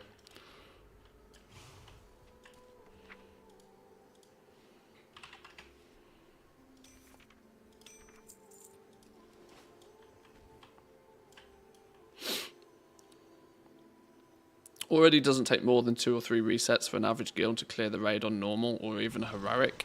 Yeah, but I don't think think that should be the case for Mythic even. But you know, you've got to remember that my perspective on this is I don't like the fact that there's 4 difficulties of the same raid in the first place. That's considerably more than is needed. It requires you know, the amount of, if you're making 4 different difficulties of each encounter, you are then retuning each encounter 4 different times. Blizzard are by proxy multiplying the amount of work that they have to do in each content tier. I would rather they shave off a difficulty or even 2 difficulties and actually release raids and content every 6 months or even every 4 or 5 months. I'm more in the camp of give me more content, not less, and more easier content than less harder content. I think is better.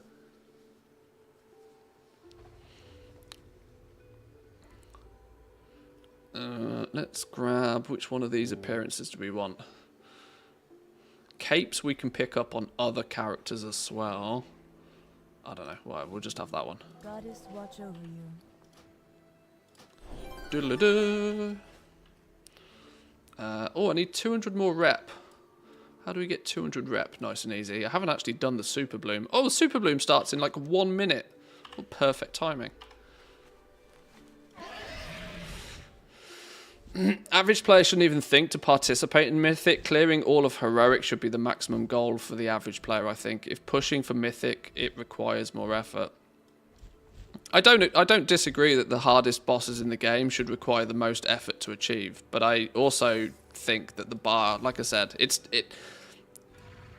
this is one of those things where you're not talking in definitives, right? You're talking quite openly and on a scale. I think the scale is just too far to one direction right now. I think the scale needs to be brought back a little bit. We shall work together.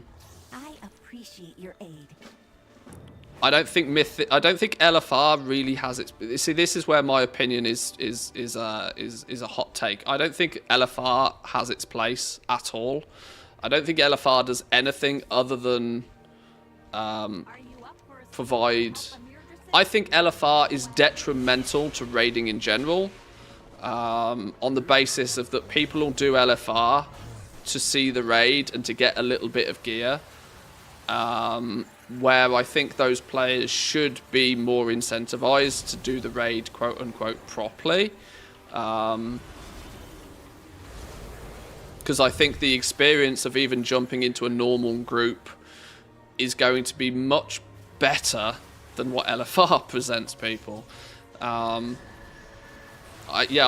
think the fact that LFR has easy to access mode, I think that leads to actually less people progressing further. Normal, heroic, mythic, I don't even think is in the eyes of some people, because some people are like, oh well, I'll just do it on LFR.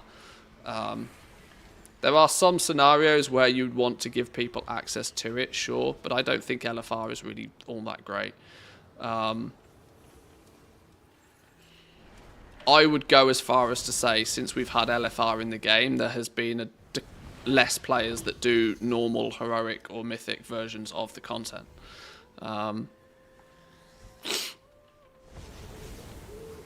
So I think having 4 difficulties is a bad thing to do in the first place. This is why with the follower dungeons that are coming in a couple of days' time,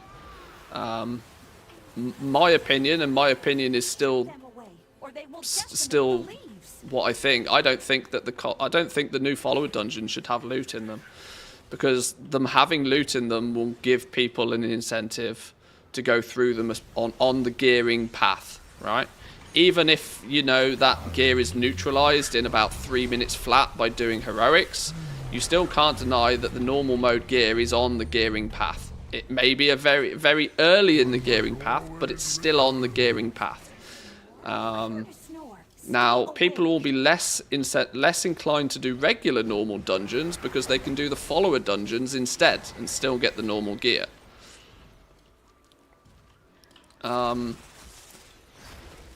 Meaning that some players will have more of a shock to the system when they start doing heroics or mythics and that sort of thing. I think My perspective is that the follower dungeons should have been like a training mode. Entirely focused as a training mode. You can do it as many times as you want. I don't understand why they've put a limit on it, by the way. This is something that we haven't talked about on the stream, actually.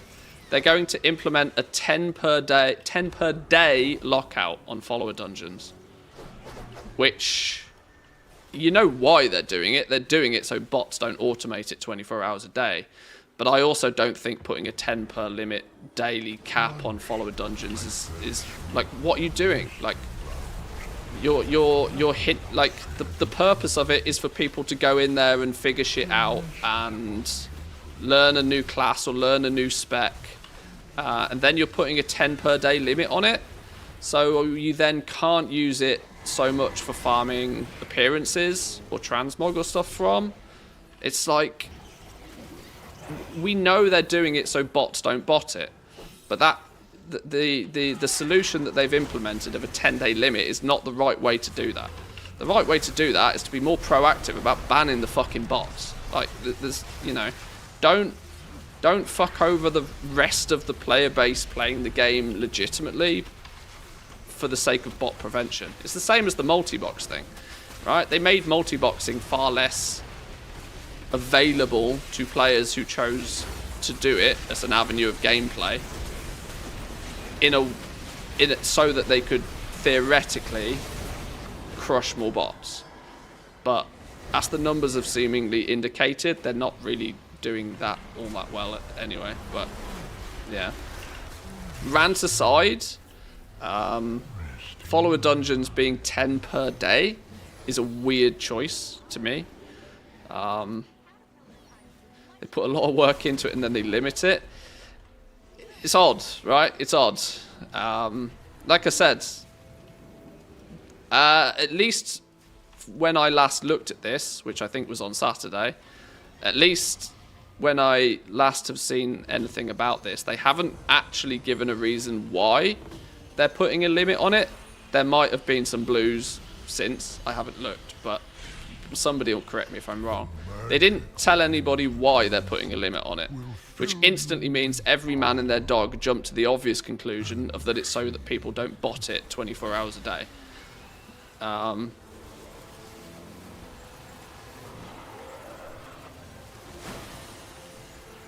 But like I said, why hinder? Why are you making it a lesser experience for everybody that uses it legitimately as a way to prevent people from botting it? You should just do, you know, it's like DRM. It's like DRM in video games.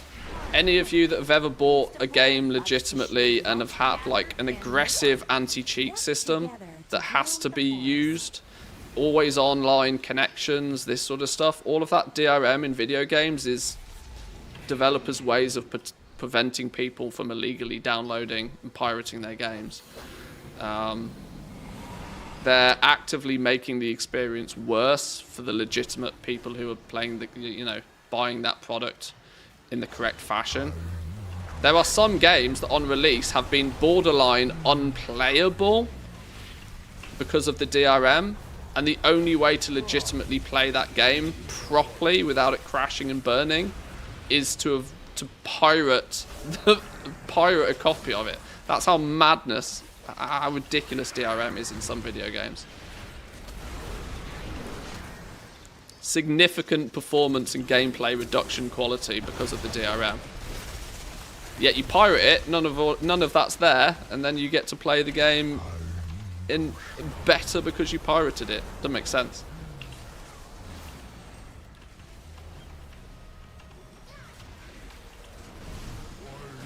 $10 dungeons a day seems pretty generous.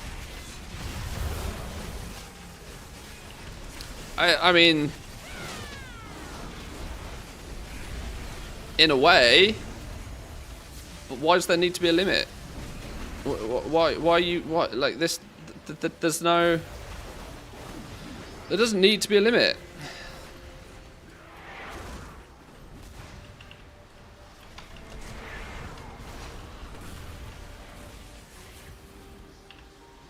One must always return to the money. you have a link to the 10 dungeons per day thing? It was a blue post from a few days ago.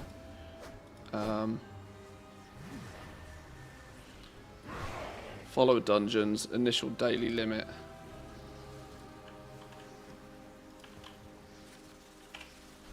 Post it on YouTube's as well.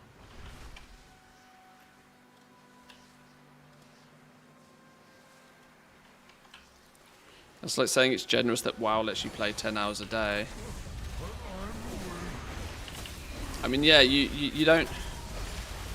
You pay for your game time monthly, not hourly or daily. You pay for it monthly.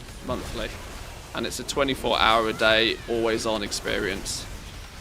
This is why often I know often we see hard-coded, limited access to content on that basis. But it's an AI follower dungeon thing. It's not that deep. People's assumption that it's a bot prevention thing is 99% spot on.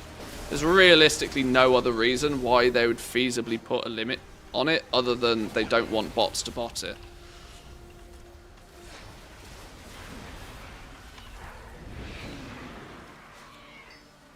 And I don't think the player should take the rap in that scenario. I think, you know, why should the regular player have a diminished experience because bots might do bot things?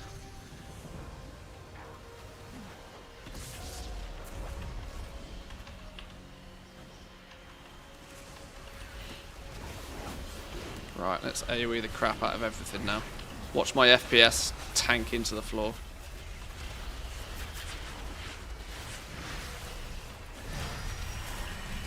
Missed a few hours of the streams from this year. Thanks, work. What are your goals for this year, if you have any? Sorry if you said this before.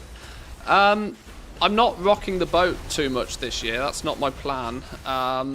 2023 was a year where I wanted to, at least for the purpose of the stream, move slightly more into not just being that gold maker in World of Warcraft, if you know what I mean.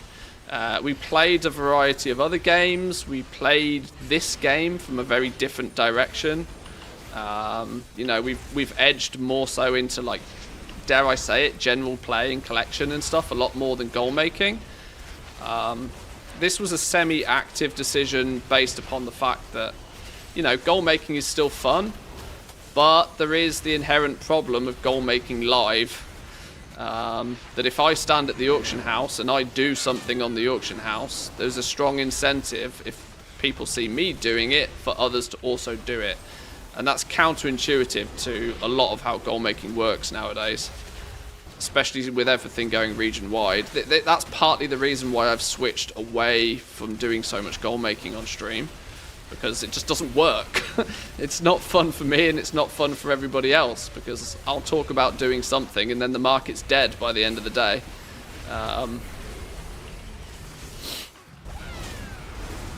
Secondly, in my efforts to play other games and stuff, what I want to do is slowly but surely spread into other content than just World of Warcraft. Although that said, 2024 looks jam-packed for WoW content. Alpha, beta, new expansion launch, maybe a little bit of Cataclysm Classic, Season of Discovery phases.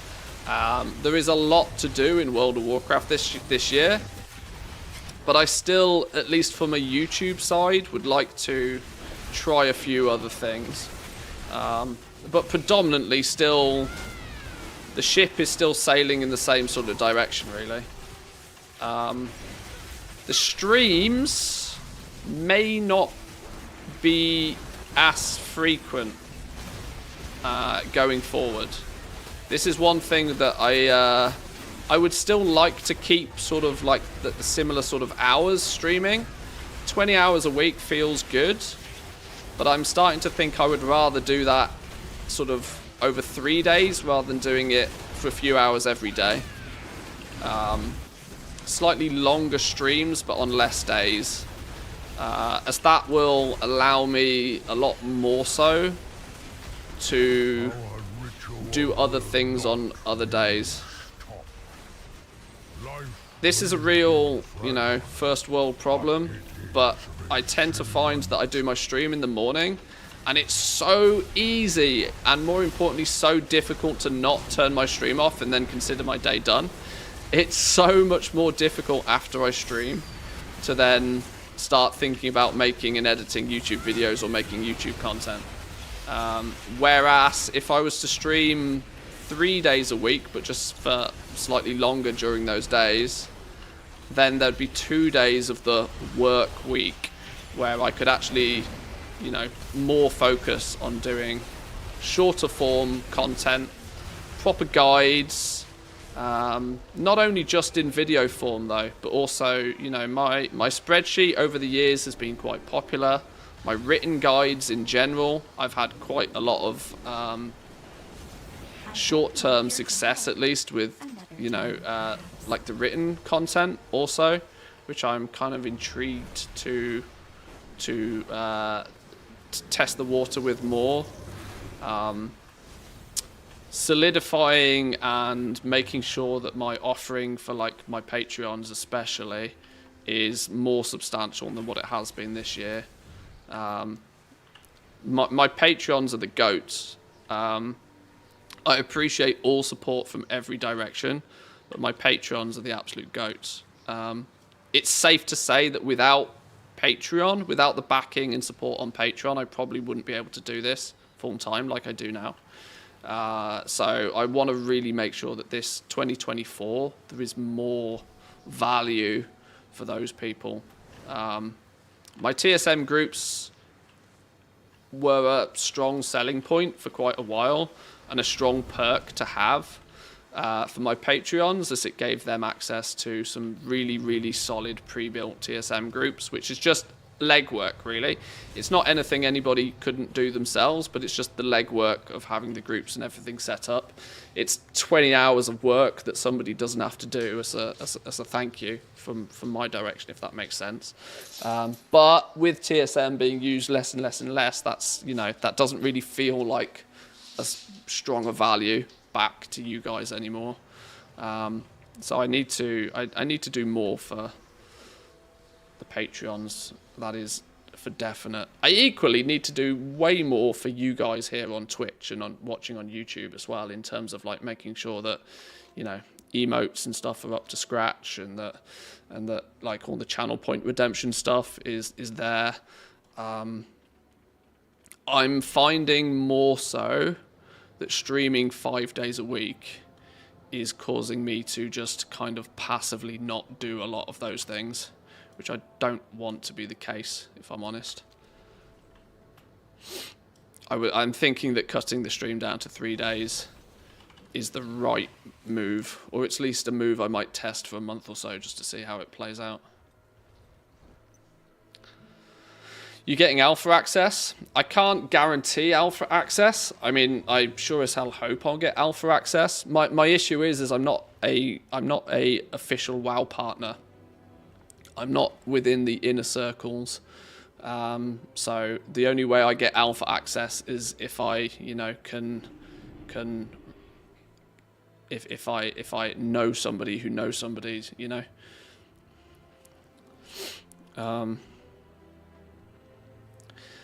Dan, it is true. I'm not in the inner circles at all. Not through lack of trying either. If I understand it right, though, official WoW partners, it's a it's what's the right word here? It's a referral basis thing, I believe. I'm pretty sure it's a referral based thing.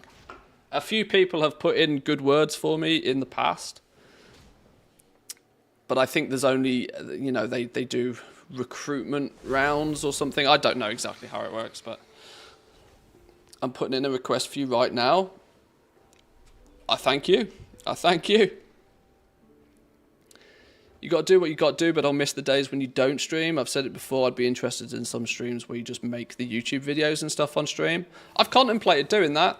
I've contemplated doing it, and to be honest, sometimes we do sort of verge into that sort of direction.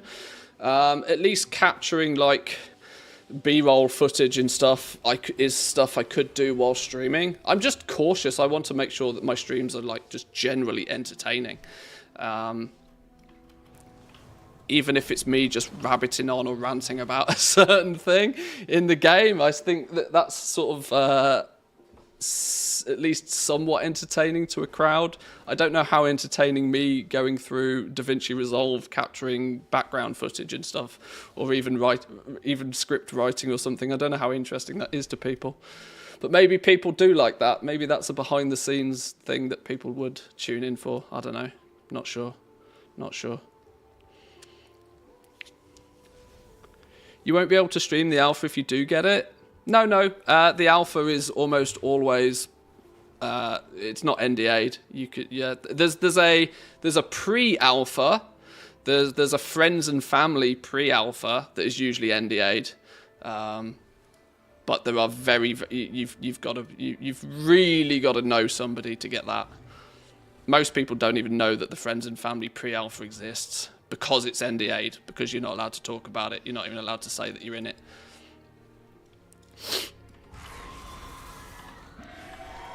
I still need 200 reputation. How do I get 200 reputation out here? We go do some world quests or something, I suppose. Just tick off some dragon races or something. Get some gold at the same time, why not?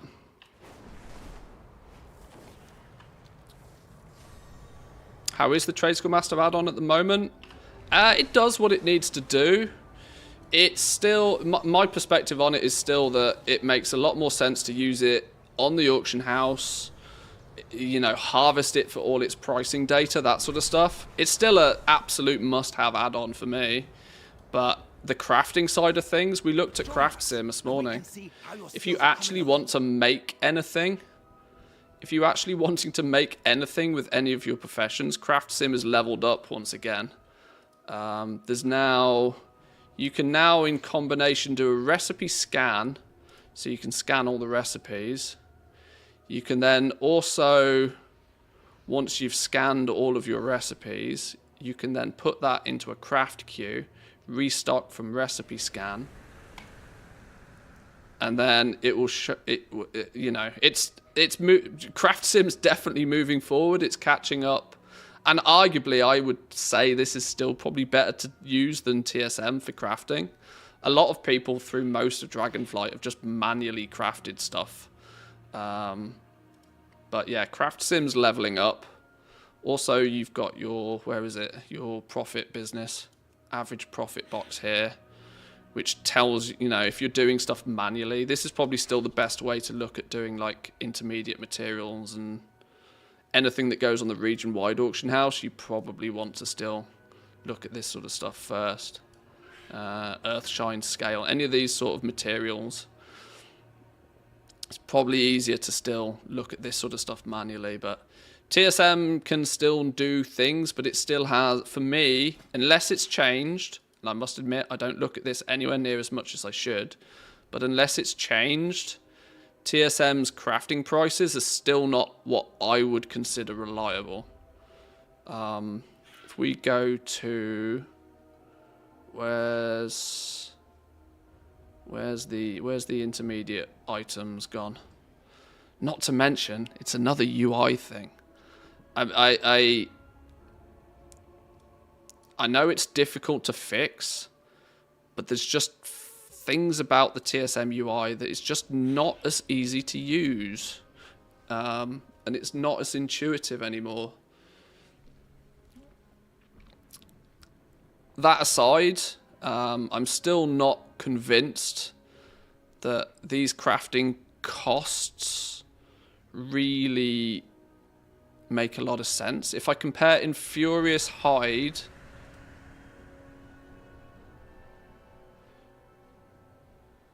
yeah, see, look, it shows negative profit on both of these because it's not taking into consider, like, it doesn't, yeah, I don't know. I just don't, it's a trust thing. I don't have trust in the numbers for crafting with TSM anymore. Maybe it's just due to the fact that I don't know how it's exactly working this sort of stuff out, but 1 awakened ire, 1 dense hide, add the 2 together, you've got a crafting cost of 183. It's showing a material cost of 158.93, so that the material cost nowadays might be taking into consideration your resourcefulness, maybe, possibly, but I don't know. I don't know. Infurious hide, then here. Infurious hide. See, Craft Sim is stating that there is a negative profit to be had per craft of 4 gold on these. Whereas if you were to look at the same on TSM, Infurious hide, it says there's a 32 gold negative profit. So yeah, I'm not convinced that TSM crafting, that I'm of the belief that of an add-on that is going to show you numbers to help you make a decision, it is better to not show a number than to show a wrong number. And I think this might be the problem, that I think that this is a wrong number. This does mean that there are in some scenarios where if you've got your profession tools and you've got your profession done well, that you probably could be making profit if you craft in this big enough batches. I can't, obviously, as I'm trying to do this now, I can't find a good example of that, but I do tend to think that there are or should be places where you can make a profit. I don't know. TSM isn't doing any calculations with the resourcefulness. Well, that's a big problem, right? If that is the case, and that was the case, and so it probably still is the case, that is a problem, because resourcefulness does cut down your material costs significantly if you are doing things at scale. If you're crafting, if you're one of the players who is crafting 50 or 100, 200, 500 armor kits to sell on reset day to people, you kind of want to know, by the time you've pressed that button so many times, the amount of materials you'll have saved via resourcefulness will amount to quite a lot of materials, and that can help you price or do what you need to do.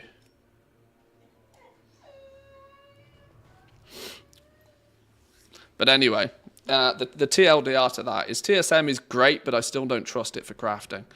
I would still either rather do things manually or I'd use Craft Sim, is my approach. The waters flow again.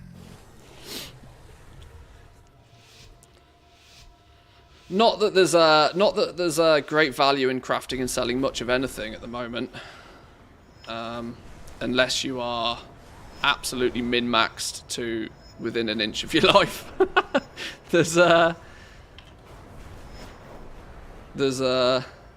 You've really got to be focusing and knowing what you're doing at the moment. You could accidentally, craft 3 things and get lucky with procs and make a profit that way, but that's not a long-term solution to make gold. If you take into consideration the law of averages, it's quite tricky to squeeze much profit out of anything at the moment.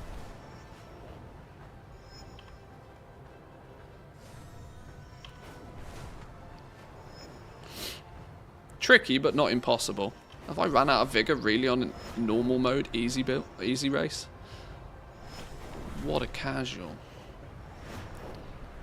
Yeah, TSM is king for the old school stuff. Anything pre-Shadowlands, TSM is just, without question, the add-on to use to make and sell that stuff. If you're making old school transmogs for people or any of the old pets or mounts or anything like that, yeah, TSM is spot on.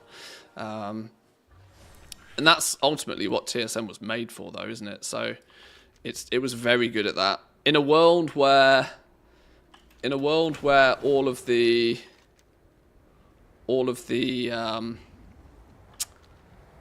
like material inputs were normalized, TSM was fantastic, because X amount of materials makes Y amount of things. When that was the equation for crafting, TSM was built with that in mind, and so hence TSM is very, very good at that. Craft Sim has been built with resourcefulness and multi-craft and inspiration. Craft Sim was made from the ground up to take all of these new things into consideration. The guys over at TSM have had to kind of try and retrofit that into an add-on that was designed for a different day. Luckily, TSM does so many more things, though. It's still a must-have tool.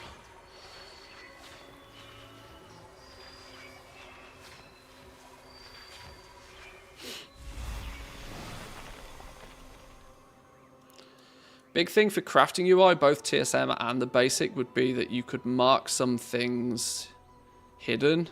I guess you meant to say. There are so many things currently that I'm absolutely not interested in crafting at all. Kind of the opposite function of favoriting. Sort of blacklisting crafts, yeah.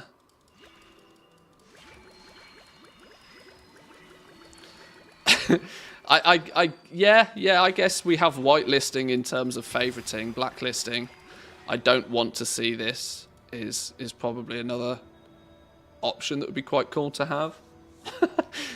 That said, though, I don't think even if you use the favorite lists correctly, there's probably not that many things that you want to be crafting on the regular in mass anyway. I think you're probably not going to extend the limits of your favorites list.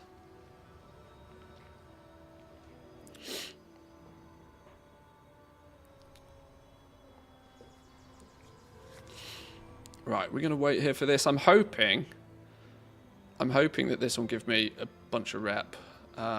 I'm not sure I got all 5. I don't think I got the rep from all 5 of my seeds earlier.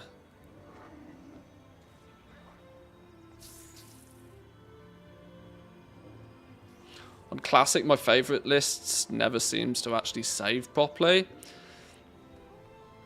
I didn't try it on Classic. That reminds me, I need to log on to my Classic tunes and make sure my mailboxes are empty. As I don't foresee I'll be playing Classic in the next few days because of the new patch coming out in retail.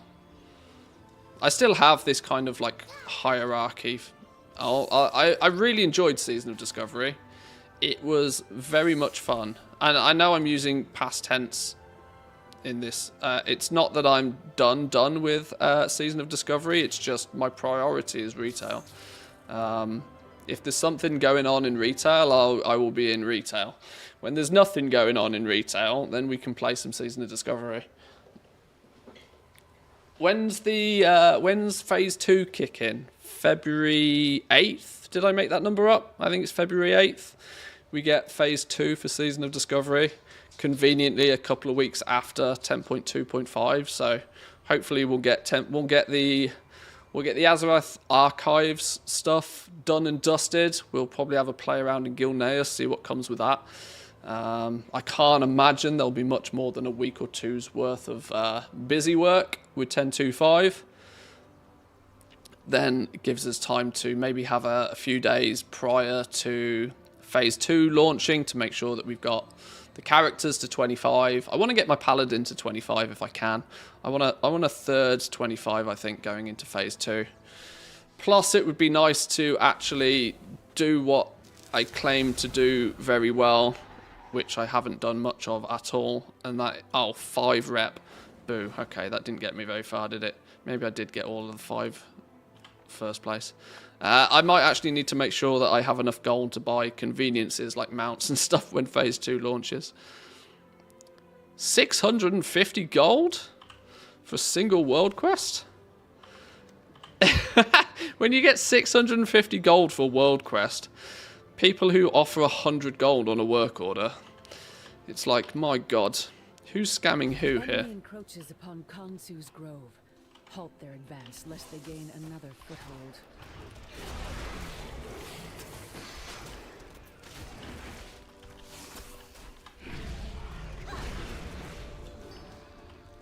Are these not who we meant to be killing? Oh no, I meant to do a thing on them, aren't I? Damage them, don't kill them. Oops.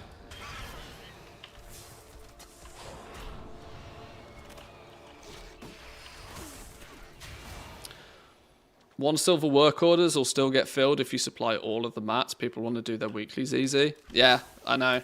This is, for me, this is one of the biggest drawbacks of the new crafting system. I mentioned it earlier, and I've mentioned it before, so I don't want to sound like a broken record, but I'm going to for a minute.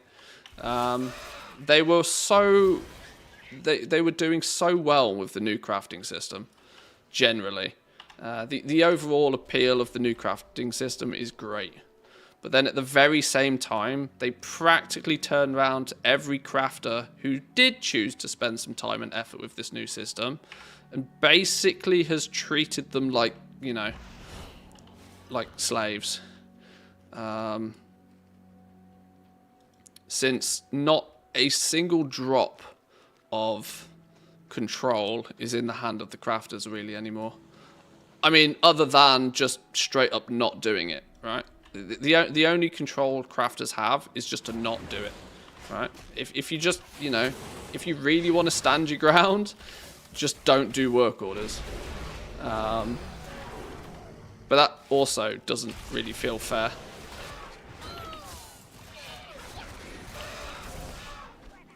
This is why I'm quite strong in arguing for this no mats public work orders. I know most people did not like my opinion on that, but like the reality for me is that no mats being provided for public orders makes gold the only variable. And when there's only one variable, it makes it easy for both parties to understand. And I believe that it will push the market to eliminating most of these scam auctions, and equally hopefully pushing the average price of the work orders closer to. I'm not expecting shit to be profitable all of a sudden even, but what I'm just trying to do is hopefully push the price somewhat closer to what the actual crafting cost might be.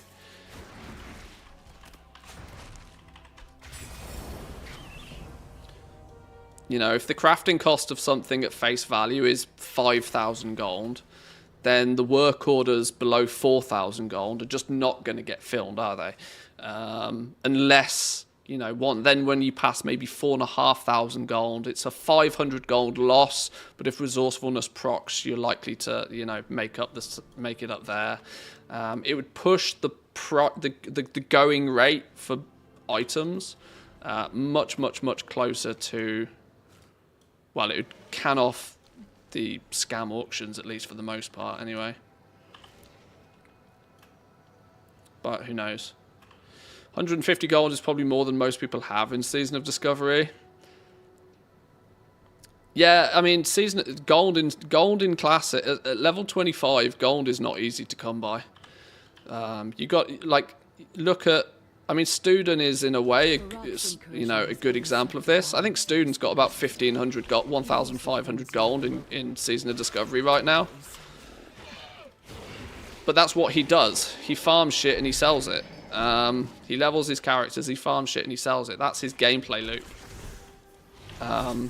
If you've got even 10% of the gold that Student has by farming, you're doing pretty alright, to be honest. Having much, and this is why the bots and gold buying in Season of Discovery is such a contentious point, because they're because it paints the wrong picture, and it drives the value up of things that it drives the value of certain items into a price range that is then theoretically only achievable in a realistic time frame by people who have bought the gold, which I think is wrong. I could guarantee now that BIS BOEs are probably 80 to 100 gold a piece on Season of Discovery, which is unachievable for most people, realistically. If you buy 100 gold though, then you buy 100 gold and it's GG well played. But I think that's a problem. Classic had the same issue with GDKP runs. That you've got no chance of winning anything in a GDKP run outside of buying gold to do it. So this is Yeah, 100 gold or so in Season of Discovery is probably loads. Absolutely loads.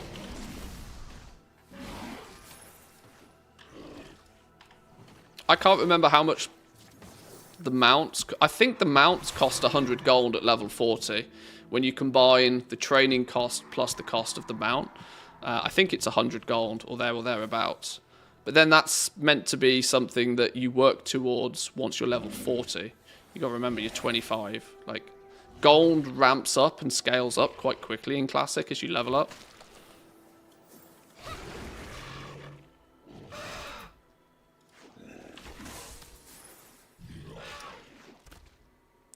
In Season of Discovery, as an experiment, I grinded to 25, then went back and did all of the quests I would have done to see how much gold I would get. Took way too much time for about 150 gold. Yeah. Yeah, I'd done something similar on my mage, because my mage, basically from level 14, AoE grinded. And so then I was able to go back and do all of the quests up until where I would have probably dinged 25 by questing. I don't even think I've totally finished doing that, but yeah, it's 100, 150 gold, something like that.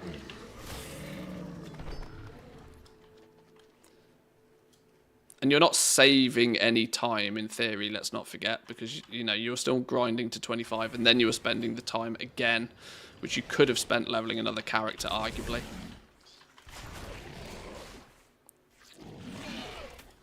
Which is what most people would do, you know. Most people would rather level an alt than they would go and do all the quests again to make gold. Especially when you can log onto a website and buy the gold. You have brought peace to the beaches for now. Thank you.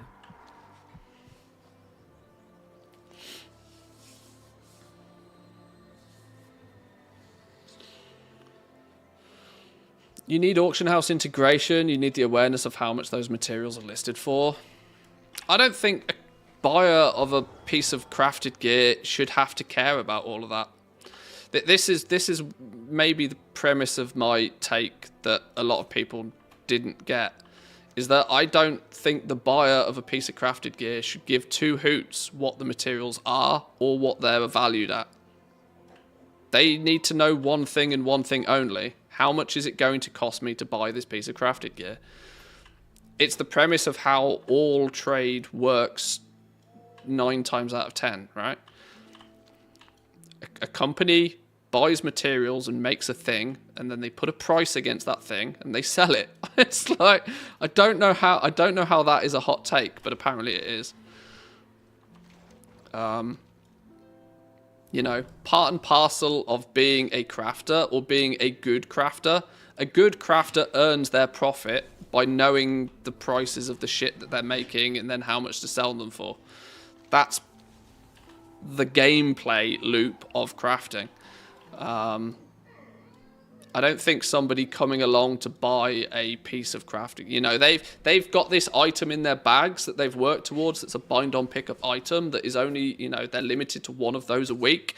They've chosen what they want to use that on, but the rest of the materials, I don't think they should have any requirement to even know.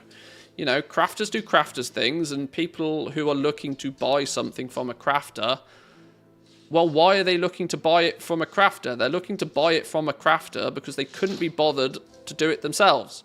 No, in fact, that sounds negative. They didn't choose to level the profession and do it all themselves. They chose instead to use the expertise of somebody else to get the thing that they need. It's a two-way transaction, right? You've got the expertise to make the thing, and I've got some of this currency that you want, and I want that piece of gear. Can we agree on a point in the middle somewhere where we can swap those things? I'll give you some gold, you give me that piece of gear. I don't understand how that's such a spicy take. But people seem to believe that the buyer should be the one that understands all of the materials and the value for all of the material. I don't think building further into I don't think piling more of the requirement on the person buying the piece of gear to understand how that piece of gear is put together is the right way. That doesn't make sense to me, because they've actively chosen to not know about all of that stuff, because if they wanted to know about all of that stuff, and they did know about all of that stuff, they'd have probably leveled the profession themselves. And that's probably how they'd have learned. It just doesn't make sense. I love the discussion with clients on primal gems. Everybody wants a max quality cut. I had some interesting discussions after I priced the insight in. It's just a gem. It's not worth that much, etc. Yeah. This is it. Like the ownership and the emphasis has been put on the crafter to teach everybody else about how the crafting system works. And the buyer of the thing doesn't want to know how the crafting system works. The only reason people want to know how much inspiration you have, or what resourcefulness you have, or what quality you can craft something have. The only reason players want to know that is so they don't get swindled or scammed. Like, realistically, most people are happy to pay the price it costs to make a piece of gear. What they don't want is to be taken advantage of because of their lack of knowledge on something. The fact that buyers are made to understand what materials are needed, what qualities are needed, how to place the order in a fashion so that the crafter can actually press the button in the first place. Why, when I want a quality 5 thing, do I have to put in an order for quality 4? It's just stupid. Like, it should be, I want this thing, this is how much gold I want to offer for it. Simple. Who got me on a work order rant? One of you did it. One of you did it. God damn you. Back in a minute.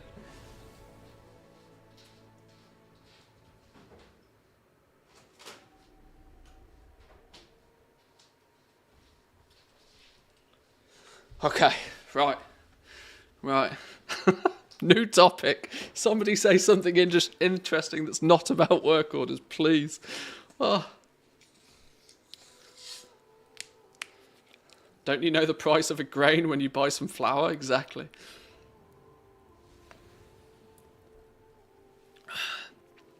Was taking a nap, woke up to a nice rant. 8 out of 10. Thanks, man. Appreciate it. Appreciate it. Anybody following CES 2024? There was some cool stuff in that, actually. Thanks, Jack. That's a really good segue.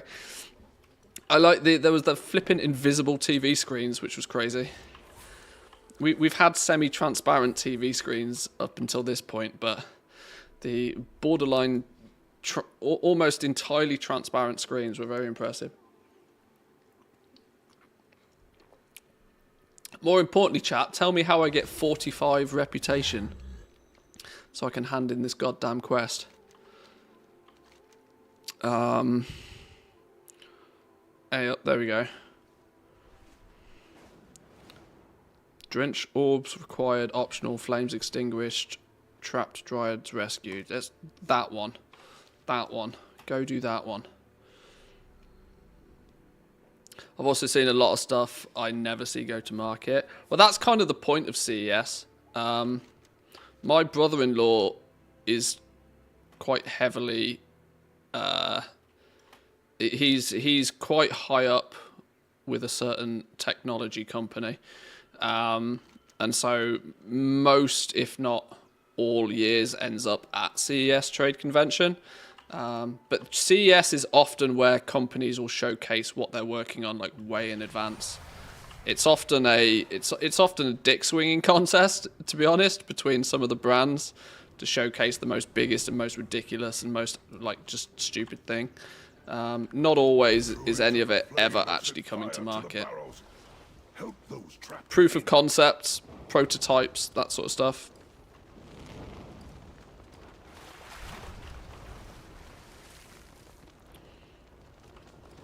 But yeah, it's quite a cool look into the future, that's for sure.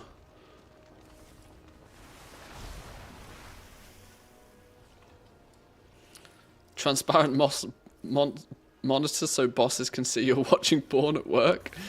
I think you've got bigger problems if you're watching porn at work.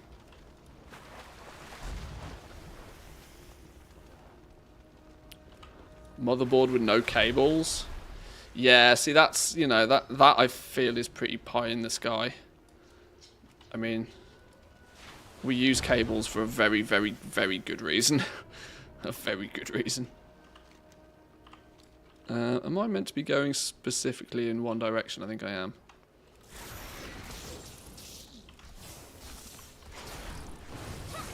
Smart toilets? I don't know if I would want my toilet connected to the internet, if I'm honest. There's something about a toilet that is kind of, you know, not everything needs Wi-Fi. I'm pretty convinced not everything actually needs Wi-Fi. And the toilet is one thing that, nah, it doesn't need Wi-Fi, does it, really? Let's be real. Imagine the day your toilet gets hacked. It starts flying turds all over your bathroom because your flipping toilet gets hacked. Walk gently on the I cannot see anything positive coming out the back of smart toilets. It's just not a thing.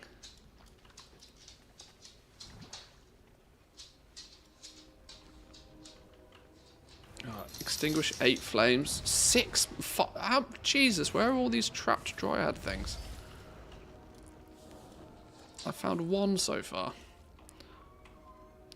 Doggo, I know. I'll take you out for a walk in a minute. This is also another reason, boys and girls, why it's significantly more difficult for me to stream longer hours. I'm going to need to fix this problem. I have IRL commitments that must be... Oh no, where's me bucket of water gone? Ow, boo. Scroll of liquid form? Hello? Oh, cool. Hey, I can put the fires out this way now. That's clever. How have I never done this world quest? This was broken when the patch went live, though. Maybe that's got something to do with it. I remember this one being busted. answer the call of the wild. Haven't the Japanese been doing smart toilets since the 80s? I suppose it depends what the definition of smart you go by. The last thing I need for a toilet is Wi-Fi and an app. Not about that. Nor do I need my toilet providing me dietary requirements. Your stool was a touch hard. I suggest eating more fibre. Toilet, go away. That is not something I pay money for. I mean, you know, there are, you know, a heated toilet seat on the other hand. Ooh, now we're talking. You know, there is definitely room for technological advancements in the toilet department, but Wi-Fi and an app, no.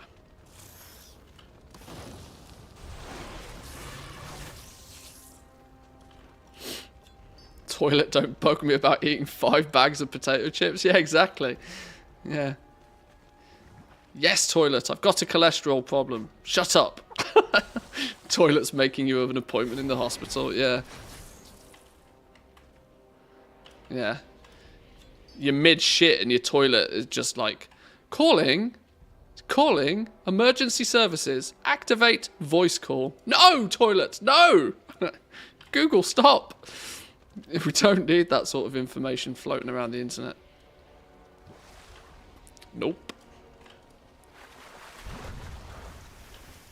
Right, there's everything extinguished. Where's the rest of these fellas that need rescuing? This is a long-ass world quest, you know.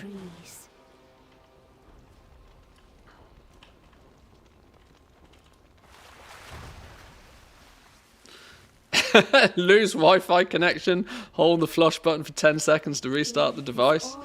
Yeah.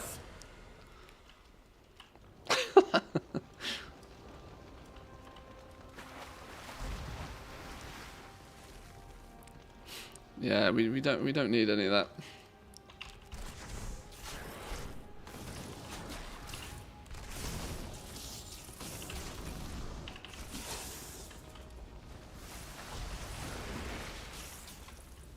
There's one. Found you. Gotcha. Boom! Rep. GG. Right, how do we get out of here?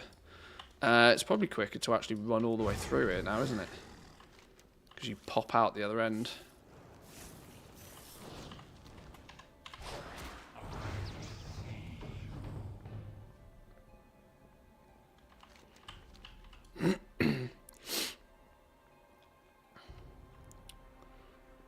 Toilet with a built-in pregnancy test and testicular cancer screening. It starts taking x-rays of your balls. Jesus Christ. Put it down. Step away from the smart toilet. Lord have mercy. Wrap your balls in tinfoil before you go to the toilet.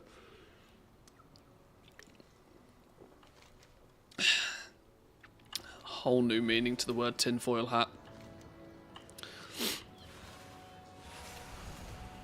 You lost £2.5 with this one.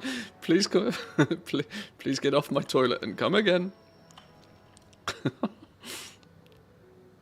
Oh dear. Yeah. Some technology doesn't need to be technology. I think that's kind of the takeaway from this, really. Some technology doesn't need to exist.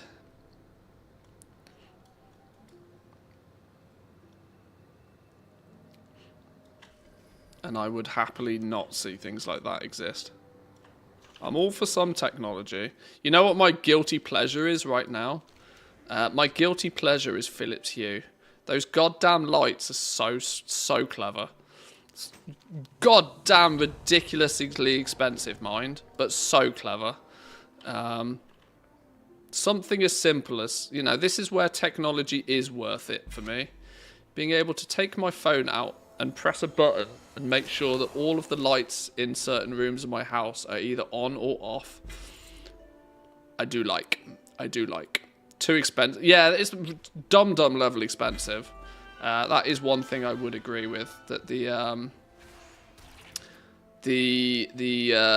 cost of those stupid light bulbs is not friendly to the bank balance. But they are kind of cool. Why do you need to take your phone out though? You already failed step 1 of this interaction. Well, that's true. You can just shout and make it happen. Although, does anybody else have this? Is this just a technology fault with me, or is this a general technology fault? I can't use voice activation on my phone. Specifically, I'm not going to say the magic words in case some of you guys have got me on like speaker rather than headphones, so I won't say the magic words, but I can often not use voice activation on my phone unless I unlock my phone first, which to me is like, what? Isn't that the point of using my voice? Often I will, you know, I will do the command. And then it will say, to use this command, to use voice command, please unlock your phone. And I'm like, well, flipping hell, if I'm going to unlock my phone, I might as well do it by hand. I've not figured out if that's just me being dumb or whether there's a fix for that. No problem on iOS. It could be an Android thing then. I don't know what phone I have, if I'm honest. OnePlus something or other. Does it say on the phone? DN2103 is the model number, apparently, according to the back of it. DN2103. If somebody... Oh, I've pasted that in YouTube.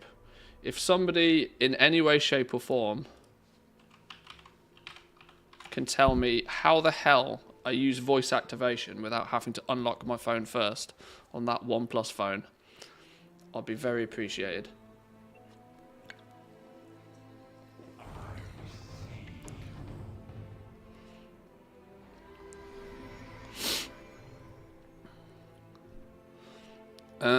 So your issue is you need a vocal identity, otherwise anybody use the voice assistant can do anything.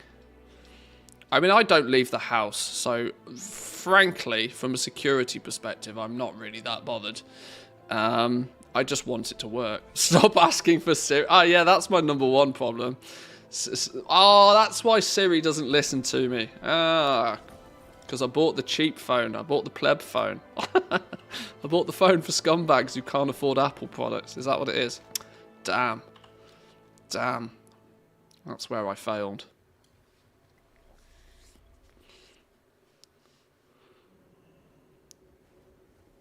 safe until you get a parrot. Until my dogs can talk, I think I'm pretty safe. I don't plan on getting a parrot anytime soon. Although they are cool. As pets go, I think a parrot is right up there with one of the coolest pets. The only problem for me with a parrot is that you have to deal with the fact that that parrot will probably outlive you. Which is kind of like, whoa, okay, that's weird. Although, I must admit, some days I do wish... Some days I do wish that my dogs had outlived me. Because the thought process alone of knowing, you know, one day my dogs are not going to be my dogs anymore scares me. But oh, hang on.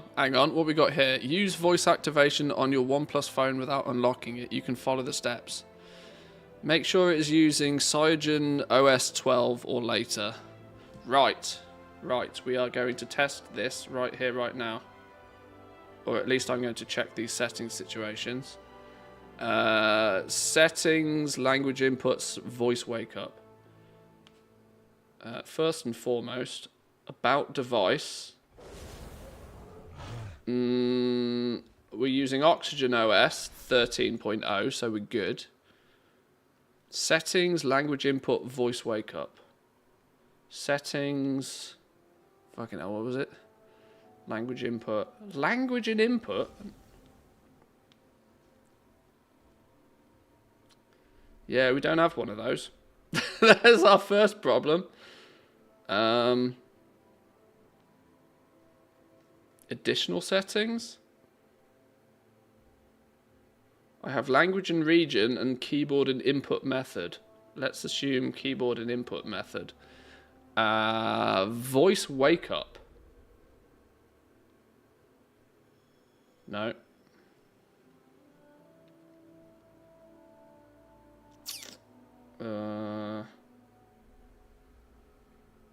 Can I in theory search for voice wake up?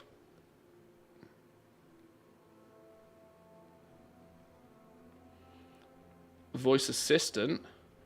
HD voice.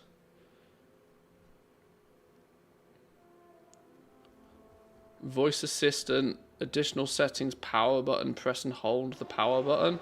Oh yeah, I should also point out the power button doesn't work on my phone. So this is also another reason why I would quite like voice assistant to work more frequently, because my phone's broken. Hang on, where do we go? Voice assistant, train your phone to recognize the phrase, okay, something or other.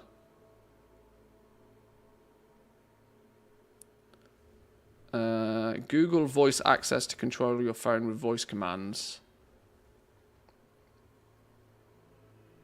Voice access app. I see. I've tried trying to get Google to do it before.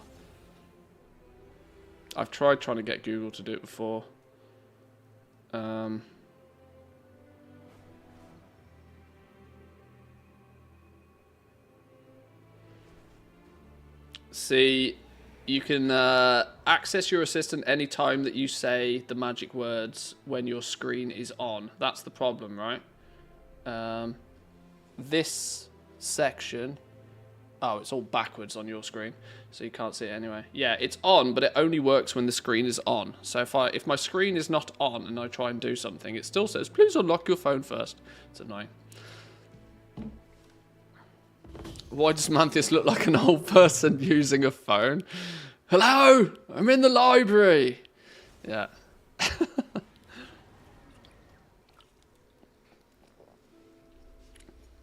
I need a new phone anyway. What's a good phone nowadays that's not an iPhone? And not a Samsung, by the way. I've seen that. What's that? The nothing. What was it called? That like transparent one looked kind of quite cool. Although I wouldn't object to one of the Google Pixel phones, actually, I think. Pixels are great. Pixel 7. Yeah, I know everybody says iPhone. It makes a lot of sense, I know, but... Click the YouTube video, it enables the exact option you need in the video.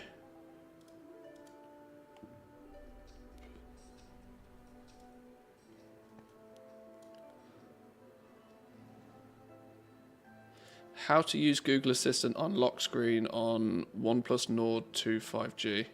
Oh, okay. Well, I won't watch that now, but I will watch that after. I appreciate, thanks.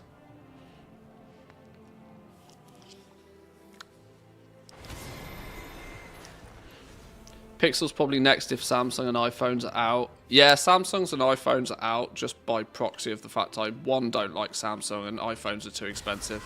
And I don't really have anything else Apple, so it doesn't make any sense.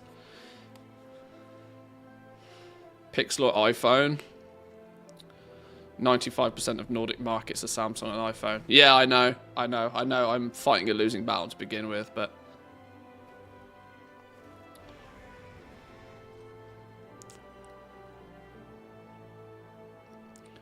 If you want other smart devices that can connect to a Pixel, like the Pixel Watch or Pixel Tablet, I would not get a Pixel. Huh?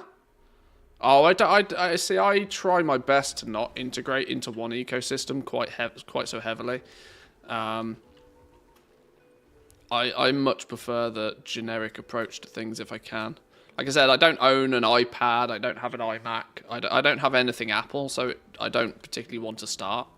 I've survived this long in my life without integrating to the Apple ecosystem, meaning I'd kind of quite like to keep it that way unless absolutely necessary, which I don't think it is absolutely necessary.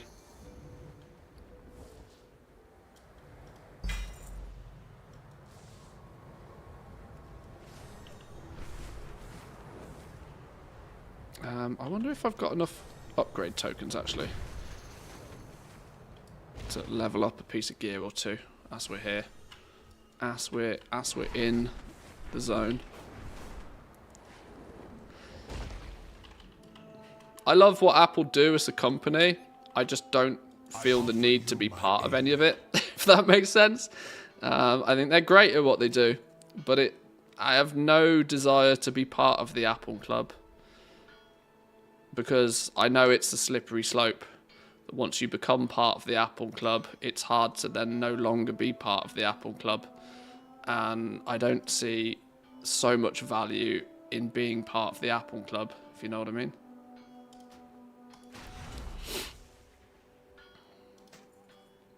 Oh, I'm out of tokens everywhere. I'm out of tokens for everything. Flight stones up the wazoo, but not enough crests to do anything. Not enough crests to upgrade anything. Oh, I could upgrade this. How and why can I upgrade this? Drake's crests. Sure.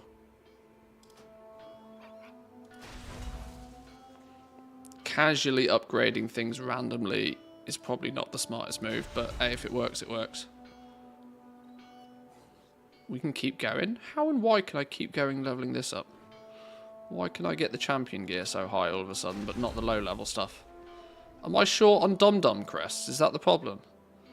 I'm genuinely short on Dum-Dum crests.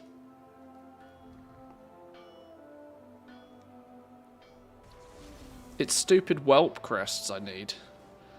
I don't want to turn bigger crests into smaller crests, because there's a massive tax on doing that. Alright, odd. Good thing I don't care about my item level, innit? If I cared about this sort of stuff, it would cause me stress. No stress when you don't care. Easy peasy, right? To give it to Apple, their stuff works well together, though. I know, and that's the greatest frustration. I know that their stuff works borderline seamlessly with each other. Meaning that, yes, it's probably very good when you get into it. But I also feel that seamlessness, you are paying a bonkers premium for, and I'm not stupid enough to feel the need to pay that premium for something I can probably do myself, you know. There are days I really want to go back to the solar powered Citizen watch. I don't wear a watch by default, but an Apple Watch also doesn't make any sense to me. How they've managed to sell that to people, I will never know.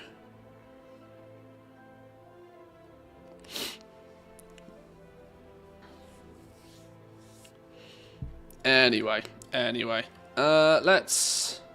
I think, to be honest, boys and girls, to be honest with you, You can probably clearly tell. Short of finding another squirrel to go do, I'm just waffling at this point, and I'm kind of hungry. I might call it there for today. Stream tomorrow, boys and girls, may not necessarily be at the usual time. There are some Twitch drops tomorrow for the launch of 10.25. Now, not to be a filthy sellout, but it is often quite of value to be live when those Twitch drops go live. So we might do an evening stream tomorrow. It does kind of lead me to point out that obviously we're not going to have the new content to play until 10.25 goes live for us on Wednesday. But we might stream tomorrow evening instead. Is probably my plan. I can't even remember what the flipping Twitch drop is this time. There's a new Twitch drop every time they do a patch, isn't there? But I can't remember what it is this time.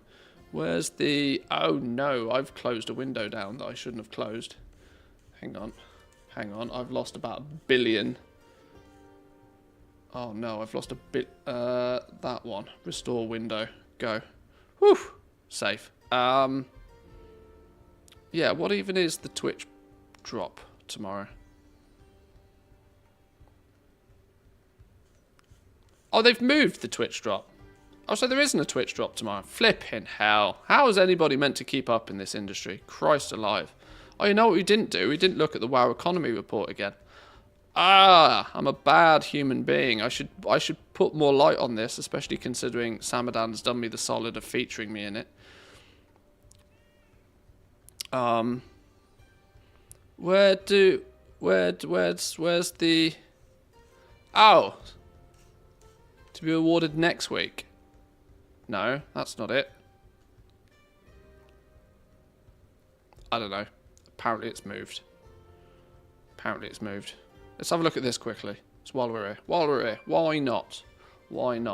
I've just scared half the people away by saying I'm finishing the stream, and then I load up something completely new. Roundup 2023. Penguin put together a little video last week. I feel bad because she asked me to do a thing for this and I ghosted her. It wasn't my plan. I was ill at the time and I didn't remember that she'd messaged me until I saw the video, and then I was like, shit, she asked me to do a piece for that.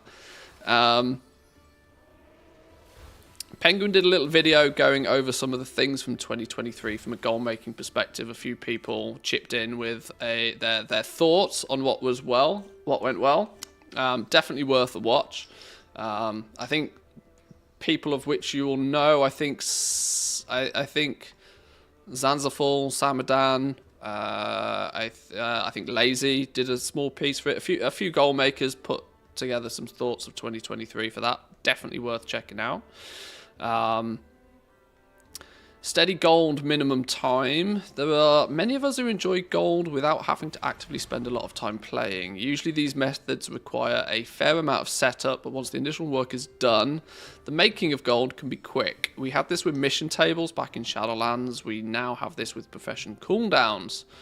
Icarus Gamers was doing some quick speed runs for the augment runes, but now these have bottomed out and they're looking for more. What was this? I made a ton of gold, about 4 million over a month and a half, when I came back midway through last patch just by using Venture Plan. Thanks for this Reddit for informing me of that. I would sit AFK on my tank whilst doing other stuff, only tabbing back in when calls to arms pop to speedrun it. I don't think they mean Venture Plan, do they? That's an add-on for mission tables.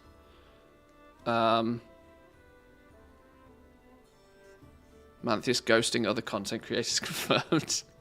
It wasn't my fault. I read the message when I was dying in bed, and then entirely forgot about it until it was way too late. Tab back in when call to arms popped up, speedrun it. List the augment runes got in the auction house for 1.5k to 2k each. Wasn't the most efficient way of making gold, but for how low investment, it was good enough for me to get a bunch of tokens out of.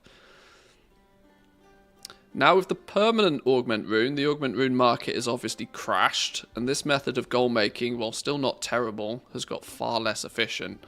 I would say it's pretty terrible. having to mass spam dungeons for like 2k gold a piece sounds pretty terrible to me.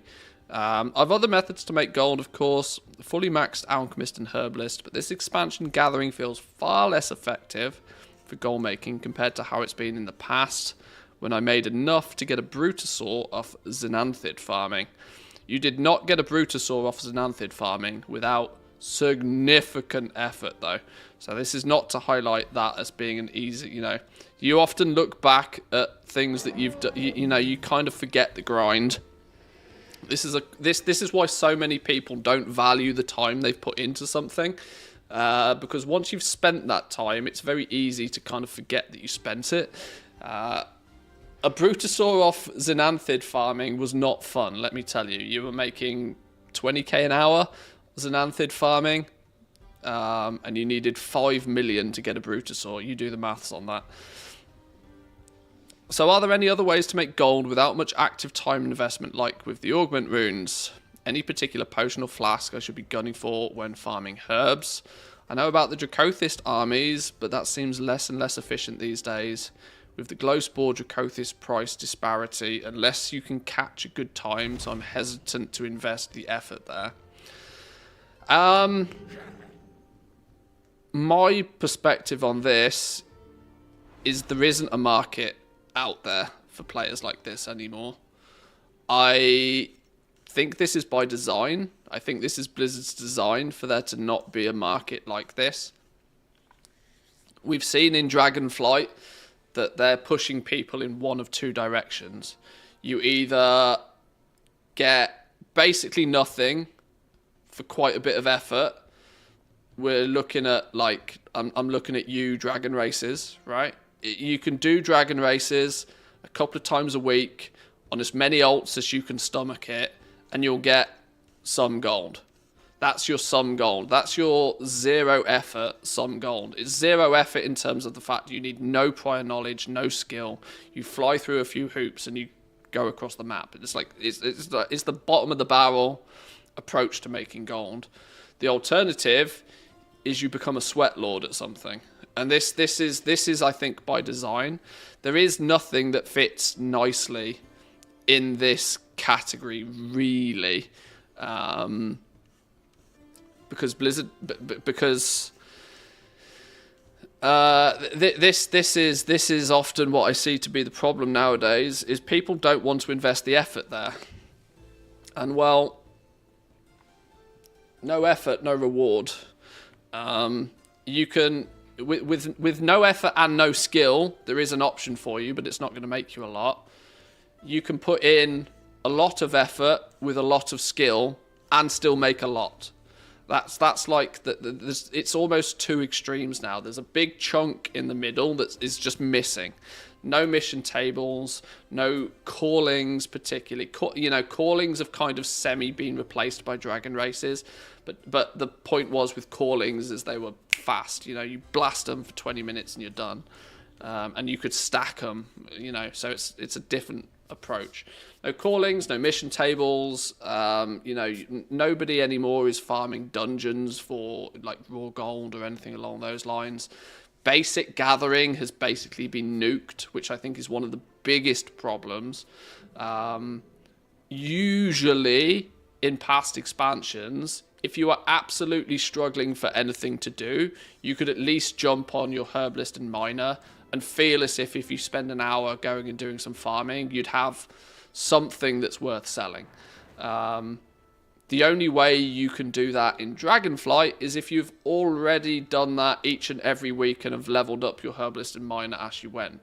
The fact that they've kind of turned gathering into a skill-based profession because of the spec trees, without replacing it with anything equally as simplistic, is why there's this big gaping hole, I think, in the middle. And dare I say it, I think that is by design, because it's that big gaping hole in the middle which does a really, really good job for the token to come and sit in. You can get basically nothing for quite a lot of effort with dragon riding, Or the next most attractive thing to the vast majority of people is going to be buying a token. And then the next thing is if you want to get really sweaty and use, use the gold that you already have, use all of the alts that you already have, use your continued effort with all of the suite of professions over 6 months to your advantage. Use the fact that you have 50 alts set up on 50 characters to do cross-realm trading. There's lots of sweaty stuff that requires a lot of effort and a lot of skill and a lot of knowledge to do that can still make you a lot of gold. But there's so few people who are actually willing to put the effort in to do that. That is the reason why they can make lots of gold, because most people don't want to do it, or don't know how to do it, or haven't got the gold initially to set it up to start doing it. I think there's probably huge amounts of people that are in this exact same position right now, that there isn't even something obvious to people that, oh, well, I can just spend 4 or 5 hours just grinding something to achieve something, because gathering's gone. Transmog farming, I'm quite happy to say, is something that's very rarely, or seemingly a lot less advertised as a good way to make gold recently.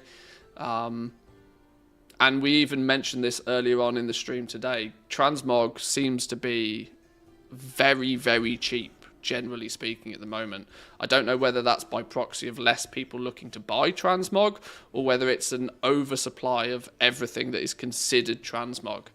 Or there is the other side of things, that yes, people have significantly less gold, and so they're not wasting their gold on lucrative transmog stuff, The gold that they make by the dum-dum level basic stuff like dragon races goes on potions, and goes on flasks, and goes on augment runes, and goes on gear enchants, and goes on gems.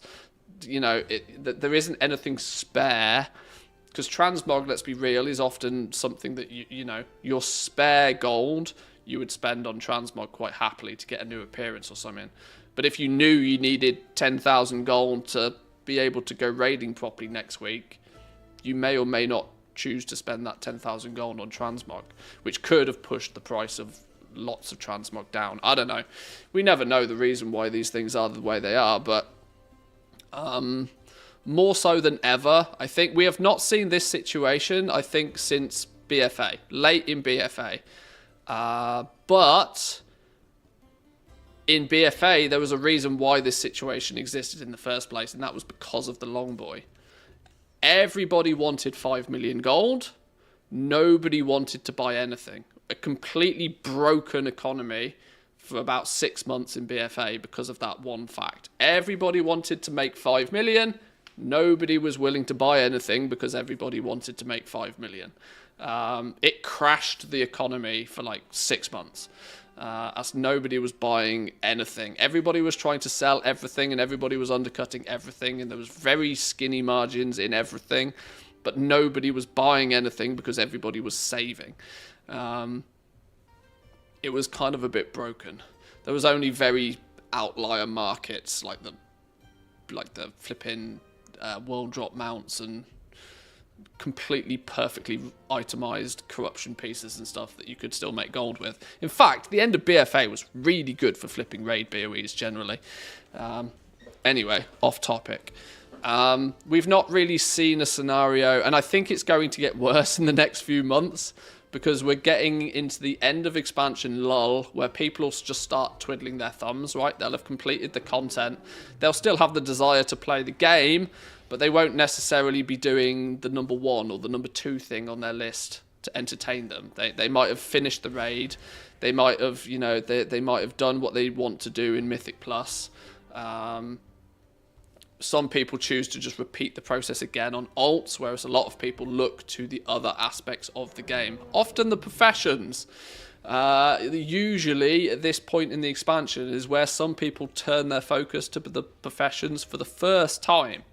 Some people, and actually quite a lot of people clearly by Reddit threads and Twitter posts and this sort of stuff, quite a lot of people are just starting to look at professions for the first time in Dragonflight. And they are less than happy when they see what's presented to them. 6 months of effort we worked this out. We mathed this out earlier on stream.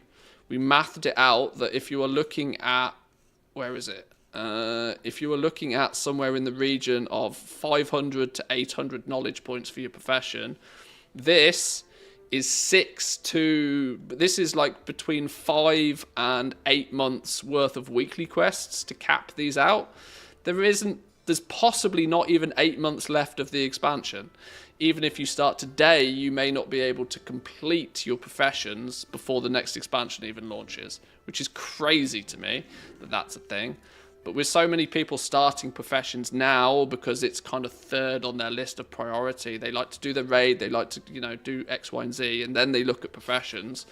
And there's no reason for a lot of people to even bother. Yet those people still want to make some gold.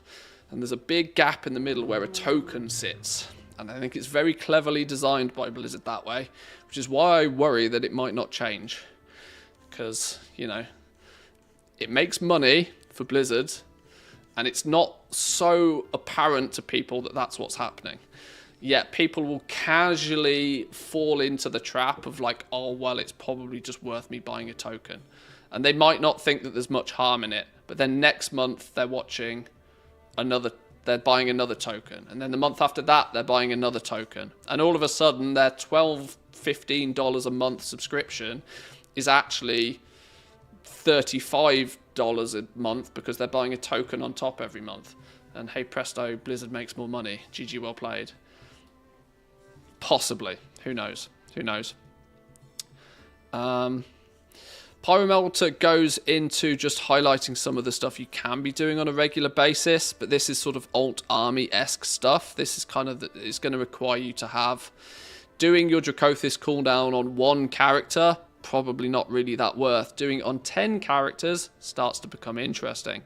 Same with your tailoring cloth cooldowns. Skinners getting the Cobra skins. Parking some alts at the feast, at the community feast for the chance of your flavor pockets each time. This is something that if you do this on, if you've got 10, 15, 20 characters you can do this on, it starts to become worthwhile, but that is more in the category for me of like Sweat Lord sort of stuff, right? Most people don't have that many of alts, and even if they do, it's a lot of hard work and a lot of effort to level alchemy on all of them, to level tailoring on all of them, to get them all bait spec'd with their skinners, get them all at the, yeah, it sounds like a job.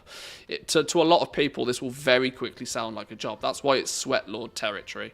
And most people don't want to do it. Most people would much rather spend $20 on buying a token than doing all of this, even if they have the alts, right? Let's say you even have 10 alts. Most people don't want to set all of this up. They'd much rather just spend $20 and get a token. GG. The only reason I'm filling out the trees is for the sake of completion. There's lots of nodes that are kind of useless. Yeah, definitely. I'm in the same position with blacksmithing. I don't technically have all 800 blacksmithing nodes. I have about 700 and something. But the point is getting the rest of them doesn't make any difference to my ability to craft things. Because I'm already strong enough as a blacksmith to craft everything at max. And you hit that point about two-thirds of the way through with most of the professions.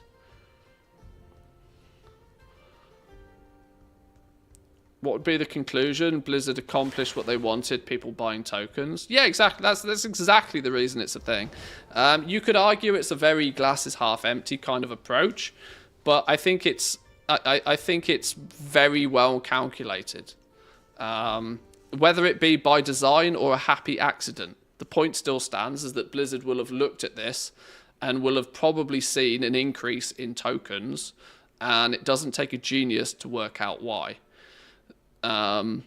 Shadowlands probably drove vast amount of token sales because of legendaries. No questions about that. It is not, a fallacy that people bought tokens to buy legendaries. It's a fact. Countless numbers of people asked me to craft legendaries for them, And they were like, I'm waiting for the gold. And what do you mean you're waiting for the gold? Oh, of course I know why you're waiting for the gold, because you've sold a token on the auction house and you're waiting for your gold. That's exactly why you're waiting for your gold. Okay. So it's, yeah, Shadowlands drove a lot of token sales because of legendaries, but people didn't like it, right? People didn't like it because, you know, there was a big, people could put 2 and 2 together. I want legendary, I have to buy token. And people, you know, complained vastly, often pointing the finger at the crafters, which I always thought was wrong because, well, you know, it costs X amount of materials to make it. Sure, we sell it with some profit on top, but, you know, it's because we put the effort into doing it. In Dragonflight, I think the token sales have probably been just as good, if not better, but Blizzard have carefully hidden how and why you're doing it. They've carefully hidden it by restricting the amount of free easy gold you get and making it extra difficult for you to make vast amounts of gold even if you really want to. So there's that gap in the middle, right? They've pushed the two things aside, and where they've pushed the market open, a token has dropped in quite nicely. So yeah, Blizzard have made more money from it, and the likelihood is they've got no reason to change it because of that. If people aren't complaining and Blizzard are making more money, why would they ever change it? This is the problem, I think. Sound like an oil energy boss? It's hard times, so it's so expensive for us. All our prices have gone up. Then the following day, we're posting record 50 billion profits this quarter. Well, it is a bit like that, but now Blizzard have just been a bit more sneaky with how they hide the sales. So when do your items hit the market this year? Stickers, mugs, hoodies, etc. If you're following Blizzard's lead. I don't plan to follow their lead too closely, no. But yeah, the issue is there's not really a default, straightforward fix to this, in my opinion. Unfortunately. Wealth Audit gets a bit of a highlight.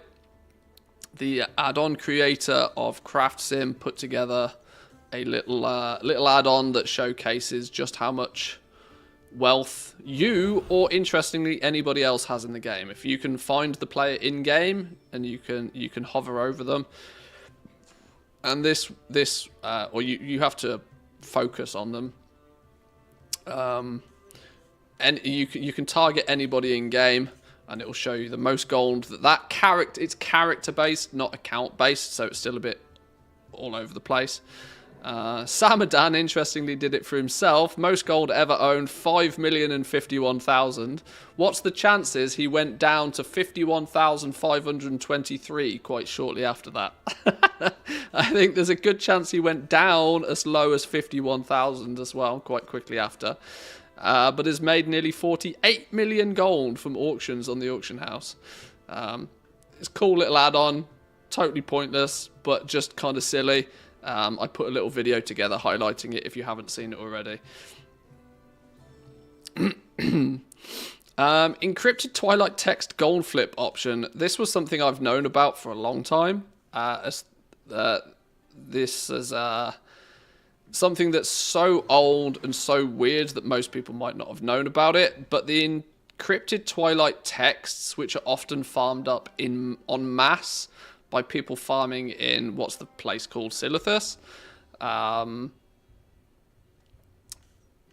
of the byproducts of farming transmog in Silithus is these encrypted Twilight texts. You can sell them on the auction house, and so people do, but not many people really understand what you could do with them. Their main purpose, I think, are actually to turn them in for reputation with one of the factions. But you could cheese it by the fact that you would actually also make nearly 13 gold per turn-in. And so it put like a per text value on these. If you could buy these cheap enough and in large enough quantities, you would be able to mass turn these in and just print some free gold. But of course, now it's out there, everybody knows about it, and it doesn't work. Much like one of the reasons I've chosen to not do quite so much gold making on the stream, because Once everybody knows about it, it stops working. Twilight texts, for the most part, were hovering at about 50 silver to 1 gold apiece. And yeah, as of right now, they're probably about 4 gold apiece, so it doesn't work. And they will probably stay at that point now, because they'll be on people's sniper. Anytime they drop below a gold apiece, they'll just get sniped now. The game's over on this one a little bit, but it should be used as some way to sort of showcase what you can do if you go, you know, do the thing that other people are not doing, and there's the opportunity to make some gold from it. That was the gist of it, at least, anyway. That you'd farm these, or you'd buy these off the auction house when they were cheap enough, and you'd just hand them in and make 13 gold each hand in. Which, if you did it enough, can obviously add up really quickly, for sure. I found your video several days ago. I'm interesting. Is it still a thing to farm dragon shards? You still can. You still can. It's questionable whether it's worth you doing, though. You still can, but the fact that you need quite often hundreds to max your profession trees, it's up to you just how much you think it's worth you doing. Farming dragon shards is a very, very, very slow process. You might be lucky to get 1 an hour. And even if you get 1 an hour, it's still going to take you a lot of hours. So, yeah, that's kind of your call. You farm them from dirt piles mostly. Dirt piles and rares. Pick up dirt piles, kill rares. That's the way that people farm for them.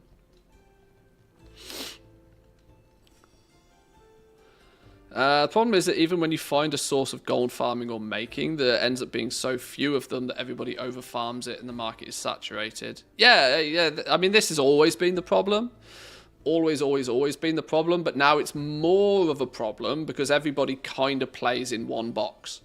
You used to play, every single realm used to have its own economy, and it didn't matter at all what the price was on another realm for anything. It didn't matter if something was selling for 50 gold on another realm, because it could have been selling for 500 gold on your realm. And there was no crossover there. And so every realm was its own little economy, which for gold making made it a bit safer. Because if you talk about something, then if some people do it on some servers, it still means that it would still work well on other servers. Arguably kind of how transmog is now. That you can still kind of see a bit of a difference on some realms on transmog prices, but that price is sort of starting to be the same almost everywhere. And the region-wide auction house is partly to do with this, but also because they've tried to open up a lot. They've tried to make it so that the realm that you play on doesn't matter as much anymore. And the way they do that is allowing cross-realm trading a lot more freely. So, yes, it's often even more the case now that if you find something, people are keeping it to themselves. And they're utilising it, and only when it doesn't work anymore do they tell everybody else. But it's problematic for sure. But and there we go. That was the article for this week. Head over to the WoW Economy subreddit, or they have their accompanying Discord server for some further reading. This is just shameless promo there more than anything else. Or come join my Discord server. I mean, the Discord's pretty quiet at the moment. Discord server's pretty quiet at the moment. That's because Goldmaking's pretty quiet at the moment. But I don't think it's unfair to say that I have probably the second biggest Discord in terms of Goldmaking anyway.